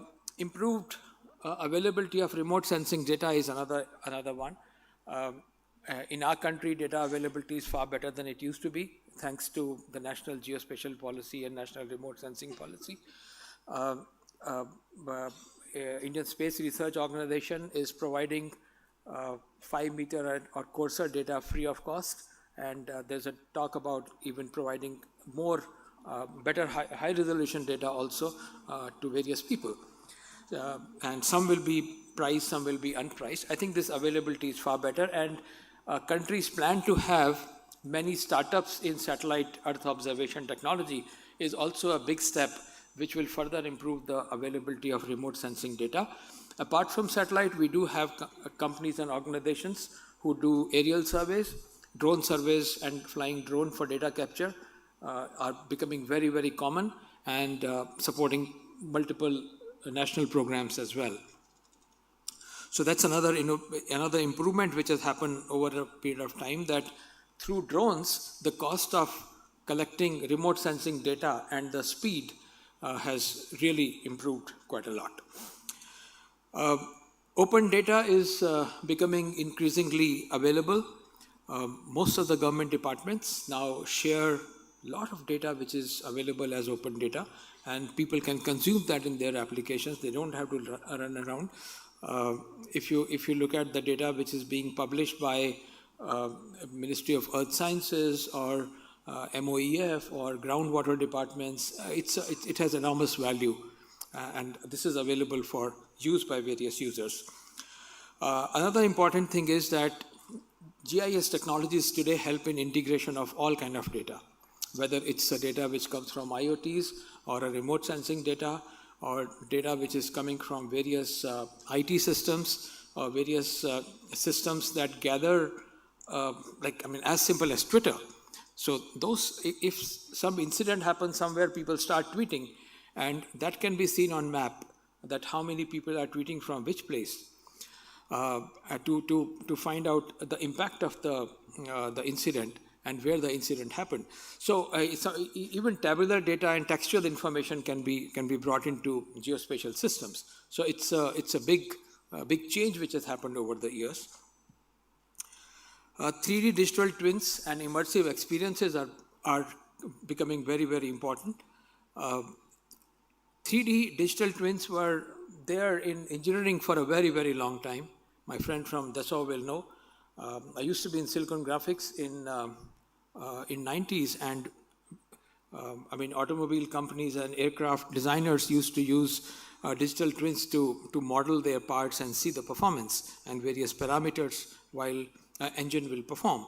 So this technology has been there, but now the cost of creating a digital twin, the ease of creating a digital twin is enormous. And we are talking about creating digital twins of cities to improve the life in the urban areas. So it's going to have a huge impact. So a digital twin of a city can have, can support applications for, like if you do it through LiDAR data, which could have 2 or 3 centimeter accuracy, you can use it for better utility planning, better flood management, drainage management, better road infrastructure planning, street lighting planning. I mean, a lot of things can be done with that data. And once we have that immersive experiences using the technologies of ER or VR is not a very difficult thing. A lot of GIS softwares today also support gaming engines, so it's easier to build those applications today. Portals, there are a number of portals in private as well as public domain, which help us sharing the data with various people. You can build, it helps in running e-governance kind of applications where GIS data, be it properties, be it crime, be it availability of education, health facilities, all that data can be shared with people through portals. And portals help in creating the so-called geospatial infrastructure. And when I say geospatial infrastructure, what I mean is 3 things. One is the GIS data, second is the application, and third is the basic infrastructure on which you store the data and run your applications. So that's the geospatial infrastructure. And last one is apps are based on GIS are becoming very common. We all use several apps every single day where we use some kind of GIS data, and there are apps in organizations. Some of the organizations like telecommunication companies and banks, they have hundreds of apps which have a GIS base, which are being used by them. If you look at a telecommunication service provider or a bank, when they acquire a customer, they immediately geocode that person's location, so that they know what is the, if it's a fiber connection, okay, I have a fiber, I don't have. Do I have a good tower close by or not? I mean, those kind of things can easily be done once we have that data available. So this is just a summary of all the 10 points, and that was the first part of my presentation. The second part is about how Esri India is leveraging some of the new advancements. This, I hope, will not be very long. The first one you must have heard about is availability of Indo-ArcGIS. ArcGIS is a well-known product. It's been there for quite some time, and it's been used quite a lot all over the world. So we introduced Indo-ArcGIS, which is a combination of 3 things. The first one is the content. We have curated a large number of layers of Indian content, mostly from open data, and made it a part of Living Atlas portion of India portion of the Living Atlas, and it's available to all our users without any charge. So, and this, we keep adding more layers. When we started a couple of years ago, we had 300 layers, but we are continuously looking for more data and adding it. Second component is solution products. So we have, I'll share a little bit more about these. So these solution products give people, our customers, our users, a way to start using GIS ASAP. And then the third important component is the technology, which is in form of ArcGIS Pro and ArcGIS Enterprise. And we also support developer communities and building of different kind of apps and location-based services. I talked about geospatial infrastructure. So this is the geospatial infrastructure where we have GIS, we have data layers, we can run mapping and location services, we can bring in different kind of content, do the analysis, and we also provide a lot of facilities to the developer communities. In fact, next year we are planning to do a workshop for developers in India. It will be probably a couple of locations, most likely in April timeframe. And our technology is available in form of software on premise or on your own cloud or SaaS and PaaS. So it's available in multiple forms. It's open and interoperable. It follows open architecture, follows open standards, can consume open data easily. And some part of what we give are open source as well. There's a geo portal which is open source. There are all the solution products that I spoke about, they're open source. You can download, you can customize, you can use the way you like, and you do not have to contribute back to the open source community. It becomes yours. So, so there are a number of such things, and we have several open APIs also. ArcGIS Pro in short is a new, it's a desktop application. There are a number of features. Many of you who are using this will be familiar with the features that it has. I mean, it's a 64-bit. I mean, it follows 64-bit technology. It has 2D and 3D. It has many image processing capabilities which are right there in the desktop. And a lot of new features are being added this quarter, which will come in this month itself. So that's a desktop, and on the then we have a number of extensions for analytics, as I spoke about: 3D analyst, knowledge graphs, network analyst, spatial analyst, and image analyst. These are all coming in desktop now. So the capabilities of desktops are tremendously increasing. Helps in data management and production mapping and charting applications as well. Enterprise is our server system, which helps in sharing content and applications across the organization. Sorry, I forgot to, it did not move. Yeah, so we are on this one. Enterprise is our server system, which enable sharing of content and apps and maps across the organization. Important thing here is that we have included 3D scenes here. We support Kubernetes for large and scalable applications. And here also we have spatial analytics and image analysis capabilities and image serving capabilities, which are really important. So if you want to serve a large number of images to your users or outside of users, ArcGIS Enterprise has some solid capabilities for that. I added this slide because there's been a lot of talk about digital twin. So we have ArcGIS Reality, especially which can be very effectively used for creating 3D digital representations of large parts, cities, and other such urban areas or rural areas, or upcoming areas, or highways, or flyovers, or bridges. There's a demo of this in our stall in the exhibition area. Please stop by to see if you'd like to do that. And this is, I spoke about the content. So Indo-ArcGIS includes a living atlas. Why we call it a living atlas? Because it's a latest content. So if any organization update their content, that is immediately available to our users through Living Atlas. It has base maps, it has land cover information, biodiversity, imagery, elevation data. So what we do here is we worked with Survey of India, and they were kind enough to share their accurate international boundaries with us.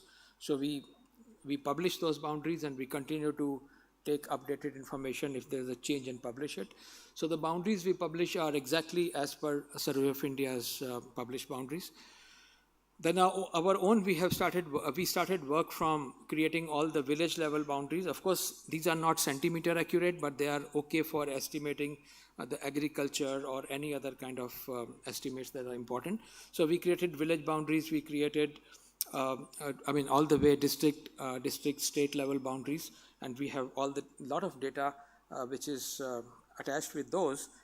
And right now there are about 40 million requests coming in last 20 last 12 months. So 3 to 4 million requests every month.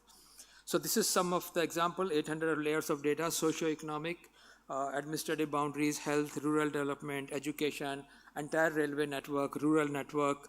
So these are some of the layers you can access. Then solution products, we have a couple of hundred products right now for important applications like land records, planning and development, public works, elections, natural resources, water distribution, disaster management. So these are some of the important areas where we have created these products and made available to our users so that when they invest in technology, they create something, they can quickly see some outcomes. And they can get the source code of these applications and modify the way they like. Yeah. And in summary, the geospatial approach is critical in solving the problems. Spatial understanding is important, and a lot of people who spoke in the morning were involved in making these things happen, in providing satellite information, providing remote sensing information, doing different kind of analytics, and organizing and providing the data in such a way that people can use it. I think it's up to us to use the data which is available, the models which are available from scientific community along with the technology which companies like ESRI provide and use it for common good. So with that, I would end my session. And I would thank you very much for patient listening. I think I took a little extra time, but sorry about that. But I would now like to introduce the next speaker, Mr. Suhas Pritipal Gongteji. Suhas is, just one second, and let me change the order. Yeah. Suhas has 13 years of professional experience in engineering and software industry in design, engineering, CAD/CAM, and PLM domain. He is currently working with Dassault Systems India R&D Center. He is leading Dassault Systems 3D Experience Lab, global accelerator program for startups and innovation for India. He has developed a strong network among Indian startup ecosystem, innovation centers, startup incubator, and is associated with academia, collaboration programs promoting research, innovation in academia, and academia transformations. Through his work, he is empowering open innovation through social and collaborative disruptive projects, leveraging a digital continuity and 3D experience platform. Suhas has a keen interest in latest technology research, mentoring, and coaching in any field from city to life to lifestyle. Suhas, over to you.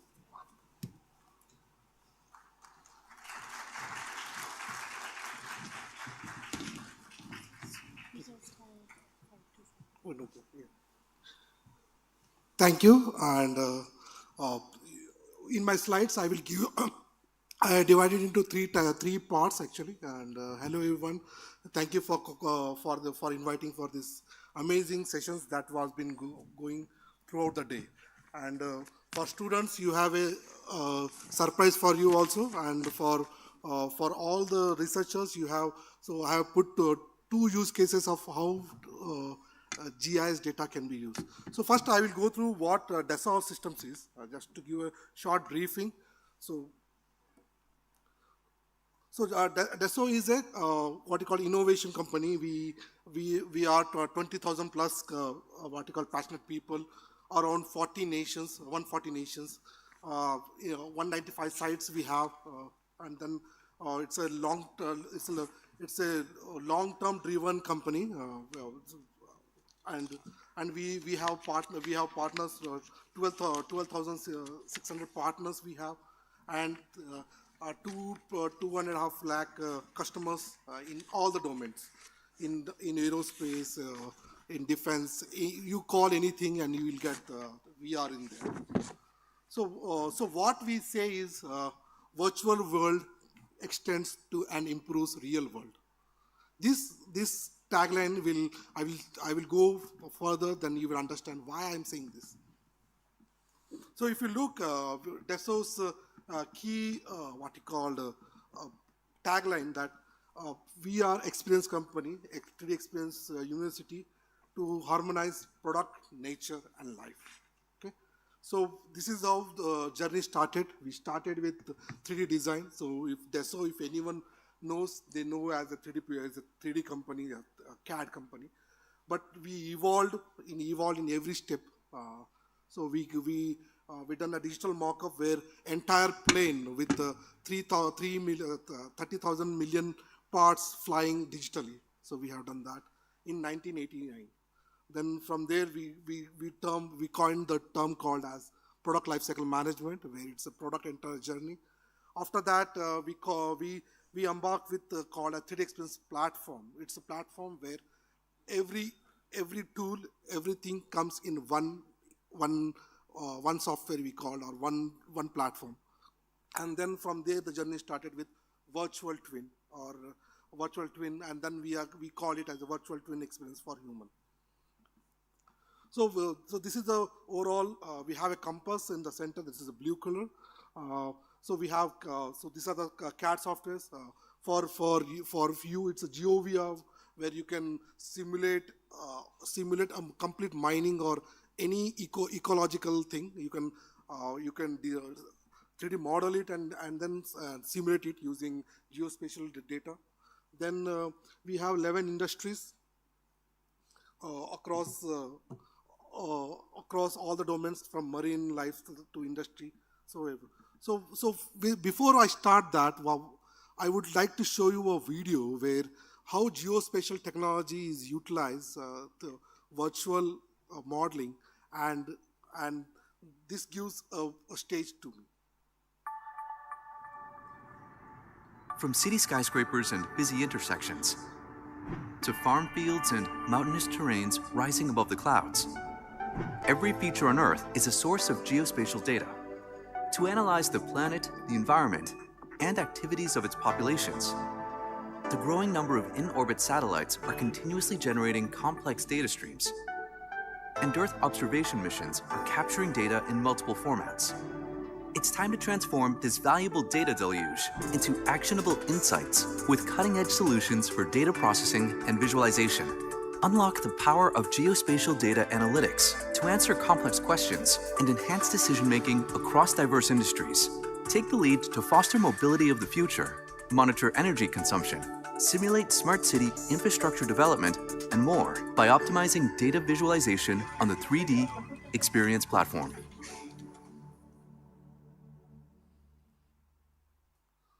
So what we say is build the future with geospatial data analytics. Why we are saying this? Because it helps to leverage the Earth optimization, and these are the areas you all know that this geospatial data can be used in defense, smart agriculture, air quality management, marine life, disaster management, smart cities, and smart mobility. So this all are suffer. So in the next video, I want to show you how we have created a virtual Earth. So we are in that is called as a virtual twin of Earth. So this is what it's done with collaboration with Airbus, and it's a customer story that we want to showcase. Play the video.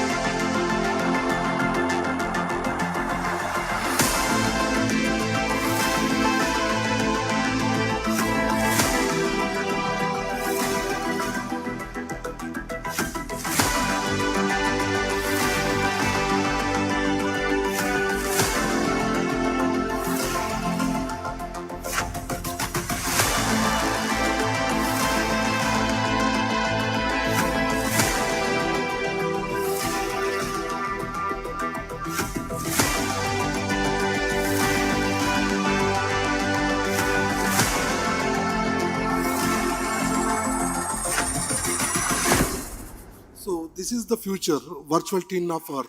Yeah. So this is another story of in shaping a better environment this is the for customer, over and they 70 have years. built Working a in over complete city 140 of Hong countries, Kong. our designer, this is consultant, engineer, and architect provide innovative solutions to clients and the communities that we work in, such as delivering the world's first zero-carbon building and developing the first smart district in the cities of Hong Kong. Dassault System and Arup recently completed a project for the city of Hong Kong called the Common Spatial Data Infrastructure Built Environment Application Platform. Now, actually, in the 2017 policy address, the Hong Kong SAR government promoted the establishment of what they call a common spatial data infrastructure in order to make use of innovation and technology in improving the efficiency of the city operation and improving quality of life. These 10 projects comprise 4 areas. Firstly, urban planning and land use, such as we test the walkability and urban design. Second, engineering and infrastructure, such as visualization of underground space, underground utilities. And thirdly, is about the environment and conservation. Lastly, is to test some work processes, such as we establish workflow management plan. The success of this built environment application 10 cases demonstrate that this would be a very useful tool for the government, the private sector, and academic to collaborate in implementing the city of Hong Kong as a smart city in terms of operation and management. Arup's domain expertise translate the Dassault System platform into real value for the built environment. And the Dassault System enable Arup to provide more innovative solutions to our clients, and also in leveraging the digital twin as an asset on this 3D experience platform as a unique collaborative tools. We actually create new business model and provide new services for both the Dassault System and Arup. So what I want to show you is that the era is data and GSI data, all the data that is huge need to be synchronized to create a virtual Earth, a virtual twin of Earth. This is what I say. So next I want to tell about what is 3DXness Lab. It's a startup accelerator program from Dassault Systems, where we are supporting startups, research work, makers, and students who can come and build their idea to reality. We support communities, we support ecosystems of incubators, accelerators, and VCs. So what we do is we provide complete tools that we have from Dassault. We mentor them, we give them access to all the labs. We have 4 labs globally, which is owned by Dassault. One is in Vélizy, second is in Paris, second is in Boston, third is in Pune, and fourth is in Munich. So these are the 4 labs, and then we have partners of all the incubators, and then we closely work on sustainable development goal of our SDGs that we can say. Currently, we are supporting 52 plus startups, 6 communities, 16 plus partners around the world. What we do is from the idea to commercialization, we support each and every idea that we can bring. These are the events. We take all the startup idea in any domain. So they are welcome, and we take them to all the big events like CES, VivaTech, Change Now, the international events. We have forums globally. We organize our events called 3DXness forums. We take each startups, give them a global stage to startups or ideas to international stage. These are some startups that are supported by from India, and these are the 2 communities, Frugal community, and we are closely working with Niti Aayog for help for all these things. And the last I need to show you, we have launched a hackathon on virtual twin, what's called virtual twin on operations or sustainable logistics. We have launched a hackathon. It's running. It's for all the students, startups, anyone. It's open to everyone. Here it is. We want to empower Gati Shakti.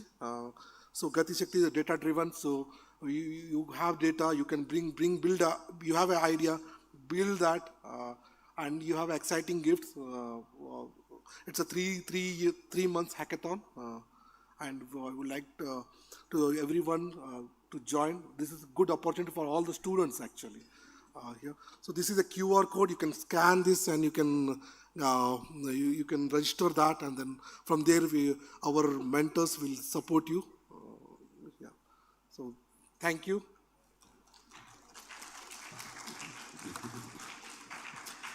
Thank you, Suhas, for this wonderful presentations, sharing about how Dassault has brought virtual and real worlds together, and journey over the years and building 3D experiences and wonderful videos of examples of work which has been done by Dassault. Next speaker, I would like to invite Rakshit Bhatt from Galaxy. Rakshit is an alumni of IIT Madras with a bachelor's in engineering design and currently serves as the vice president of product development at Galaxy Space. Having played an integral role in building the renowned Team Avishkar Hyperloop, and with a background in generative AI research at Siemens, he leads the efforts at Galaxy to build products that combine generative AI with satellite imagery to deliver the best possible insights about our planet. His goal is to make a meaningful impact on our planet and society through the use of cutting-edge satellite data. Go ahead, please. Thank you so much for the introduction. So I'll start the keynote by giving a brief about Galaxy Space and myself.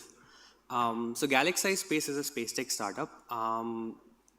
We come from IIT Madras, currently based out of Bangalore.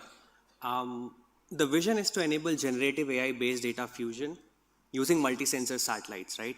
So just remember that. I'll come back to it a bit later, how we are doing it and why is it important. But let's deep dive into a couple of things.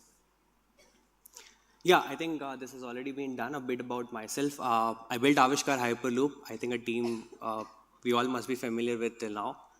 Post that, I have worked in Siemens for a while, working on generative AI. I was trying to solve use cases which ChatGPT solved 4 years down the line. After graduation, I have been building Galaxy Space. Right. So we have seen a lot of interesting technologies, that have been evolved over time, and how those have enabled the use of geospatial data to solve real-world problems, right? And it has only been lately that, and when I mean lately, I mean last 5 to 10 years, that geospatial technologies have witnessed widespread commercial adoption. And that means not just building a product out of data, but also being able to monetize it, also being able to demonstrate significant business value out of that data, right? And here are some of the few examples, right? So recently people have tried to build agricultural monitoring solutions which have enabled banks to lend to the farmers and led to the financial inclusion of the farmers in rural areas. The marine insurers have been able to use satellite data to track dark vessels and, accordingly provide insurance or blacklist them from providing insurance. And the most recent of them all, right? Carbon trading is the new buzzword where people are trying to generate carbon credits and then sell them off to the industries who want carbon credits. And then hence there's a need for an auditing mechanism. And people are trying to use satellite data to measure or audit these carbon credits that are being generated by carbon traders, right? And all of these use cases are big use cases, right? None of them is a small use cases. They are, they have a global scale, right? And what has enabled, these widespread adoption of satellite data? I think there are three main things. So data has, in the last 10 years, the availability of data, and the quality of data that I would say, especially in terms of resolution, the frequency has shot up, right? And Of course, government agencies across the world were always providing open source data sets, but I think lately there have been other private players that have been providing satellite data at a large scale as well. And this data accessibility in turn have made people curious, and it has reduced the barrier to entry when it comes to the use of satellite data for these commercial applications. Number two, so infrastructure is as important as the data itself, right? So what has happened lately is the organizations that are providing the data, both at a government as well as at a private level, have given infrastructure such as APIs that have allowed industries to integrate this data seamlessly into the software systems, right? And I think that is one of the key factors which I feel has kind of imploded the use of satellite data for commercial applications. And number three, because data has been made more accessible, infrastructure is there. There have been platforms such as, for example, Google Earth Engine or Esri, which allow you to do quick prototyping on top of satellite data and discard or explore more use cases. Yeah, but what I would say is, even though recently we have seen a quick rise in the commercial use cases of satellite data, there is still a bottleneck which industry has hit, right? And that bottleneck happens because of one reason, which is the clouds, right? So all of us know that half of the earth, only half of the earth is lit by the sun, and 50% of that half has clouds. So essentially about 25% of the earth at a time, at any point of time, is visible, right? Yeah, about 25% of the earth at any given time is visible. And that's where, the conventional or like the optical and hyperspectral sensors kind of hit the roadblock because they can't see beyond the clouds. And that's why there is the SAR imagery that came to the rescue, right? And lately there have been a lot of SAR sensors that have been sent up into the space, right? And they have helped a lot in tackling with the data frequency problem, because SAR can look through clouds, SAR can look through, SAR can look in the night time, and hence it can provide data which is more frequently available. But here you go, just like to interpret an X-ray or an MRI, you need a doctor. In order to interpret SAR, you need a specialist, right? And if SAR imagery has to see widespread adoption and usage and democratization at the scale that optical or hyperspectral have seen, we need to make it more interpretable, right? So what I want to point out is easily interpretable and highly available data is required, right? To an extent, we have solved both of these problems, optical being easily interpretable, SAR being highly available, but still there is a gap.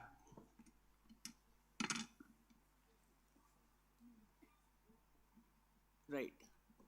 So before I point out to how I think this problem can be solved, let me just try to speak a little bit about the new buzzword generative AI, right? And this generative AI is not what powers ChatGPT. It's what people have more traditionally used in image processing, right?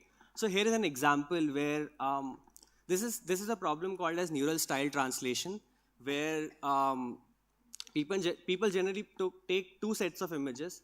One is what they want to apply the neural style transfer to, and the another one, the style that they want to transfer or the style that they want to generate.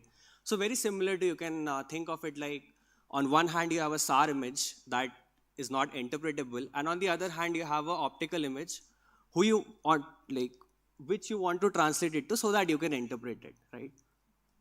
So these kind of problems have been solved using generative AI in the past, and I think that application of generative AI in remote sensing will allow us to solve the problem where we can get both the data which is interpretable as well as the data which is available.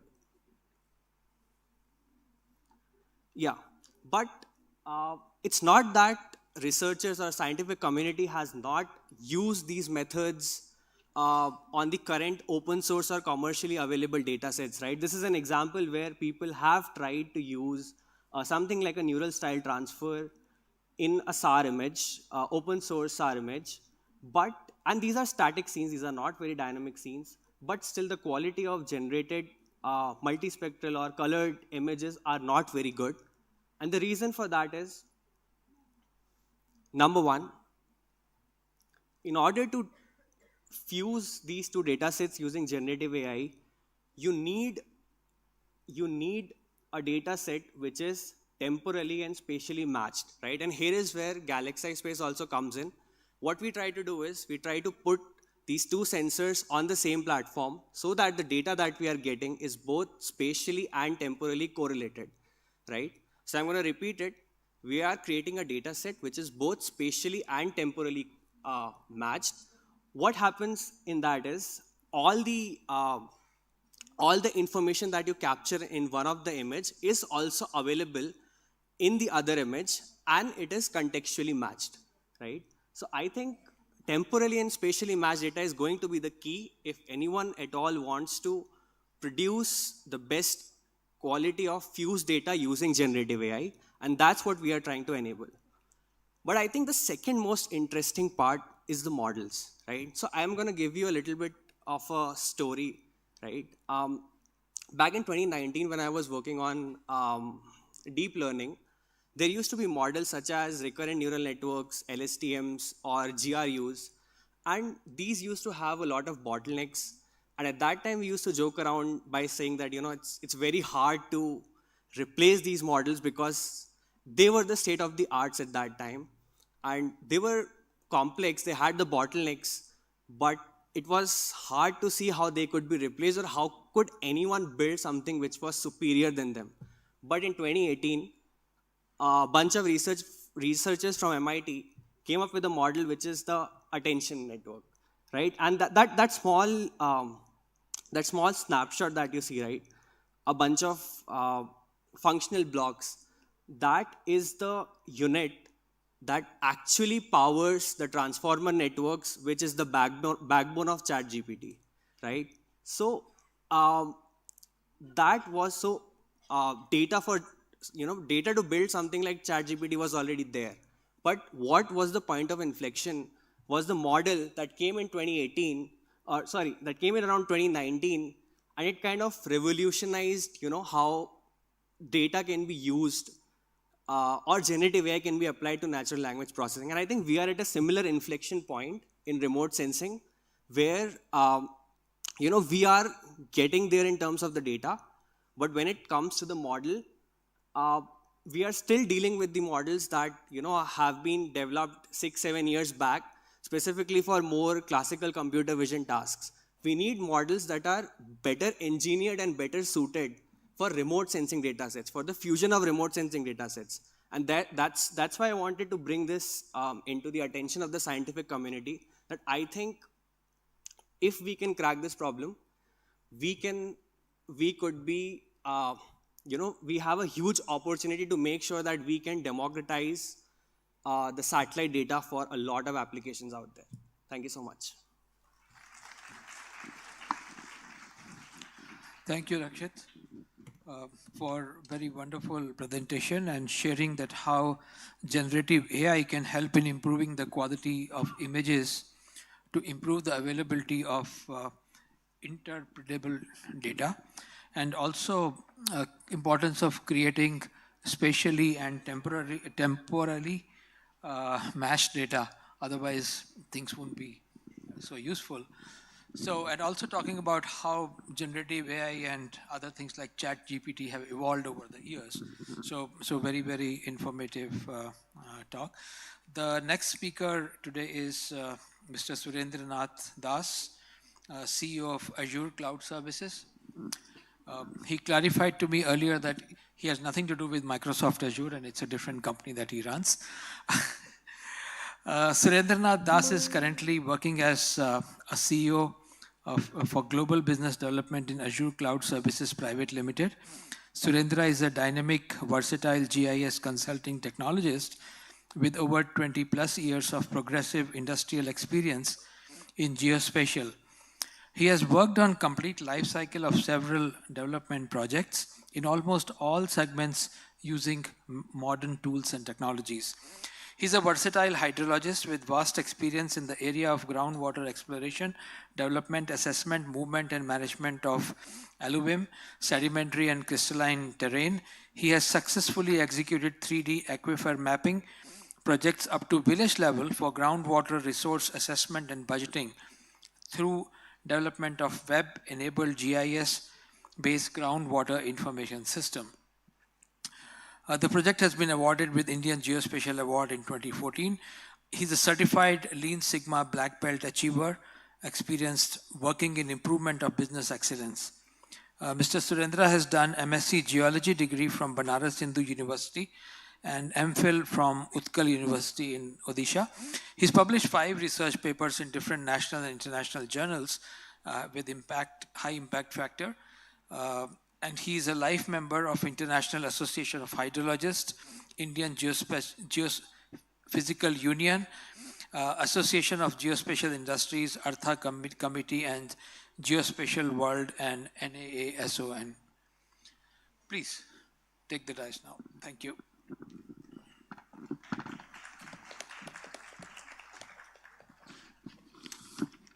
Good evening to all. Thanks for giving a chance to present our company. I'm just there are a lot of talks going on from the morning. So this is related to the geospatial innovations towards the ecology and sustainability of ecosystem. So I'm not going to much detail about the in much technical things. I have two presentation related to my company like Azure Clouds. As Sir has already explained, nothing to do with Microsoft Azure. We are as a startup from last 2 years, but my parents' company is called Azure Knowledge Corporations. We have a special wings as a Azure Cloud Services, especially for the geospatial services and solution in the entire spectrum of government verticals. So we are also a licensed partner to Google India. We are working for the 360-degree image captures for Google into multiple cities. So my slides will be related to what we are doing presently and how it is sustainable towards the ecosystem. And our all the works is related to the sustainability of the ecosystems, basically into the natural resource management. So I am just starting to that. So we are as a service provider.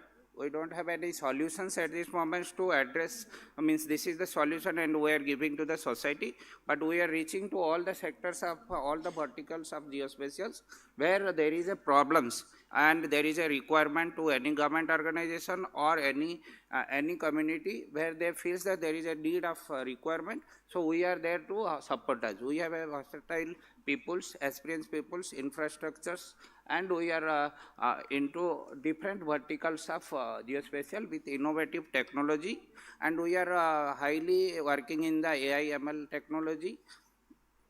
So when I am talking about geospatial, so geospatial cannot be possible or GIS cannot be possible without having the field data. Whatever the satellite or optical or hyperspectral or the microwave satellite we do, but we have to go for the field for the data collections. So we have improved that technology, how the data collection of surveying technology also will be modernized using the AI ML technology.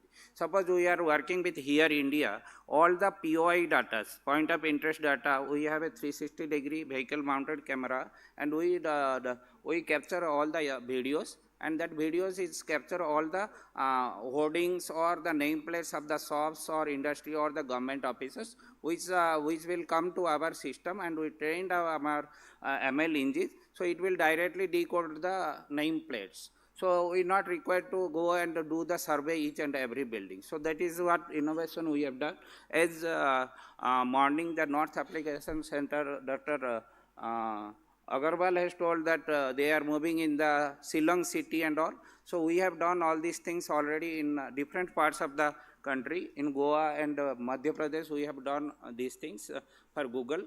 And now we are coming to the geospatial services and solutions. As I rightly told, we are extensively working in the urban development, infrastructure and transportations, in navigations as well as the utility sector. We are also into the digital twin and BIM services.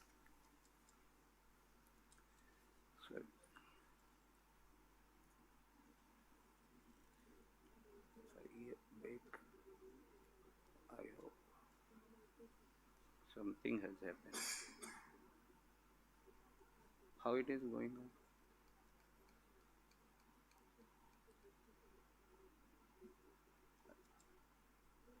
So this is the actually what the services we are giving. So we are into surface and groundwater survey, utility sector, data collection and asset geotechnique and POI data collections. And we are into the utility mapping, photogrammetry and 3D city modeling also. We use the photogrammetry using the drone data collection of DSM and DTM, line of sight visibility analysis and shadow relief. And data acquisition solutions like AI powered, we are having our ML engines for land use land classification using ML technology and building footprint captures and the POI data collections. So when I am talking all these verticals we captures from the as per the requirement of the governments. When we are working in the service sector, we understand what are the requirements, the technology as well as the trend and the business process and application sector, and what is the revenue available. Accordingly, we shape our business model.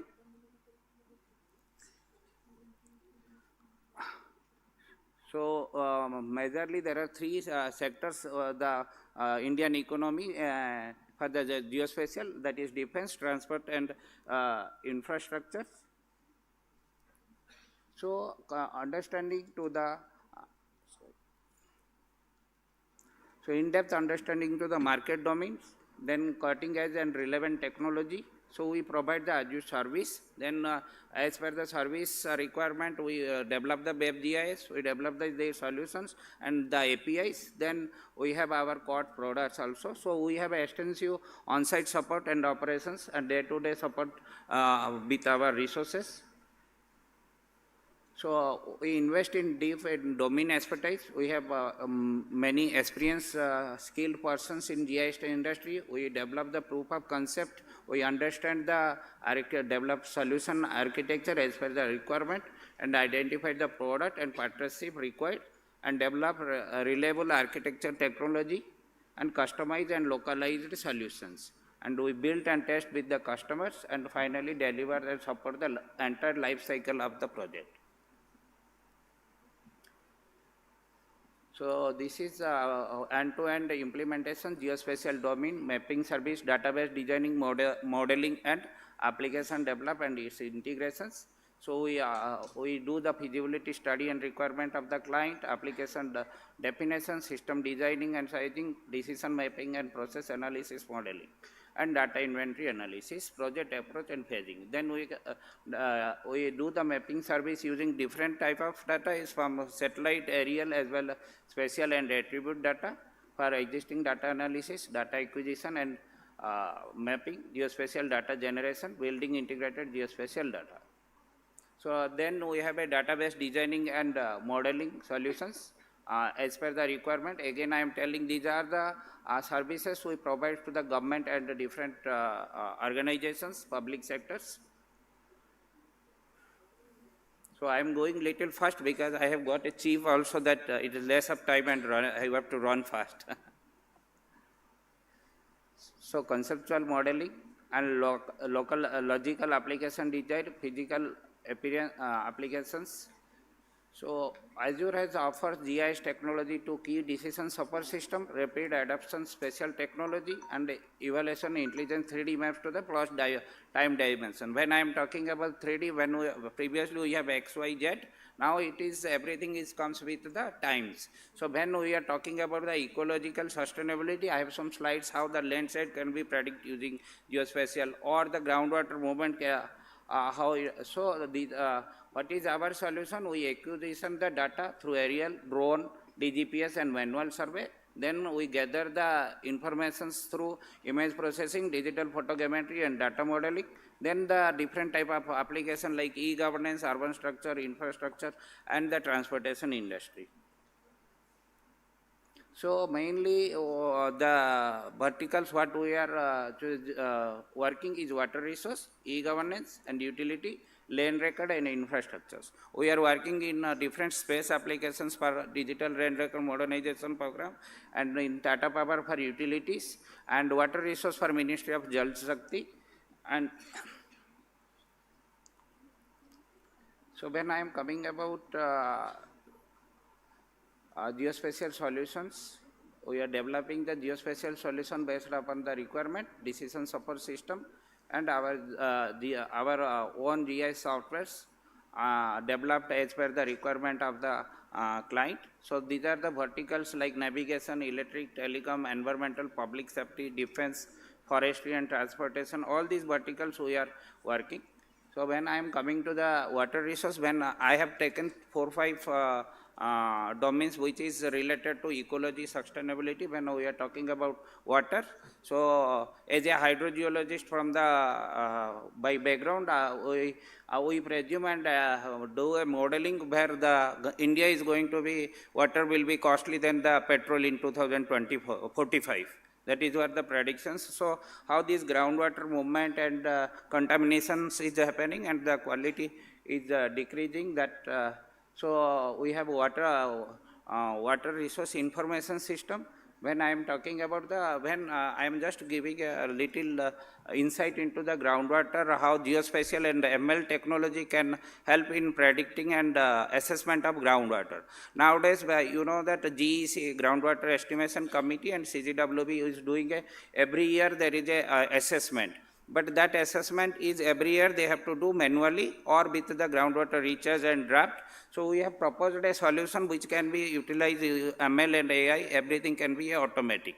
So when you are talking about the beauty of geospatials is if you have a time series data, you create a model and then this model you trained for the next 25 years also. You just put your MIS data and spatial data. So we will train the model to do a prediction. So we have developed a systems to predict the groundwater by putting the water level of any particular place. If a person is going to measure the water level and put that, he can able to predict the next 25 years based upon the interpolations and the geospatial, geostatistical modeling.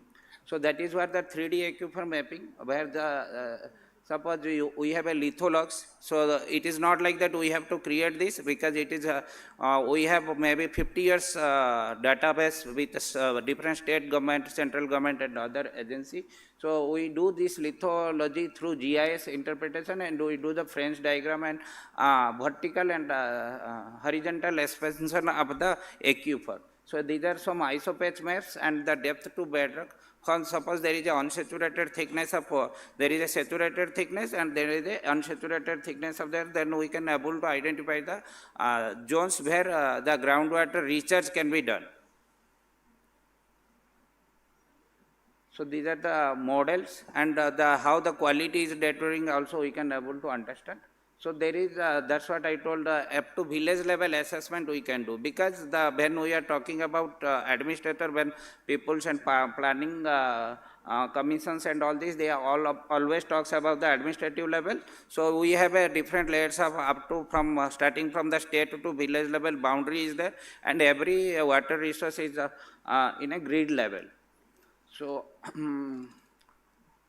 I am not going to much detail about, so how this geospatial can also use in the plot management. Then we are into different e-governance project. So using the deep learning technology, we can able to identify the forest fire forecasting and different NDVI and hyperspectral data. We have done this exercise. Then we have pollutions, as pollution is the major factor towards the ecosystem. So we have done water pollution and air pollution study using the hyperspectral and data, and taking a 2019 and 2000 as a user case. In 2019, the water pollution is less as compared to the 2020. 2020 is better than 2019 because of the COVID. So there is a industrial pollutions. All these things are. So I'm because of less time not going much detail to it.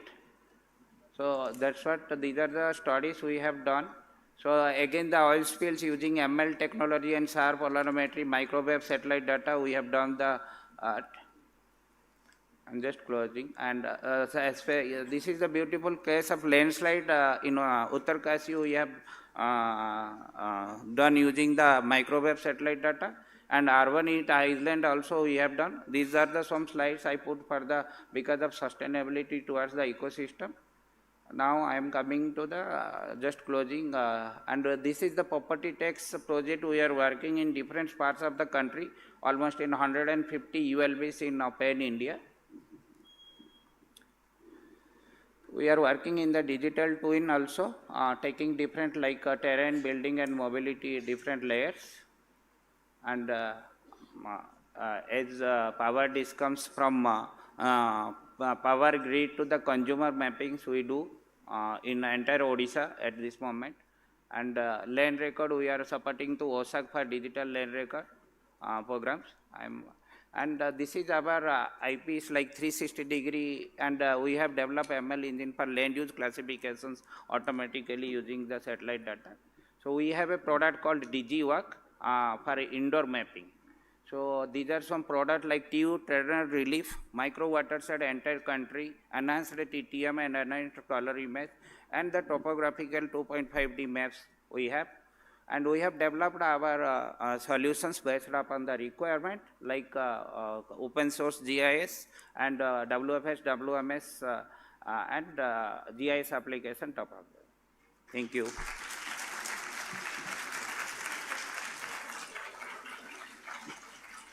Thank you, Surendra, for sharing with us what your company does as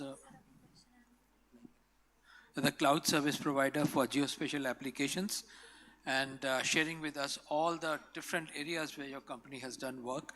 Definitely enlightening and gives us a fair idea about the capabilities of your organization and how it can be used by various users, government organizations and others in the country. Due to shortage of time, we'll not take any questions, but we'll be available during the next break. So if there are any questions, we can address at that time. Just to conclude this panel, I would like to thank the organizers once again for giving us a chance to come and present about the work which we are doing and how in 4 different companies we see things and how we believe we can contribute to the progress of geospatial community in the country. Thank you. Thank you so much to all of the panelists for delivering some amazing lectures in geospatial innovations. Moving on to the next segment of our program. These individuals have not only brought their intellect to the forefront, but have also contributed to the collective pool of wisdom that defines our academic community. To felicitate them, I would like to invite on stage Dr. T.P. Singh.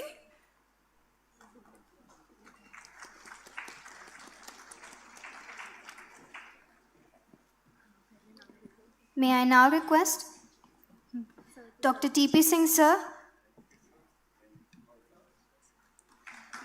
to felicitate.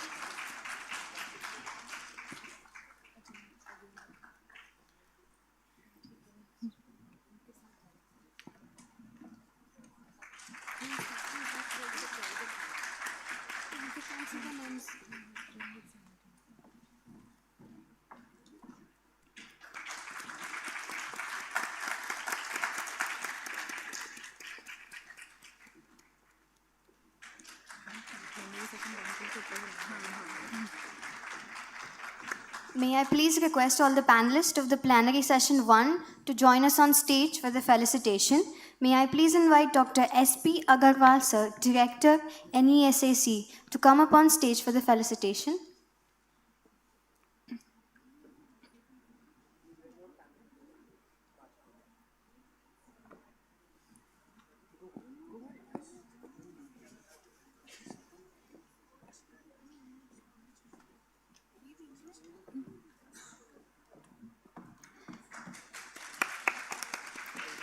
Followed by Dr. R.P. Singh, Director, IIRS.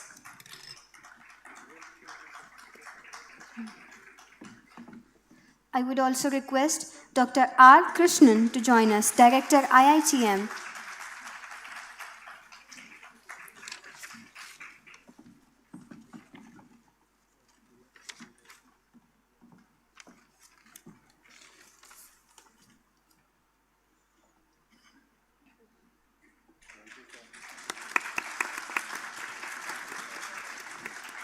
Last but not the least, I would request Dr. Vinu Prasad sir, Regional Director General, FSI, to join us on stage.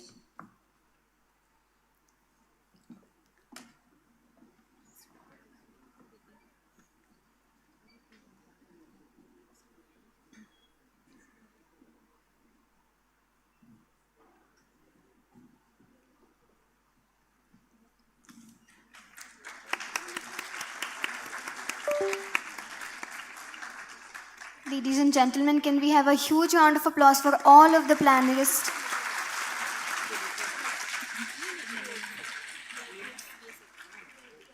Thank you, sir.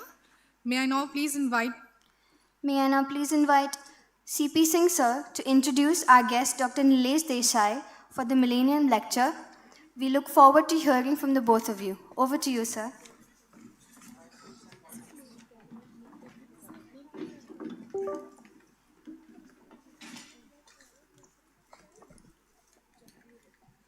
Thank you. Good evening, everyone. So this is the time, most awaited time. Since 1 year, we wait for this Millennium Lecture. This is a very popular series of lecture which Indian Society of Geomatics organized annually during the annual convention. It's a public lecture, so we are telecasting it to YouTube also. And it is delivered by eminent scientists, professional, technologists every year. This particular lecture was instituted in 2005 and generally delivered during annual convention, during the evening, before the cultural evening and all that. The inaugural lecture was first delivered by Dr. Agarwal, who was Vice Chancellor of IP University. It has a very great legacy, followed by eminent speakers like Sri Chandi Prasad Bhatt in 2006, Dr. R.R. Navalgund in 2008, Professor K.S. Waldia in 2009, Dr. Shailesh Nayak, 2010, Professor H.S. Singh, Shri A.S. Kiran Kumar, T. Ramasamy, Dr. V.K. Dadwal, Dr. Y.V.N. Krishnamurthy, Dr. M. Rajivan, Upendra Tripathi, Shri Kartikeya Sarabhai, Professor Henry Lyman, Shri Sanjay Kumar, Rohan Verma in 2021, and last year it was by Bharat Lohani. Now this year Millennium Lecture will be delivered by none other than Dr. Nilesh Desai, Director, Space Application Center, ISRO, on the topic of advanced and novel space applications in new space era. Dr. Nilesh M. Desai needs no introduction to this audience. However, as per the protocol, I will request Dr. Prakash Chauhan, President ISG and ISRS and Director NRC, to kindly introduce today's speaker, Dr. Nilesh M. Desai. And I invite Dr. Nilesh Desai kindly to come on the dais, please.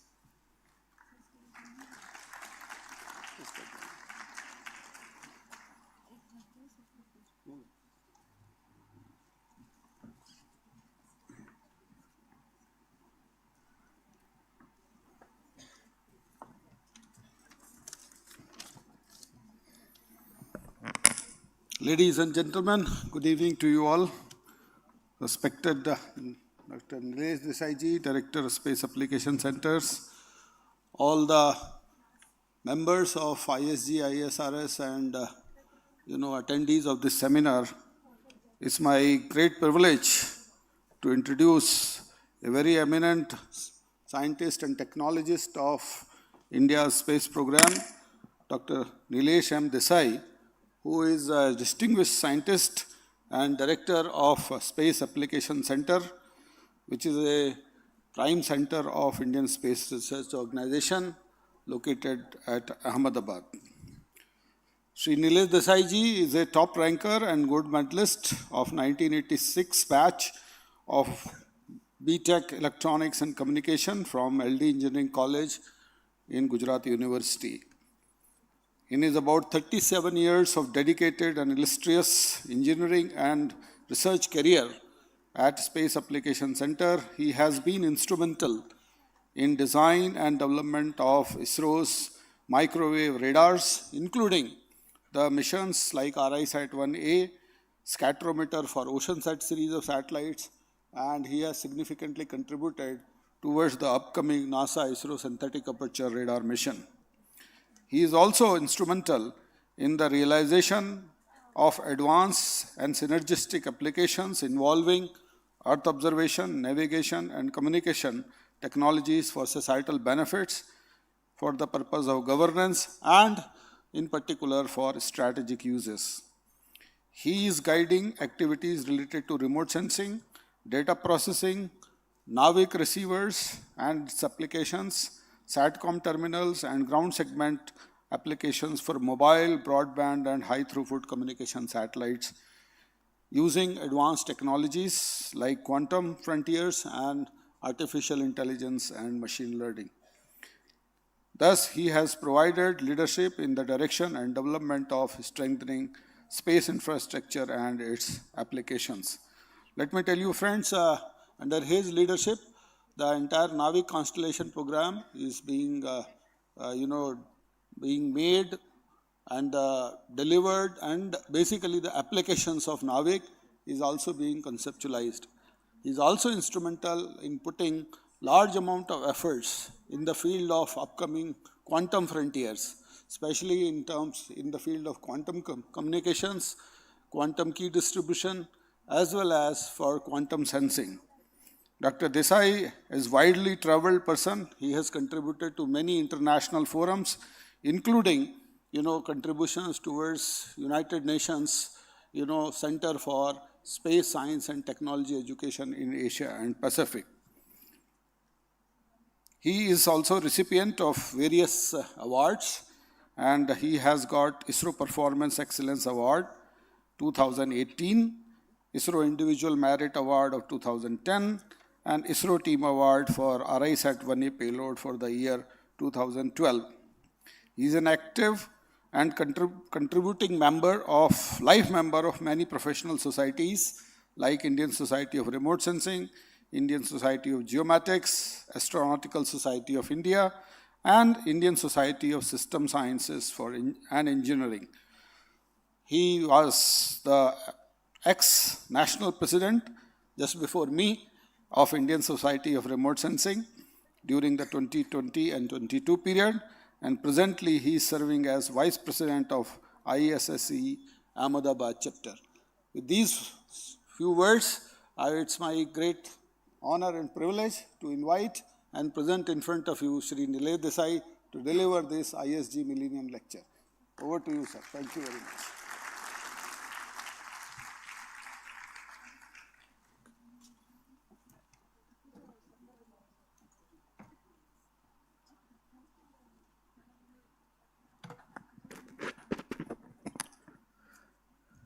Thank you, Dr. Prakash, for this generous introduction. It was said of Dr. George Bernard Shaw that his preamble is more than the actual drama. So I will also try to keep it that way. Of course, I'm notorious for not keeping my time. So please stop me whenever you feel bored enough. So let me thank the organizers for calling me here and giving me this opportunity, I'll say. And in fact, Somnath made my task easier by giving you, these are the pioneers, all of you know that, so I don't have to elaborate. Dr. Sarabhai, Satish Dhawan, Dr. Kalam, and subsequently the present generation who have nurtured and developed ISRO, and I always say that everybody knows NASA. Now people have started knowing ISRO. But same way, Space Application Center, hardly any people knew. So it is my duty, being director of Space Application Center, to tell you about SAC also. So this is SAC. We just completed 50 years last December. And so we are as old as our ISRS society. And we are located at Ahmedabad with 3 campuses and much more activities. In fact, when I see Symbiosis, I feel, as I said in the morning also, that we are more like an academic institute rather than a government agency or government department, because we do variety of activities. As you can see, we do what we call the brain or the heart of the satellite, because launch vehicle just works for 15 minutes, takes a satellite to the orbit. The satellite is the platform on which the actual instrumentation sit. But the instrumentation which does the actual work for next 1, 3, 5, 7, 10, 15 years is what we developed at Space Application Center Ahmedabad. And of course, the basic reason why we put all these satellites into the orbit, that is the applications, end product or the upyog, that also is being done by Space Application Center.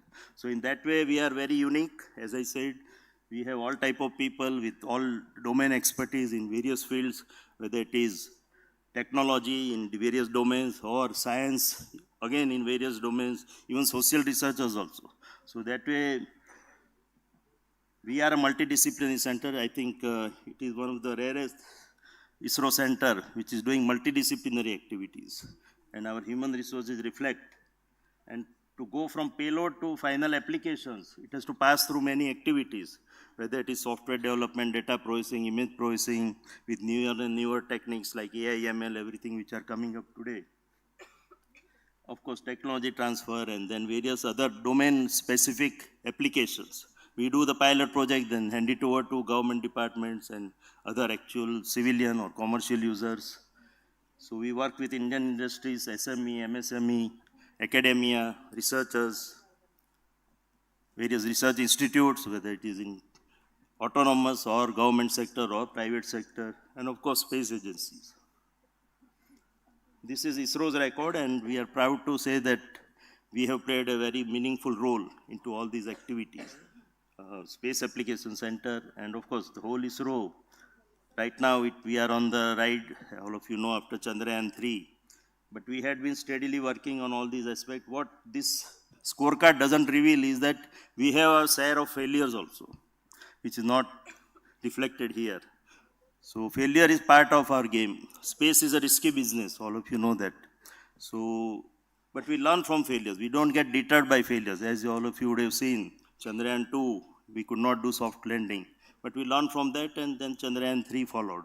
So failure is part of our game. Indian ecosystem, all of you know, around 13,000 crore. So you can compare it with Ministry of Agriculture, which is almost 2 lakh crore budget, annual one. So within this budget, we have done really achieved remarkable activities have been done, and what Somnath pointed out in the morning, many more are on the anvil with, of course, planetary mission, space exploration. It is a glamorous field, so everybody get fascinated by that. But our main activities, as all of you know, are the other 80% of activity which we do is related to common man in society. What the dream what Sarabhai had, that we want to use space research and technology for the benefit of common man in society. So we are fulfilling that. We are trying to take up all those activities with our 80% of work which we do, whether it is satellite communication or navigation. Geospatial is part of all these activities. Similarly, remote sensing activities which we do. Our human resource, you'll be surprised to know that it has remained almost static, 17,000, all these almost last whole decade. So that means that we are only replenishing the superannuating people. Otherwise, there is no net addition to the organization. But all of you know, our activities have not stopped, it has not decreased, it has almost doubled within the last decade. So how we can manage that? That is by involving all of you people, whether it is students, startups, or academia, or private sector. So And of course, we take many contract people. So that has helped us to overcome this basic bottleneck related to recruitment. But we have doubled our activities and involved lot many new partners into the space sector. And with now, right now our share in global market is only 2%. You'll be surprised to know that despite all these achievements, we contribute only 2% to the global space market. So Honorable Prime Minister feels that we should make it at least 5%, if not 10%. So with that idea, now government has unleashed the space reforms, new space era. So we are into now new space era. Of course, COVID hastened that process, and government also want that we need to increase our activities, as all of you say, and we ISRO concentrate more on basic R&D, not only fundamental but applied R&D, research and development, and leave the other routine things where we have already developed, proved our niche, whether it is satellite communication, and now navigation is coming up, and of course, many of the remote sensing satellites, especially for the strategic sectors. So all these where we have proven technology, either we transfer the technology to the private sector and also invite innovative ideas from other sectors also. So with that idea, now space reforms have been unleashed after COVID. Morning we mentioned about the new space policy 2023, which is now in place. So open data, open science, what I was mentioning. So that is going to be the part like you have in USA or Europe. So something similar lines, government wants us to work, and with that idea, InSpace has been set up, Indian National Space Promotion and Authorization Center, with its headquarters at Ahmedabad. So that will become not really a facilitator for private sector and student startups especially, and young researchers to take part in India's space activity. And apart from that, it will also be a regulator, because like TRI is there today for telecom sector. Tomorrow when space activity increase, you also need a regulator. So all the launches which are happening, space activity which happen in our country, they will be regulated through InSpace. Right now InSpace is working under Department of Space, but very soon it may become autonomous also. We don't know. Right now it is working under Department of Space, and many things will follow once other players come into the play into the space sector. And of course, government, we had an Antrix Corporation, which was our public sector arm earlier. It has run into some issues, so government wants that now new Space India Limited, NSIL, a new public sector company has been set up with infusion of around 2,000 crore in last couple of years, and it will be now the vehicle through which ISRO's routine programs will take place. So whether it is satellite communication, navigation, remote sensing, many of the activities which we do, which are not part of the taken up as a part of government's job, they will be all routed through NSIL. And of course, many are private contract also, which we will be executing with the support of ISRO, that will be coming through NSIL. And NSIL will be our facilitator for various technology transfer also. So that is one area where a lot of activity is going to happen. And as I mentioned, there is a communication policy, navigation policy, remote sensing policy, new geospatial policy has already, guidelines have come, and all amalgamated into a India's new space policy 2023. So that has also been approved by government, and that is now being enforced. So all in all, very exciting times are ahead as far as space sector is concerned for all the players, whether it is government sector, which is ISRO, or private sector, where newer and especially startups and other established companies can play a major role. And many of the activities are going to be routinely done by private sector now. So with this, what was earlier government, academia, researchers, that triad is now expanded with a government industry playing a major role. NGs will be the major work vehicle, and of course public sector and academia and all these people will be playing their role. So it is being expanded to include everybody, and the policy reforms, the one major reason or the idea behind that is that it will be application driven or user driven approach. So unless the need is there, till now what has been happening that ISRO went on launching satellites in various domains, and then we run after the user to make them use this satellite data or many other satellite capabilities. So unlike that, now it will be more application driven or user driven. First, user has to come up with the requirement, and then ISRO or government will take up this activity. And of course, ISRO will concentrate now more on the R&D activities, like NASA or European Space Agency has been doing. And what Somnath pointed out in the morning, the various activity related to space exploration and space science. So that will be done exclusively by ISRO with the participation of the various user agencies, especially academia, who will come forward to take up various science exploration activities. So when we launch a space science satellite, whether it is aeronomy satellite or many other missions to various planets, the data which comes through this planetary or space exploration mission, they should be actually generate a lot of science out of that. Of course, the application is still far off, because when we are searching for life and other things on other planets, that will become secondary. But before that, some meaningful science should come out of all these exploration which we do. So ISRO will concentrate on the technology part, which Somnath highlighted, and we leave it to the academia and other researchers to take up the science part of that. And first come up with the proposals for various missions related to that, and then we will be taking up that. So that is the change which has been happening. Another change which is happening or which is going to happen, Prakash was mentioning me that is going to be there within a couple of days itself, you will see the changes, is the availability of the data up to, as per the data policy guideline, up to 5-meter data will be available free of cost to all of you. So that will open up many new applications. So this in summary is the new space era, where Earth observation, satellite communication, satellite navigation related activities, many of them which are routine things will get transferred to the private sector and to the other sectors who can play a meaningful role into this. And ISRO being concentrating on various novel and advanced applications. So what we think which can help to take up newer activities in future, that will be taken up first by ISRO. Of course, we have our own other channels related to sponsored research also through various academic institutions, IITs, and many other. Now we want to include private sector also into that.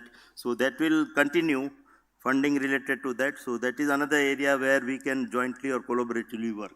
But these are basically the area, and then what is new into that, newer research required into that, that will be done by centers like Space Application Center and many other centers on technology front, our other ISRO centers.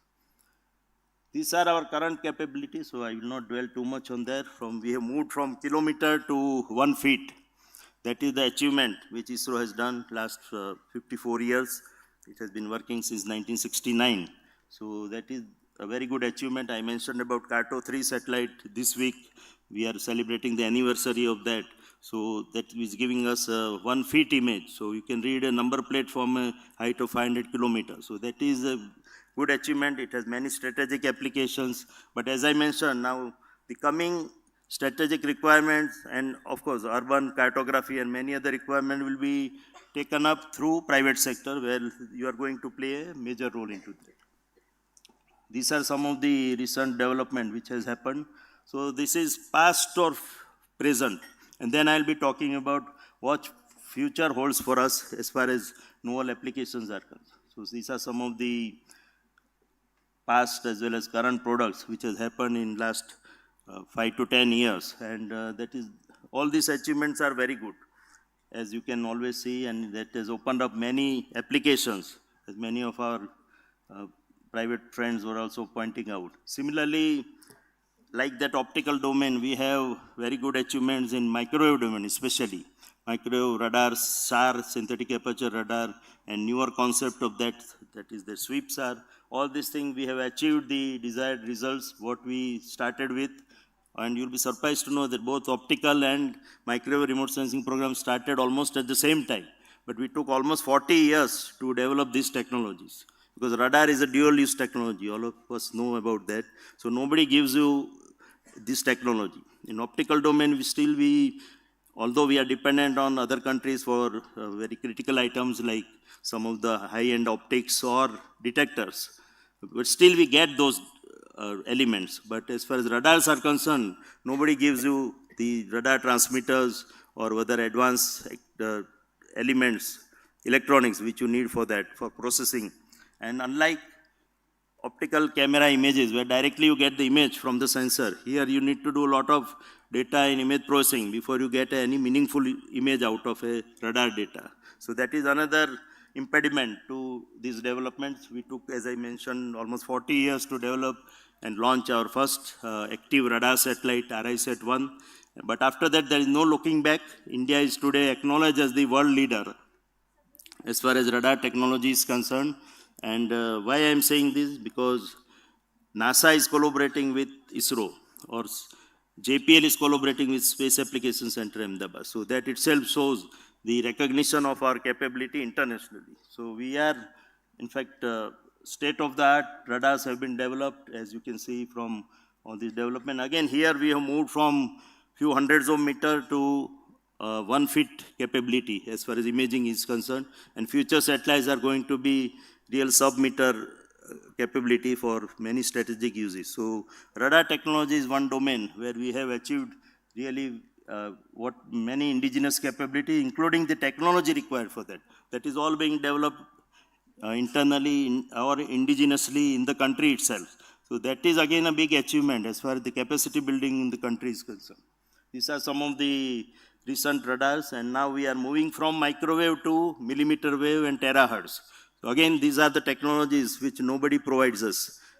So that is again an area of research, many new, it has opened up many research activities also. And of course, all this is contributing to the geospatial domain about which we are debating this workshop. These are some of the radar images, as you can see from the quality of the images and the capabilities of these activities which we have done in radar domain. So a Shanghai airport at China with a 0.3 meter resolution image, or imaging for various applications, polarimetric images, interferometric SAR images. So all these things are real achievement.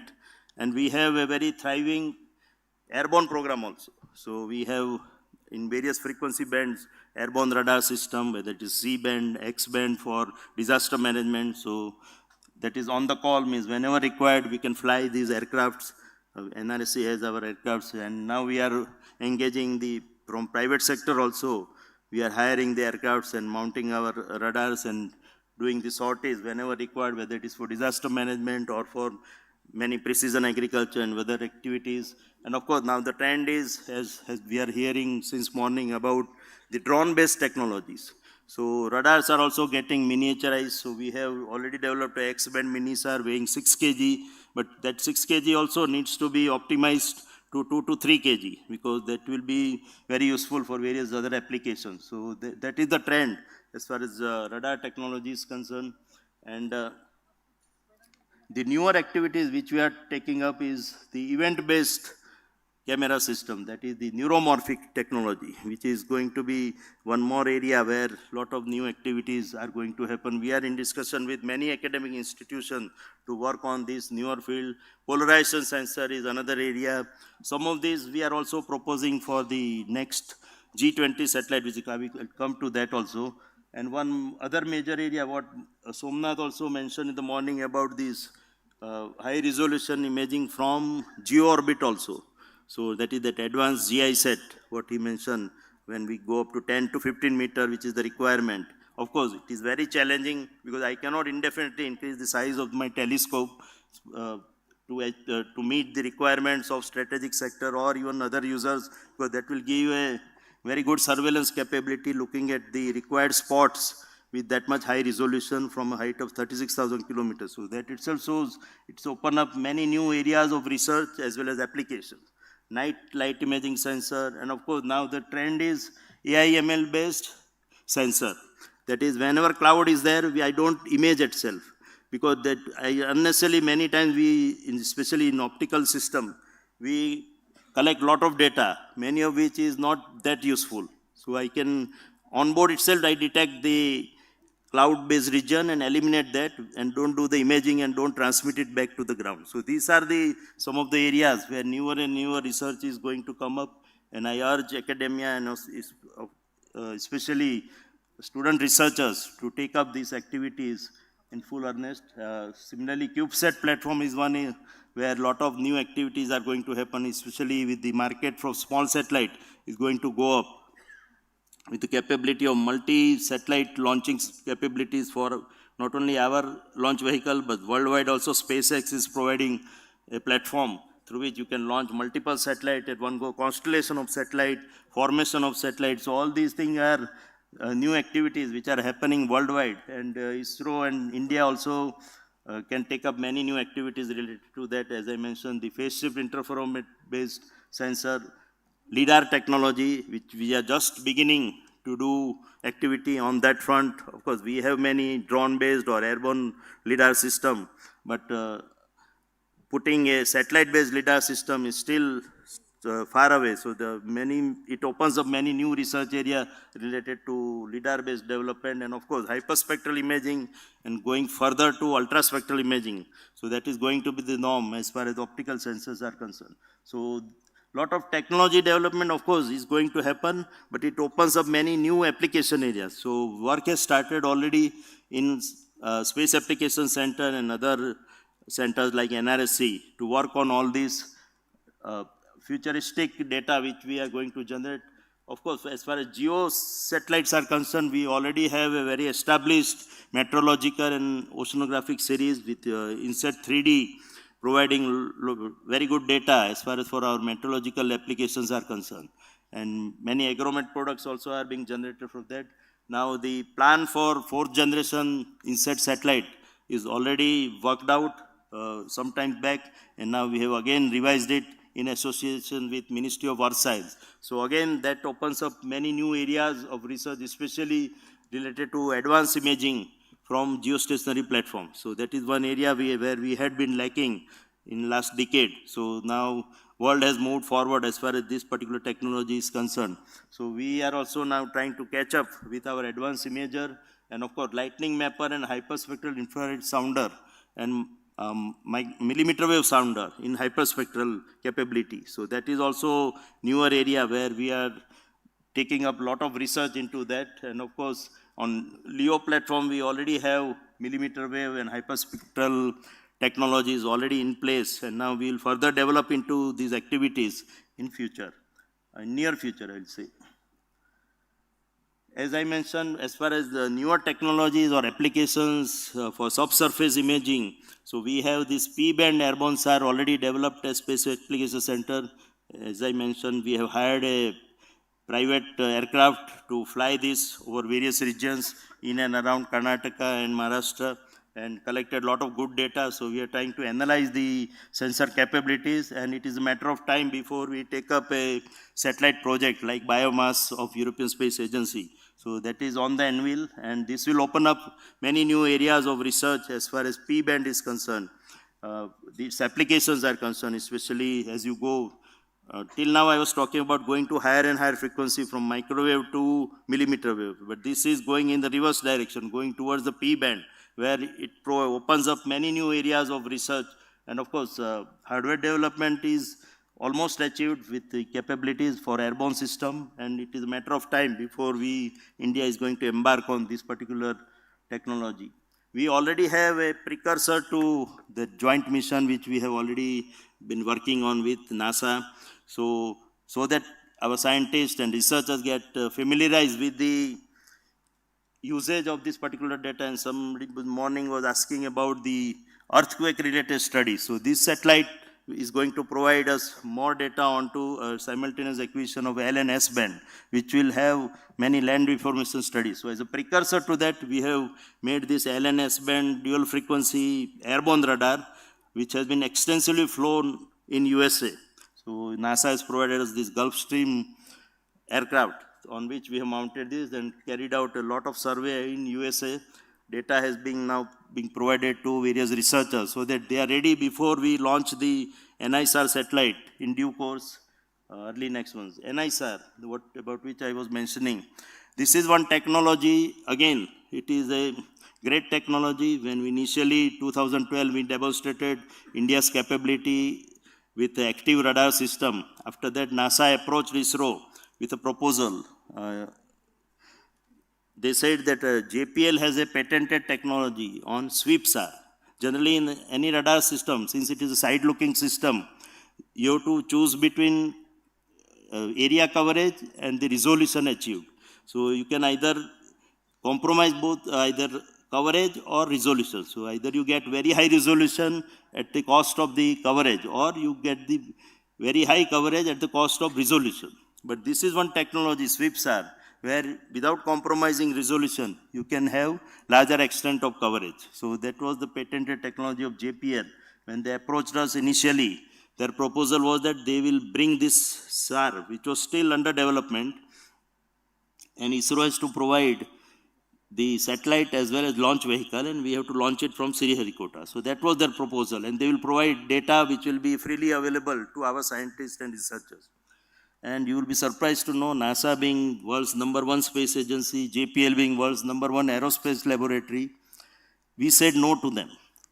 So we had that temerity to say no to NASA.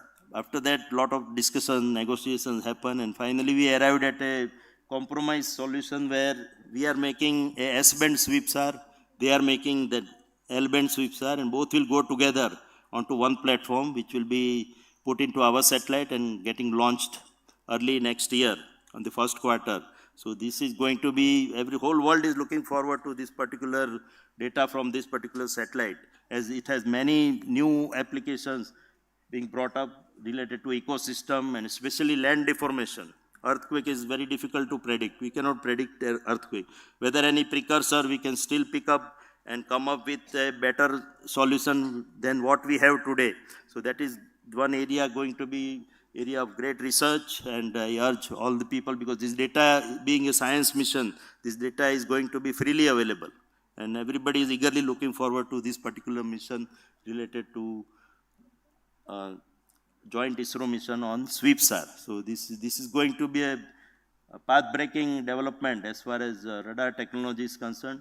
Of course, as I said, we have already worked on many of these millimeter wave or sub-millimeter wave sensors, ground-based as well as space-based. So we are having a good handle on that. And we have already launched a microsatellite with a humidity sounder at 183 gigahertz, so which has provided a lot of good data, and we are discussing with Ministry of Earth Science also to assimilate it in some of their models. So now we are planning in our next OceanSat 3A series, there is a possibility of putting a full-fledged temperature and humidity sounder as a part of, along with our scatterometer as well as the ocean color monitor. So that is going to be one major area of research as far as the humidity and temperature sensing data is concerned. And of course, LIDAR related developments will happen parallelly in the optical domain. But as far as the microwave domain is concerned, ground-based atmospheric sounders are already being developed, and they are being offered as a technology transfers, because there is a need of many such sounders on ground as well. So this is going to be one of the other area where a lot of activities, research potential is going to happen. So we are also setting up a millimeter wave telescope at Henley, as Somnath was mentioning in the morning, moving on to terahertz technology. So as an initial activity in this front, we will have a 300 gigahertz millimeter wave sounder, a telescope located at Henley, and that will provide lot many data, lot many new technologies getting developed, because cryogenic cooling, and that will be the major requirement for the sub-millimeter type of technologies. And the antenna, which is a 66 pallet, 6 meter diameter antenna, that is again going to be a big challenge related as far as technology elements are concerned. Of course, after that, collecting the data from far off and analyzing these signals. So that is going to be another challenge for the researchers. So this is one area, then this will be upgraded to a 1 terahertz telescope. So a lot of activities are envisaged on this front as well. And as I was mentioning, the G20 satellite for environment and climate change, Honorable Prime Minister just announced when he was relinquishing the G20 presidency about India launching this particular G20 satellite in partnership with various other collaborative agencies. So we have already announced this, and our sensors we have already finalized, subject to now the availability of sensors from other space agencies like NASA, ESA, JAXA, and many others, all the G20 plus African countries. So G21 now will be launching this satellite within next 2.5 to 3 years. So, our activities have already started. This is one of the hyperspectrum millimeter wave sounder is a new technology which we have again proposed for G20 satellite. So again, that will open up newer activities where instead of limiting to 6 or 12 channels of sounding, we are now going to 100 channels in a hyperspectral domain in millimeter wave frequencies. So that is another area of new activities which has been happening. And traditionally, we have been doing all these meteorological, oceanographic applications, cyclogenesis and all, and that has worked very well, and it is supporting nations' activity in a big way.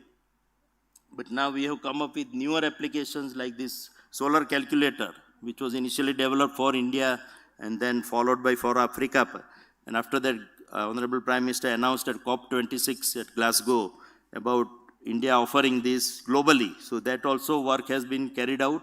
And on this line, then we can set up many more new activities. It opens up many new areas which geoinformatics or geospatial world can look forward to. On similar lines, you can develop various other calculators for various activities. We have already, as you saw in our exhibition stall also, this geospatial energy map of India has been developed, and this can be further enhanced or increased by putting in more geospatial data related to that. So right now 5 ministries have provided the data which is now available. Of course, it is not available to all of them. They have identified the nodal officers in each ministry because this being a very critical data for the country.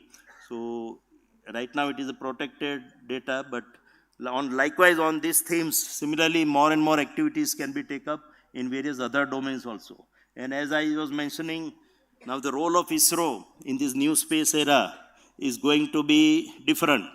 I will not call it limited, it will be different. We will be more concentrating on various advanced R&D activities, some of the, about the glimpse which I gave to you.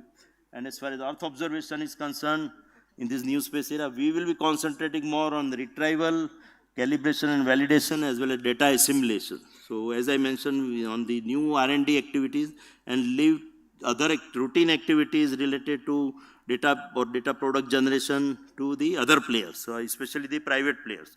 So this is one major change which has been going to happen from the traditional way in which we had been doing the applications. Of course, we will be supporting wherever our data, as Prakash Sahab was mentioning, data is going to be now free, and of course we are taking up many new activities under Quad for developing or helping the small island states so that they don't come into the influence of China. So all these activities are happening, and that this also opens up many new commercial domain activity also for other players also, because all these small nation states also, once they get the glimpse of the utility of such data, it will open up newer areas for commercial activity also. So with that aim, all these activities are being taken up first under Quad. So initially we have adopted Maldives as one of the island for which we will be providing all these activities. But now we are having second thoughts after some changes over there. Agri-DSS is one other area where a lot of new activities are going to happen, especially after the Kisan Andolan sometimes back. Government is very keen that we do something to help our farmers. So under that, Ministry of Agriculture has sanctioned these particular activities, and our Vedas team is supporting various assimilation of all this data which is available from various sources, and that will help as a agriculture decision support system for the country. So all the activities which happen, whether it is under Pradhan Mantri Insurance Yojana or many other such schemes where government play a major role, and a lot of funding goes into that. So instead of this money getting pilfered at different levels, now it will be having an integrated approach through which we will have a very informed decision as far as some of these activities, especially related to farm sector, is concerned.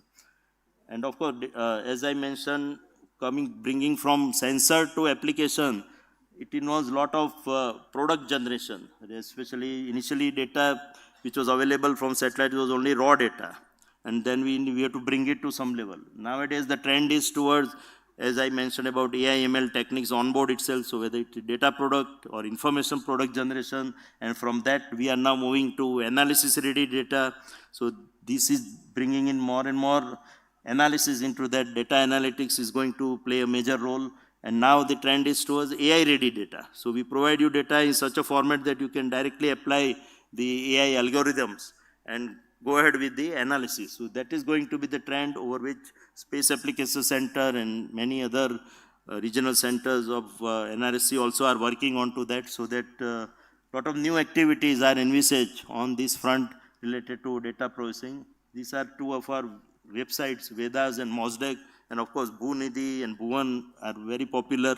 So all these together, they will open up newer vistas, newer areas of research and applications, domain activities as well. Of course, AR, VR, XR, and digital twin, we saw it in the exhibition also. So these are some of the other areas where we have been working on the activities related to that, and we will further try all the visualization aspects of the data which are being generated, and as I mentioned, newer and newer data, hyperspectral, ultraspectral domain, millimeter wave, all these things, how to assimilate and bring it for the visualization aspect related to that. That also opens up many new areas of research and other activities. So digital twin technology for tomorrow, whether it is 3D experience about which we saw a presentation just before this session, simulation of various scenarios, IoTs and sensors are going to play a major role, big data analytics, cloud sourcing, AI, ML or deep learning techniques. So lot many activities are happening at Space Application Center and other ISRO centers, but this also opens up new areas of research for all of you. Just to briefly touch upon satellite communication, again, ISRO has been traditionally doing this, and this has been taken up by the private sector. And these are some of the satellites we have launched in last couple of years, whether it is GSAT-24 DTH satellite, which is first in the new space era because it was totally executed through NCIL. And now the trend is towards adopting this same model where the requirement for communication satellite is going to come, even government department will approach NCIL, and through that they will be coming to ISRO for development, or we hand it over to private sector, the technologies. Similarly, navigation satellite is right now exclusively government domain because it has many strategic implications, but slowly once the system is established, that NAVIC is also going to be opened up for other players. GISAT and all we have already mentioned. We have the spectrum monitoring payload about which Somnath also mentioned, the ADS-B, where Airport Authority of India and ISRO are collaborating for the monitoring of the aircraft movement in the Indian region. That also activity is going on. And one of the major change in communication scenario is, all of you would have heard about that or seen that on TV also. After the Russia-Ukraine war, we have seen that Russia has bombarded Ukraine like anything. It is totally devastated. But you'll be surprised to know still TV is working in Ukraine and internet is also working. So thanks to this Starlink, which has been provided by Elon Musk, so all the activities, the facilities provided by Starlink satellite that has helped Ukraine to survive.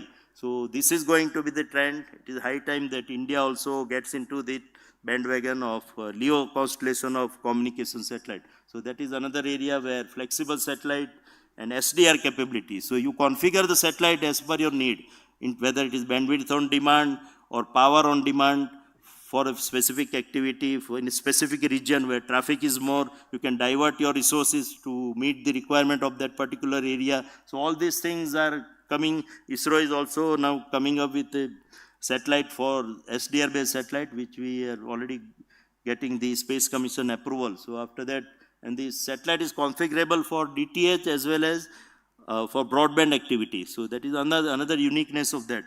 Till now we have dedicated satellite to meet each of these requirements, but now same satellite can work as a DTH satellite also for beaming TV signals, or it can be utilized to do internet broadband services also. So that is the change which is happening. This is one configuration we have already worked out for India's own LEO constellation. So it is a constellation of 140 satellites. Of course, it is meeting only the traffic in the urban areas. If you want to service the whole India and each and every corner of country, you will need around 4,000 satellites because these are the LEO orbiting satellite. So like Elon Musk is already launched 4,000 satellites, he is going to launch up to 20,000 satellites under its Starlink program. OneWeb already has 800 satellites. So like that, this is going to be the trend as far as communication technologies are concerned. And of course, optical and laser communication is going to be the order of the day. We have to move from RF communication to optical communication. That has been already happening in terrestrial domain. All your communication is through optical fibers only on ground. Same way in space also it is going to be a laser or optical based communication. In SAC, Space Application Center, we already set up this optical ground station. And this is going to be the technology what earlier morning also we heard about this quantum communication. So that is going to be, it is already been identified under Prime Minister's Advisory Council for Science, Technology and Innovation, where quantum frontier and AI, they are identified as major area apart from many other things. So these are two areas where a lot of activities have been happening in ISRO as well as SAC. And of course, this about Somnath mentioned about this quantum experiment which we carried out at Space Application Center. So using two different techniques, which is called single photon and entangled photon, we have demonstrated a free space communication between one building to another in through air. Now that is to be taken up further for developing a quantum satellite, where this is a contemporary research even world level. We have already demonstrated it here on ground, in space, and now further we are taking it up. And this is going to be the technology of the future because we hear a lot about the cyber frauds and hacking and all these things which are happening, which is affecting all our financial transactions. So that will be the thing of the past, because the OTP which you get on your mobile through wireless modes or current way, it is to be replaced with, it will be transmitted through this photons or quantum technology. So because it doesn't need high data rates. If you see the data rates which we achieve is only around 400 kilobits per second. The normal data, which is encrypted data, will flow through your normal terrestrial or RF channels through space, while the OTP or the password of your signal will come through the photons or through the quantum channel. So this will be a two-channel communication. So this is how ISRO has already worked out the total constellation of GEO and 2 LEO satellites. So already we are gone to Space Commission for approval of this, launching these 3 satellites, where we'll have one GEO orbiting satellite, 2 LEO orbiting satellite, and what we demonstrated at a 300-meter distance between one building to another in free air space, that will be now demonstrated from space at the height of 500, 600 kilometers. So this is going to be one major area of research about which is quantum key distribution. So, or sending your password from one point to another. So that is, because if you send it to terrestrial, you cannot send it beyond some few hundred kilometers. So if you want to expand it to pan-India, then you need this type of network where it will be a combination of terrestrial and space network, which will be in next 10, 20 years. You are going to hear a lot about that. Whole country will be covered by that. One last point on navigation. Again, as Somnath mentioned, so we already have a 7 satellite configuration, which is now being augmented with 4 more satellites to make it a 11 satellite constellation. It is a regional navigation system on which a lot of work has happened. In fact, we have been working since 1999, after Kargil war. This system has been envisaged because we were not getting accuracies when we use GPS for all our strategic uses. And a lot of our soldiers died during Kargil war. So whether it is deliberate or something happened those days when either we were not getting GPS signal or the accuracies was very poor. So after that, government decided that we should have our own navigation system, which is under our control. And you will not believe that whatever 90 to 95% of activity which you do in your daily life, they are governed directly or indirectly by navigation or by GPS, if you say so. So that our aim is that we should replace GPS with Navic, or if not possible to replace, at least augment it with Navic, so that we are in control of our systems. So these are some of the governance activity which we have already done, like tracking of railways, what Somnath also mentioned. Similarly, tracking of aircrafts using in real-time mode.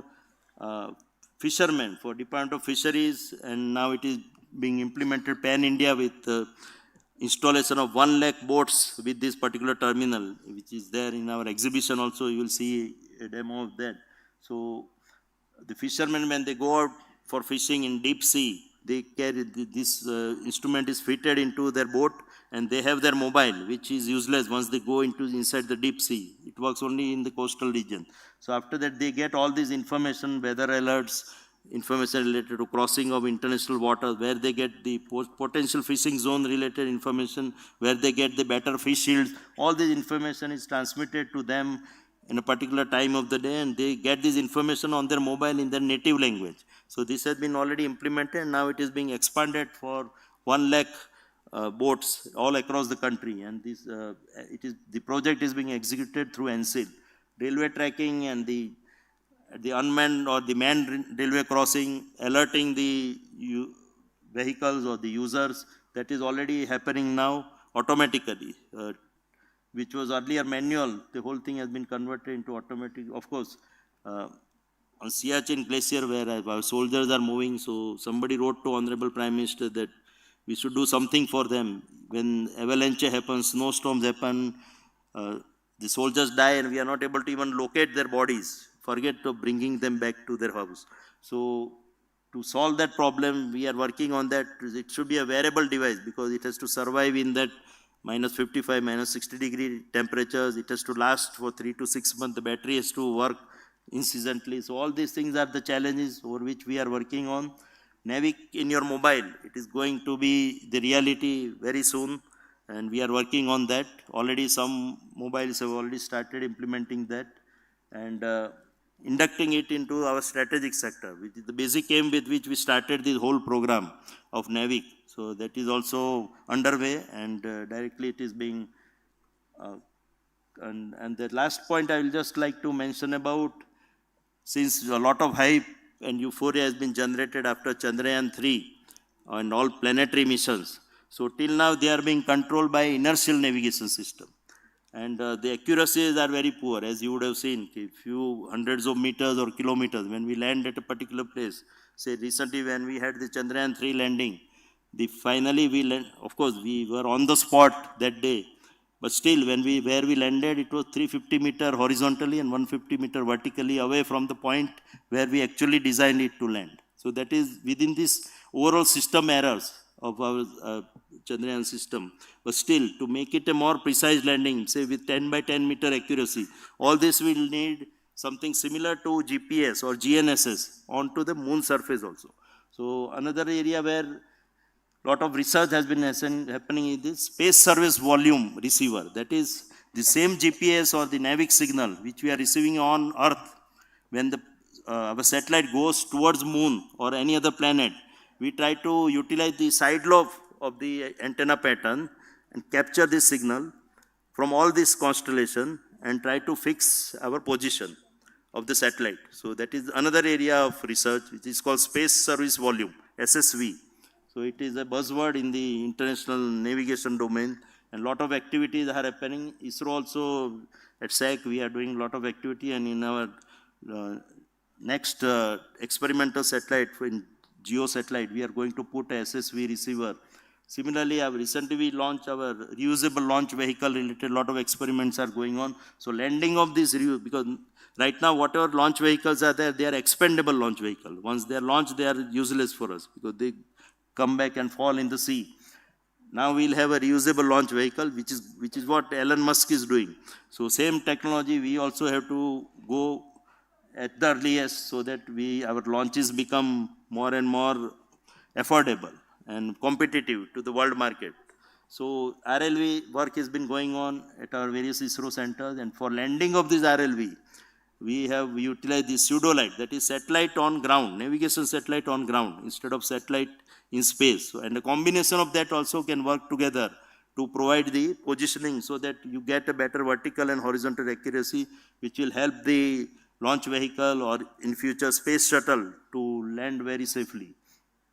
These are some of the new precise point positioning or real-time kinematics about which many of our other vendors were also mentioning, differential GNSS, all these things, work has been going on. Inter-satellite link between Navic satellites so that we can do away with the atomic clock. That is another area of research.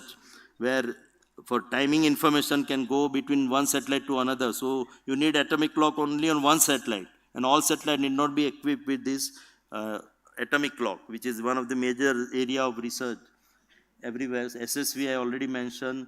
Similarly, ubiquitous positioning, lunar and interplanetary navigation. I'll come in detail with one or two slides. LEO constellation. Since we are already going to put LEO communication constellation, so we'll put a navigation payload also onto this constellation, so that will take care of the navigation from a LEO orbit. Instead of right now, all navigation happens either from GEO like NAVIC or like GPS or GLONASS, it happens from a MEO orbit. Instead of that, it will be brought down to LEO orbit. So that is another area where LEO PNT is going to be one other area. Underwater navigation is another area of research which will open up many new activities. And of course, GNSS reflectometry and radio occultation studies, they are already going on, but many new vistas can be opened up since all these so many number of navigation satellites which are going to be there providing PNT services. So since these signals are already coming to ground and getting reflected back, you can pick up these signals and do your remote sensing also. So that is another area where academicians and especially the student researchers, they'll have very new exciting possibilities in various frequency bands, especially L and S. And of course, Chandrayaan, all of you know, but what I'm trying to convey, I'm not going to tell you about how we landed on moon, because that has been already covered. SAC has played a major role into selection of the landing site, how from Chandrayaan 2 we improved to Chandrayaan 3, and how we landed so precisely and safely with our radar altimeter or the high resolution HDA processor, hazard detection and avoidance processor. All the cameras have been built by Space Application Center. So we played a major role. As I mentioned, there was a 4 by 2.4 kilometer area which was identified for landing among the hazardous South Pole. And we were to land precisely onto this particular center point of this 4 by 2.4. And for that, we have devised all the total algorithm for navigation, and various sensors provided a lot of data so that we have a landing precisely onto that. And what I was mentioning, this was that lander, our lander on that scheme, which was captured by our high resolution 0.3 meter camera, which is orbiting as a part, which was launched as a part of the Chandrayaan 2 orbiter. Now, this landing, and this was corroborated by our L and S band radar system also, which is again on the same platform, Chandrayaan 2 orbiter. So, this NASA also corroborated that landing of our lander, the location of our lander, which was declared as a Shiv Shakti point.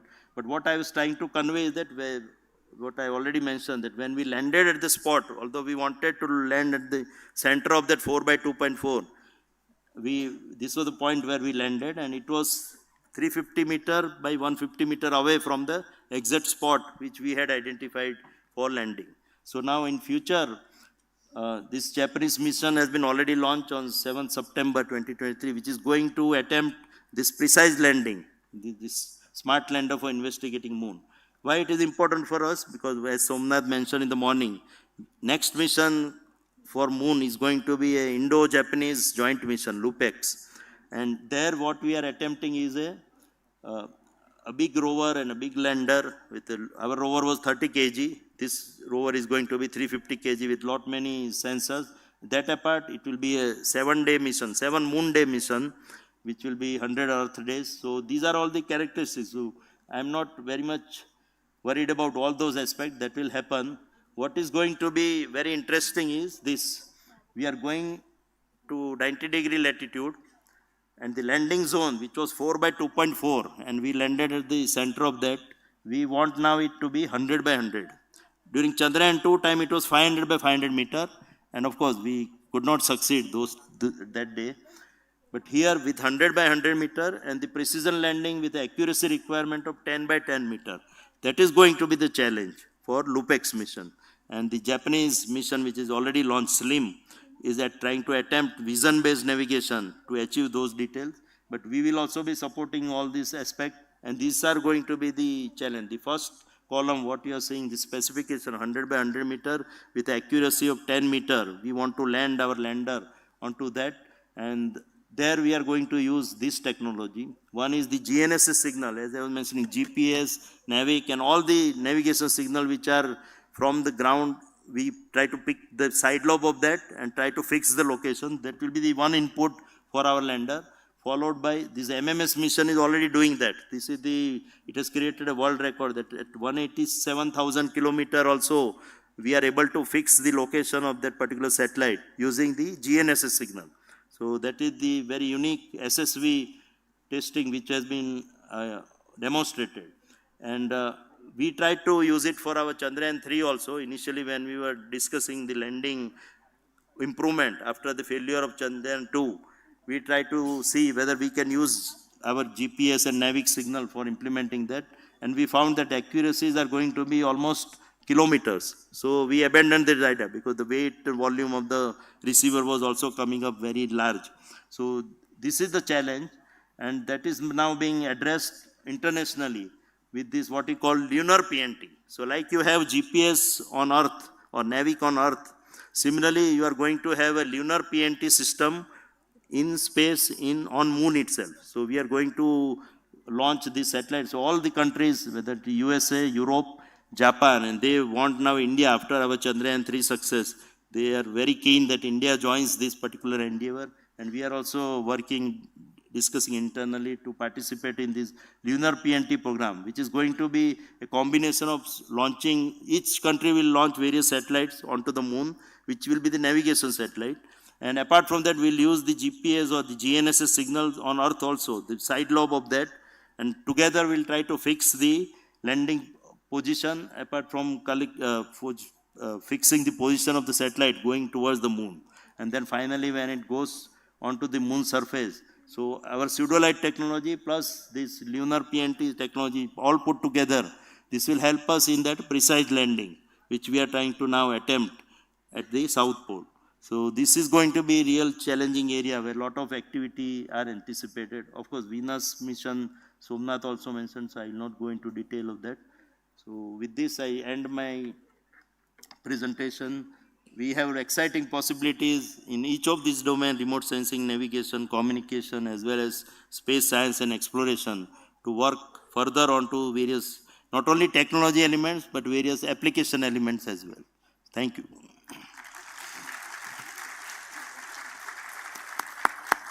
Please give him a big round of applause. Maybe a standing ovation, please. Thank you very much. Thank you very much, sir, for such an illuminating lecture and updating us with the recent advances and showcasing the novel applications in the field of space applications. Sir, as a token of appreciation and gratitude, on behalf of Indian Society of Geomatics, I would like to request Dr. Prakash Chauhan, President ISG, to kindly come over and felicitate Dr. Nilesh M. Desai, sir, for delivering the Millennium Lecture 2023 with a shawl and a token honorarium. I also request Dr. T.P. Singh to kindly come over the dais and honor Dr. Nilesh M. Desai with the memento of the symposium on behalf of local organizing committee involving ISG, ISRS, Symbiosis, and CDAC.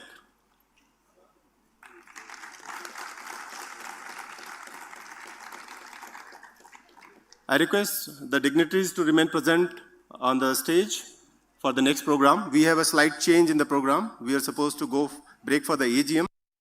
Since our cultural team is already ready for some long time, so we don't want to, make them wait further. So let us have that award ceremony first, and then we will move to the cultural programs.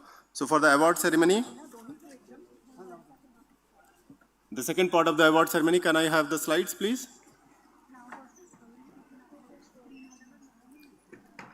Yes. So the remaining awards of Indian Society of Geomatics, we are going to present.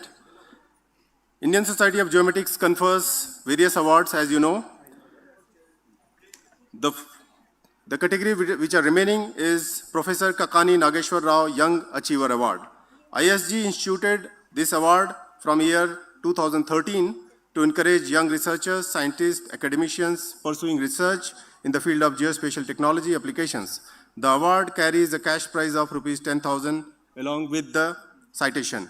In recognition of his outstanding contribution in the domain of gravimetric and geometric geodesy with emphasis on geoid modeling and contributions towards Indian geodetic reference frame, the Indian Society of Geomatics confers the Professor Kakani Nageshwar Rao Endowment Young Achiever Award for the year 2023 on Dr. Rupesh Goyal, IIT Kanpur. May I request him to kindly come over the dais, please? I think he is absent, so we'll move to the next award. The President Appreciation Medal for contribution to the ISG Society. This award is conferred to a member of the society who has made noteworthy contribution to the growth of the ISG, its main body, or any chapter. The award consists of a medal, citation, and cash prize of rupees 10,000. In recognition of his significant contribution towards popularization of geomatics activities as an office bearer of ISG national body, the Indian Society of Geomatics confers President's Appreciation Medal for contribution to the society for the year 2023 on Mr. Jaiprasad P. Moving to the next one, ISG Chapter Award for Best Performance. Every year, ISG confers chapter awards for best performance based on the chapter's significant contribution to further mandate and goal spreading awareness in the field of geomatics. In recognition of its significant contribution for spreading awareness in the field of geomatics, ISG Ahmedabad chapter has been selected for ISG Chapter Award for Best Performance 2023. I request Dr. Shaili Gandhi to come over to the dais and receive the award. Or any other member who is there. Yeah, please come.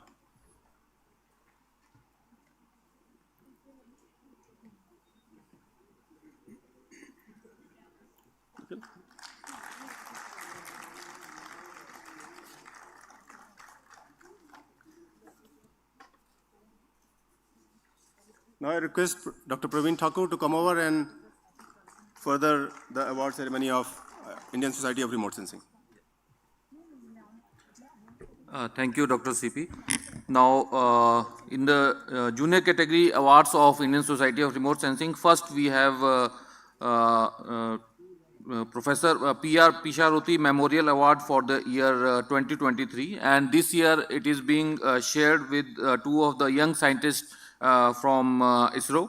And first we have Dr. Prashant Kumar, scientist SF from Space Application Center, Ahmedabad, in recognition of his outstanding and pioneering contribution in the area of satellite data assimilation in atmospheric models. So we congratulate you, Dr. Prashant Kumar, for your achievement. Next, we have Dr. Dipandita Haldar, scientist SF at Indian Institute of Remote Sensing, Dehradun. In recognition of her outstanding and pioneering contribution in the area of remote sensing applications for agricultural studies, this award has been conferred. We congratulate you, madam, for your this achievement.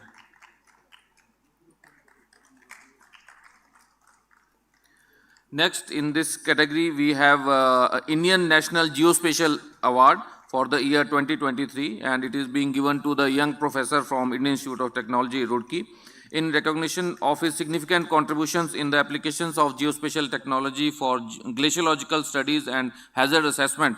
The Indian Society of Remote Sensing confers the Indian National Geospatial Award 2023 on Dr. Ajanta Goswami. Congratulations, Professor.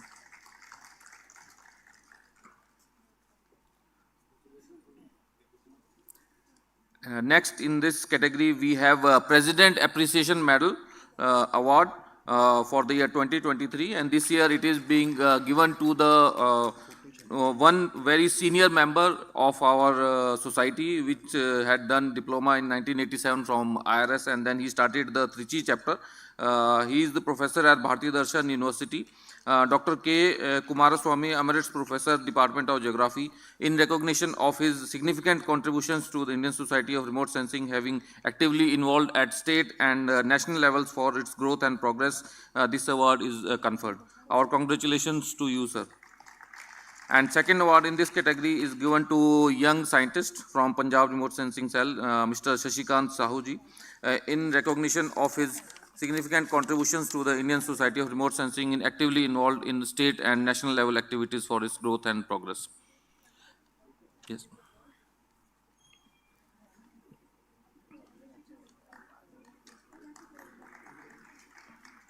Next award in this category is the Best Chapter Award, which is given annually to the best performing chapters out of 27 chapters.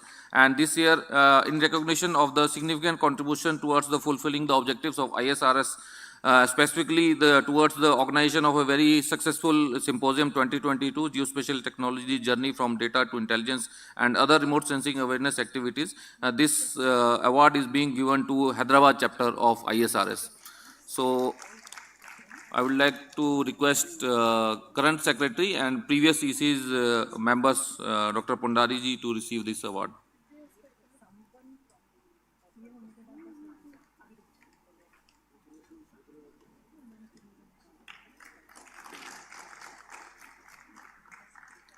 Next, we have our journal is one of the highest ranked journals in terms of impact factor, and under this we have two categories: remote sensing and emerging areas of geoinformatics.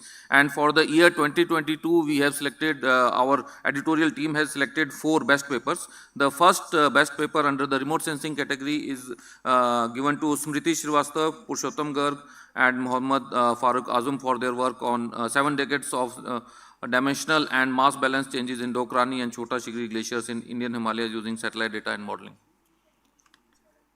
Anyone from the authors? Madam, he is not there. He is not there. So in the next, we have identifying RIP channels along RK Beach, Vishakhapatnam using video and satellite imagery. It is given to Shivay Bora and other authors. Shivay.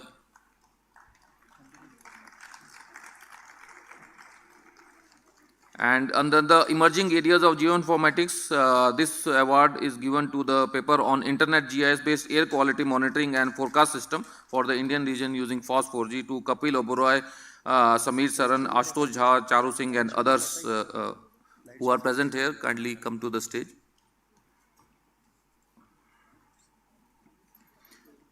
And last award under this category is being given to the machine learning based change detection technique developed using the SAR images and fuzzy C means clustering to the Jaka Trishul Kumar, Mallikarjun Reddy and other authors. Any one of these authors? So, not Thank you all the participants and Dr. Prakash Chauhan ji, Nilesh ji and TP Singh ji for conducting this ceremony. Thank you. Dr. Rupesh Goel is available in the auditorium now. You may come and collect your award for Kakani Nageshwar Rao Young Achiever Award of ISG.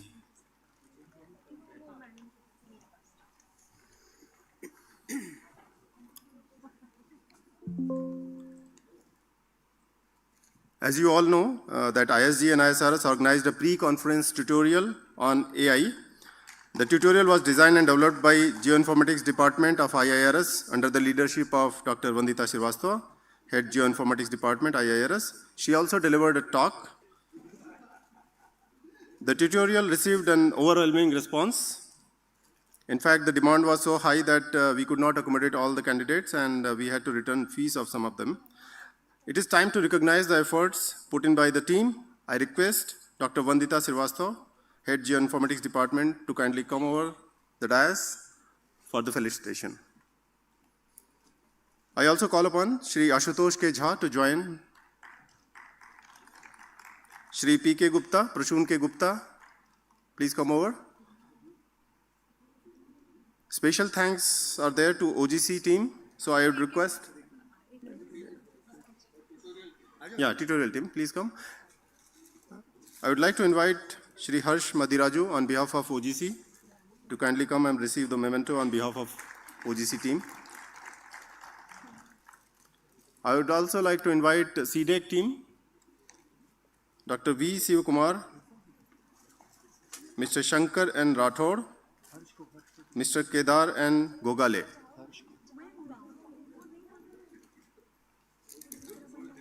Please come.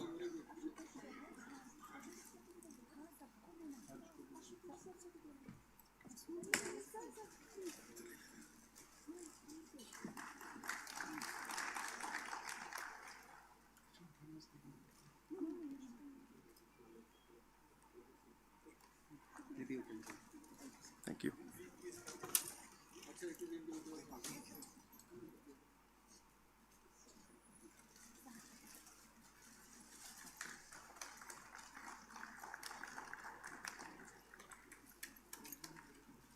Thank you all. Thank you, everyone. Thank you, sir, for doing the honor. CDEC team is still there? Oh, please come.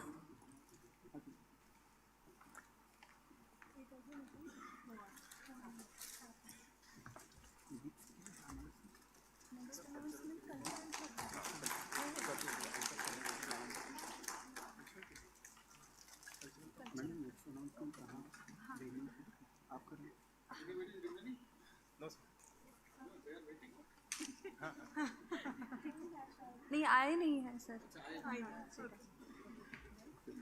Thank you, all the dignitaries. I request you to occupy the seats on the front row. Now we'll start a cultural program in a short while.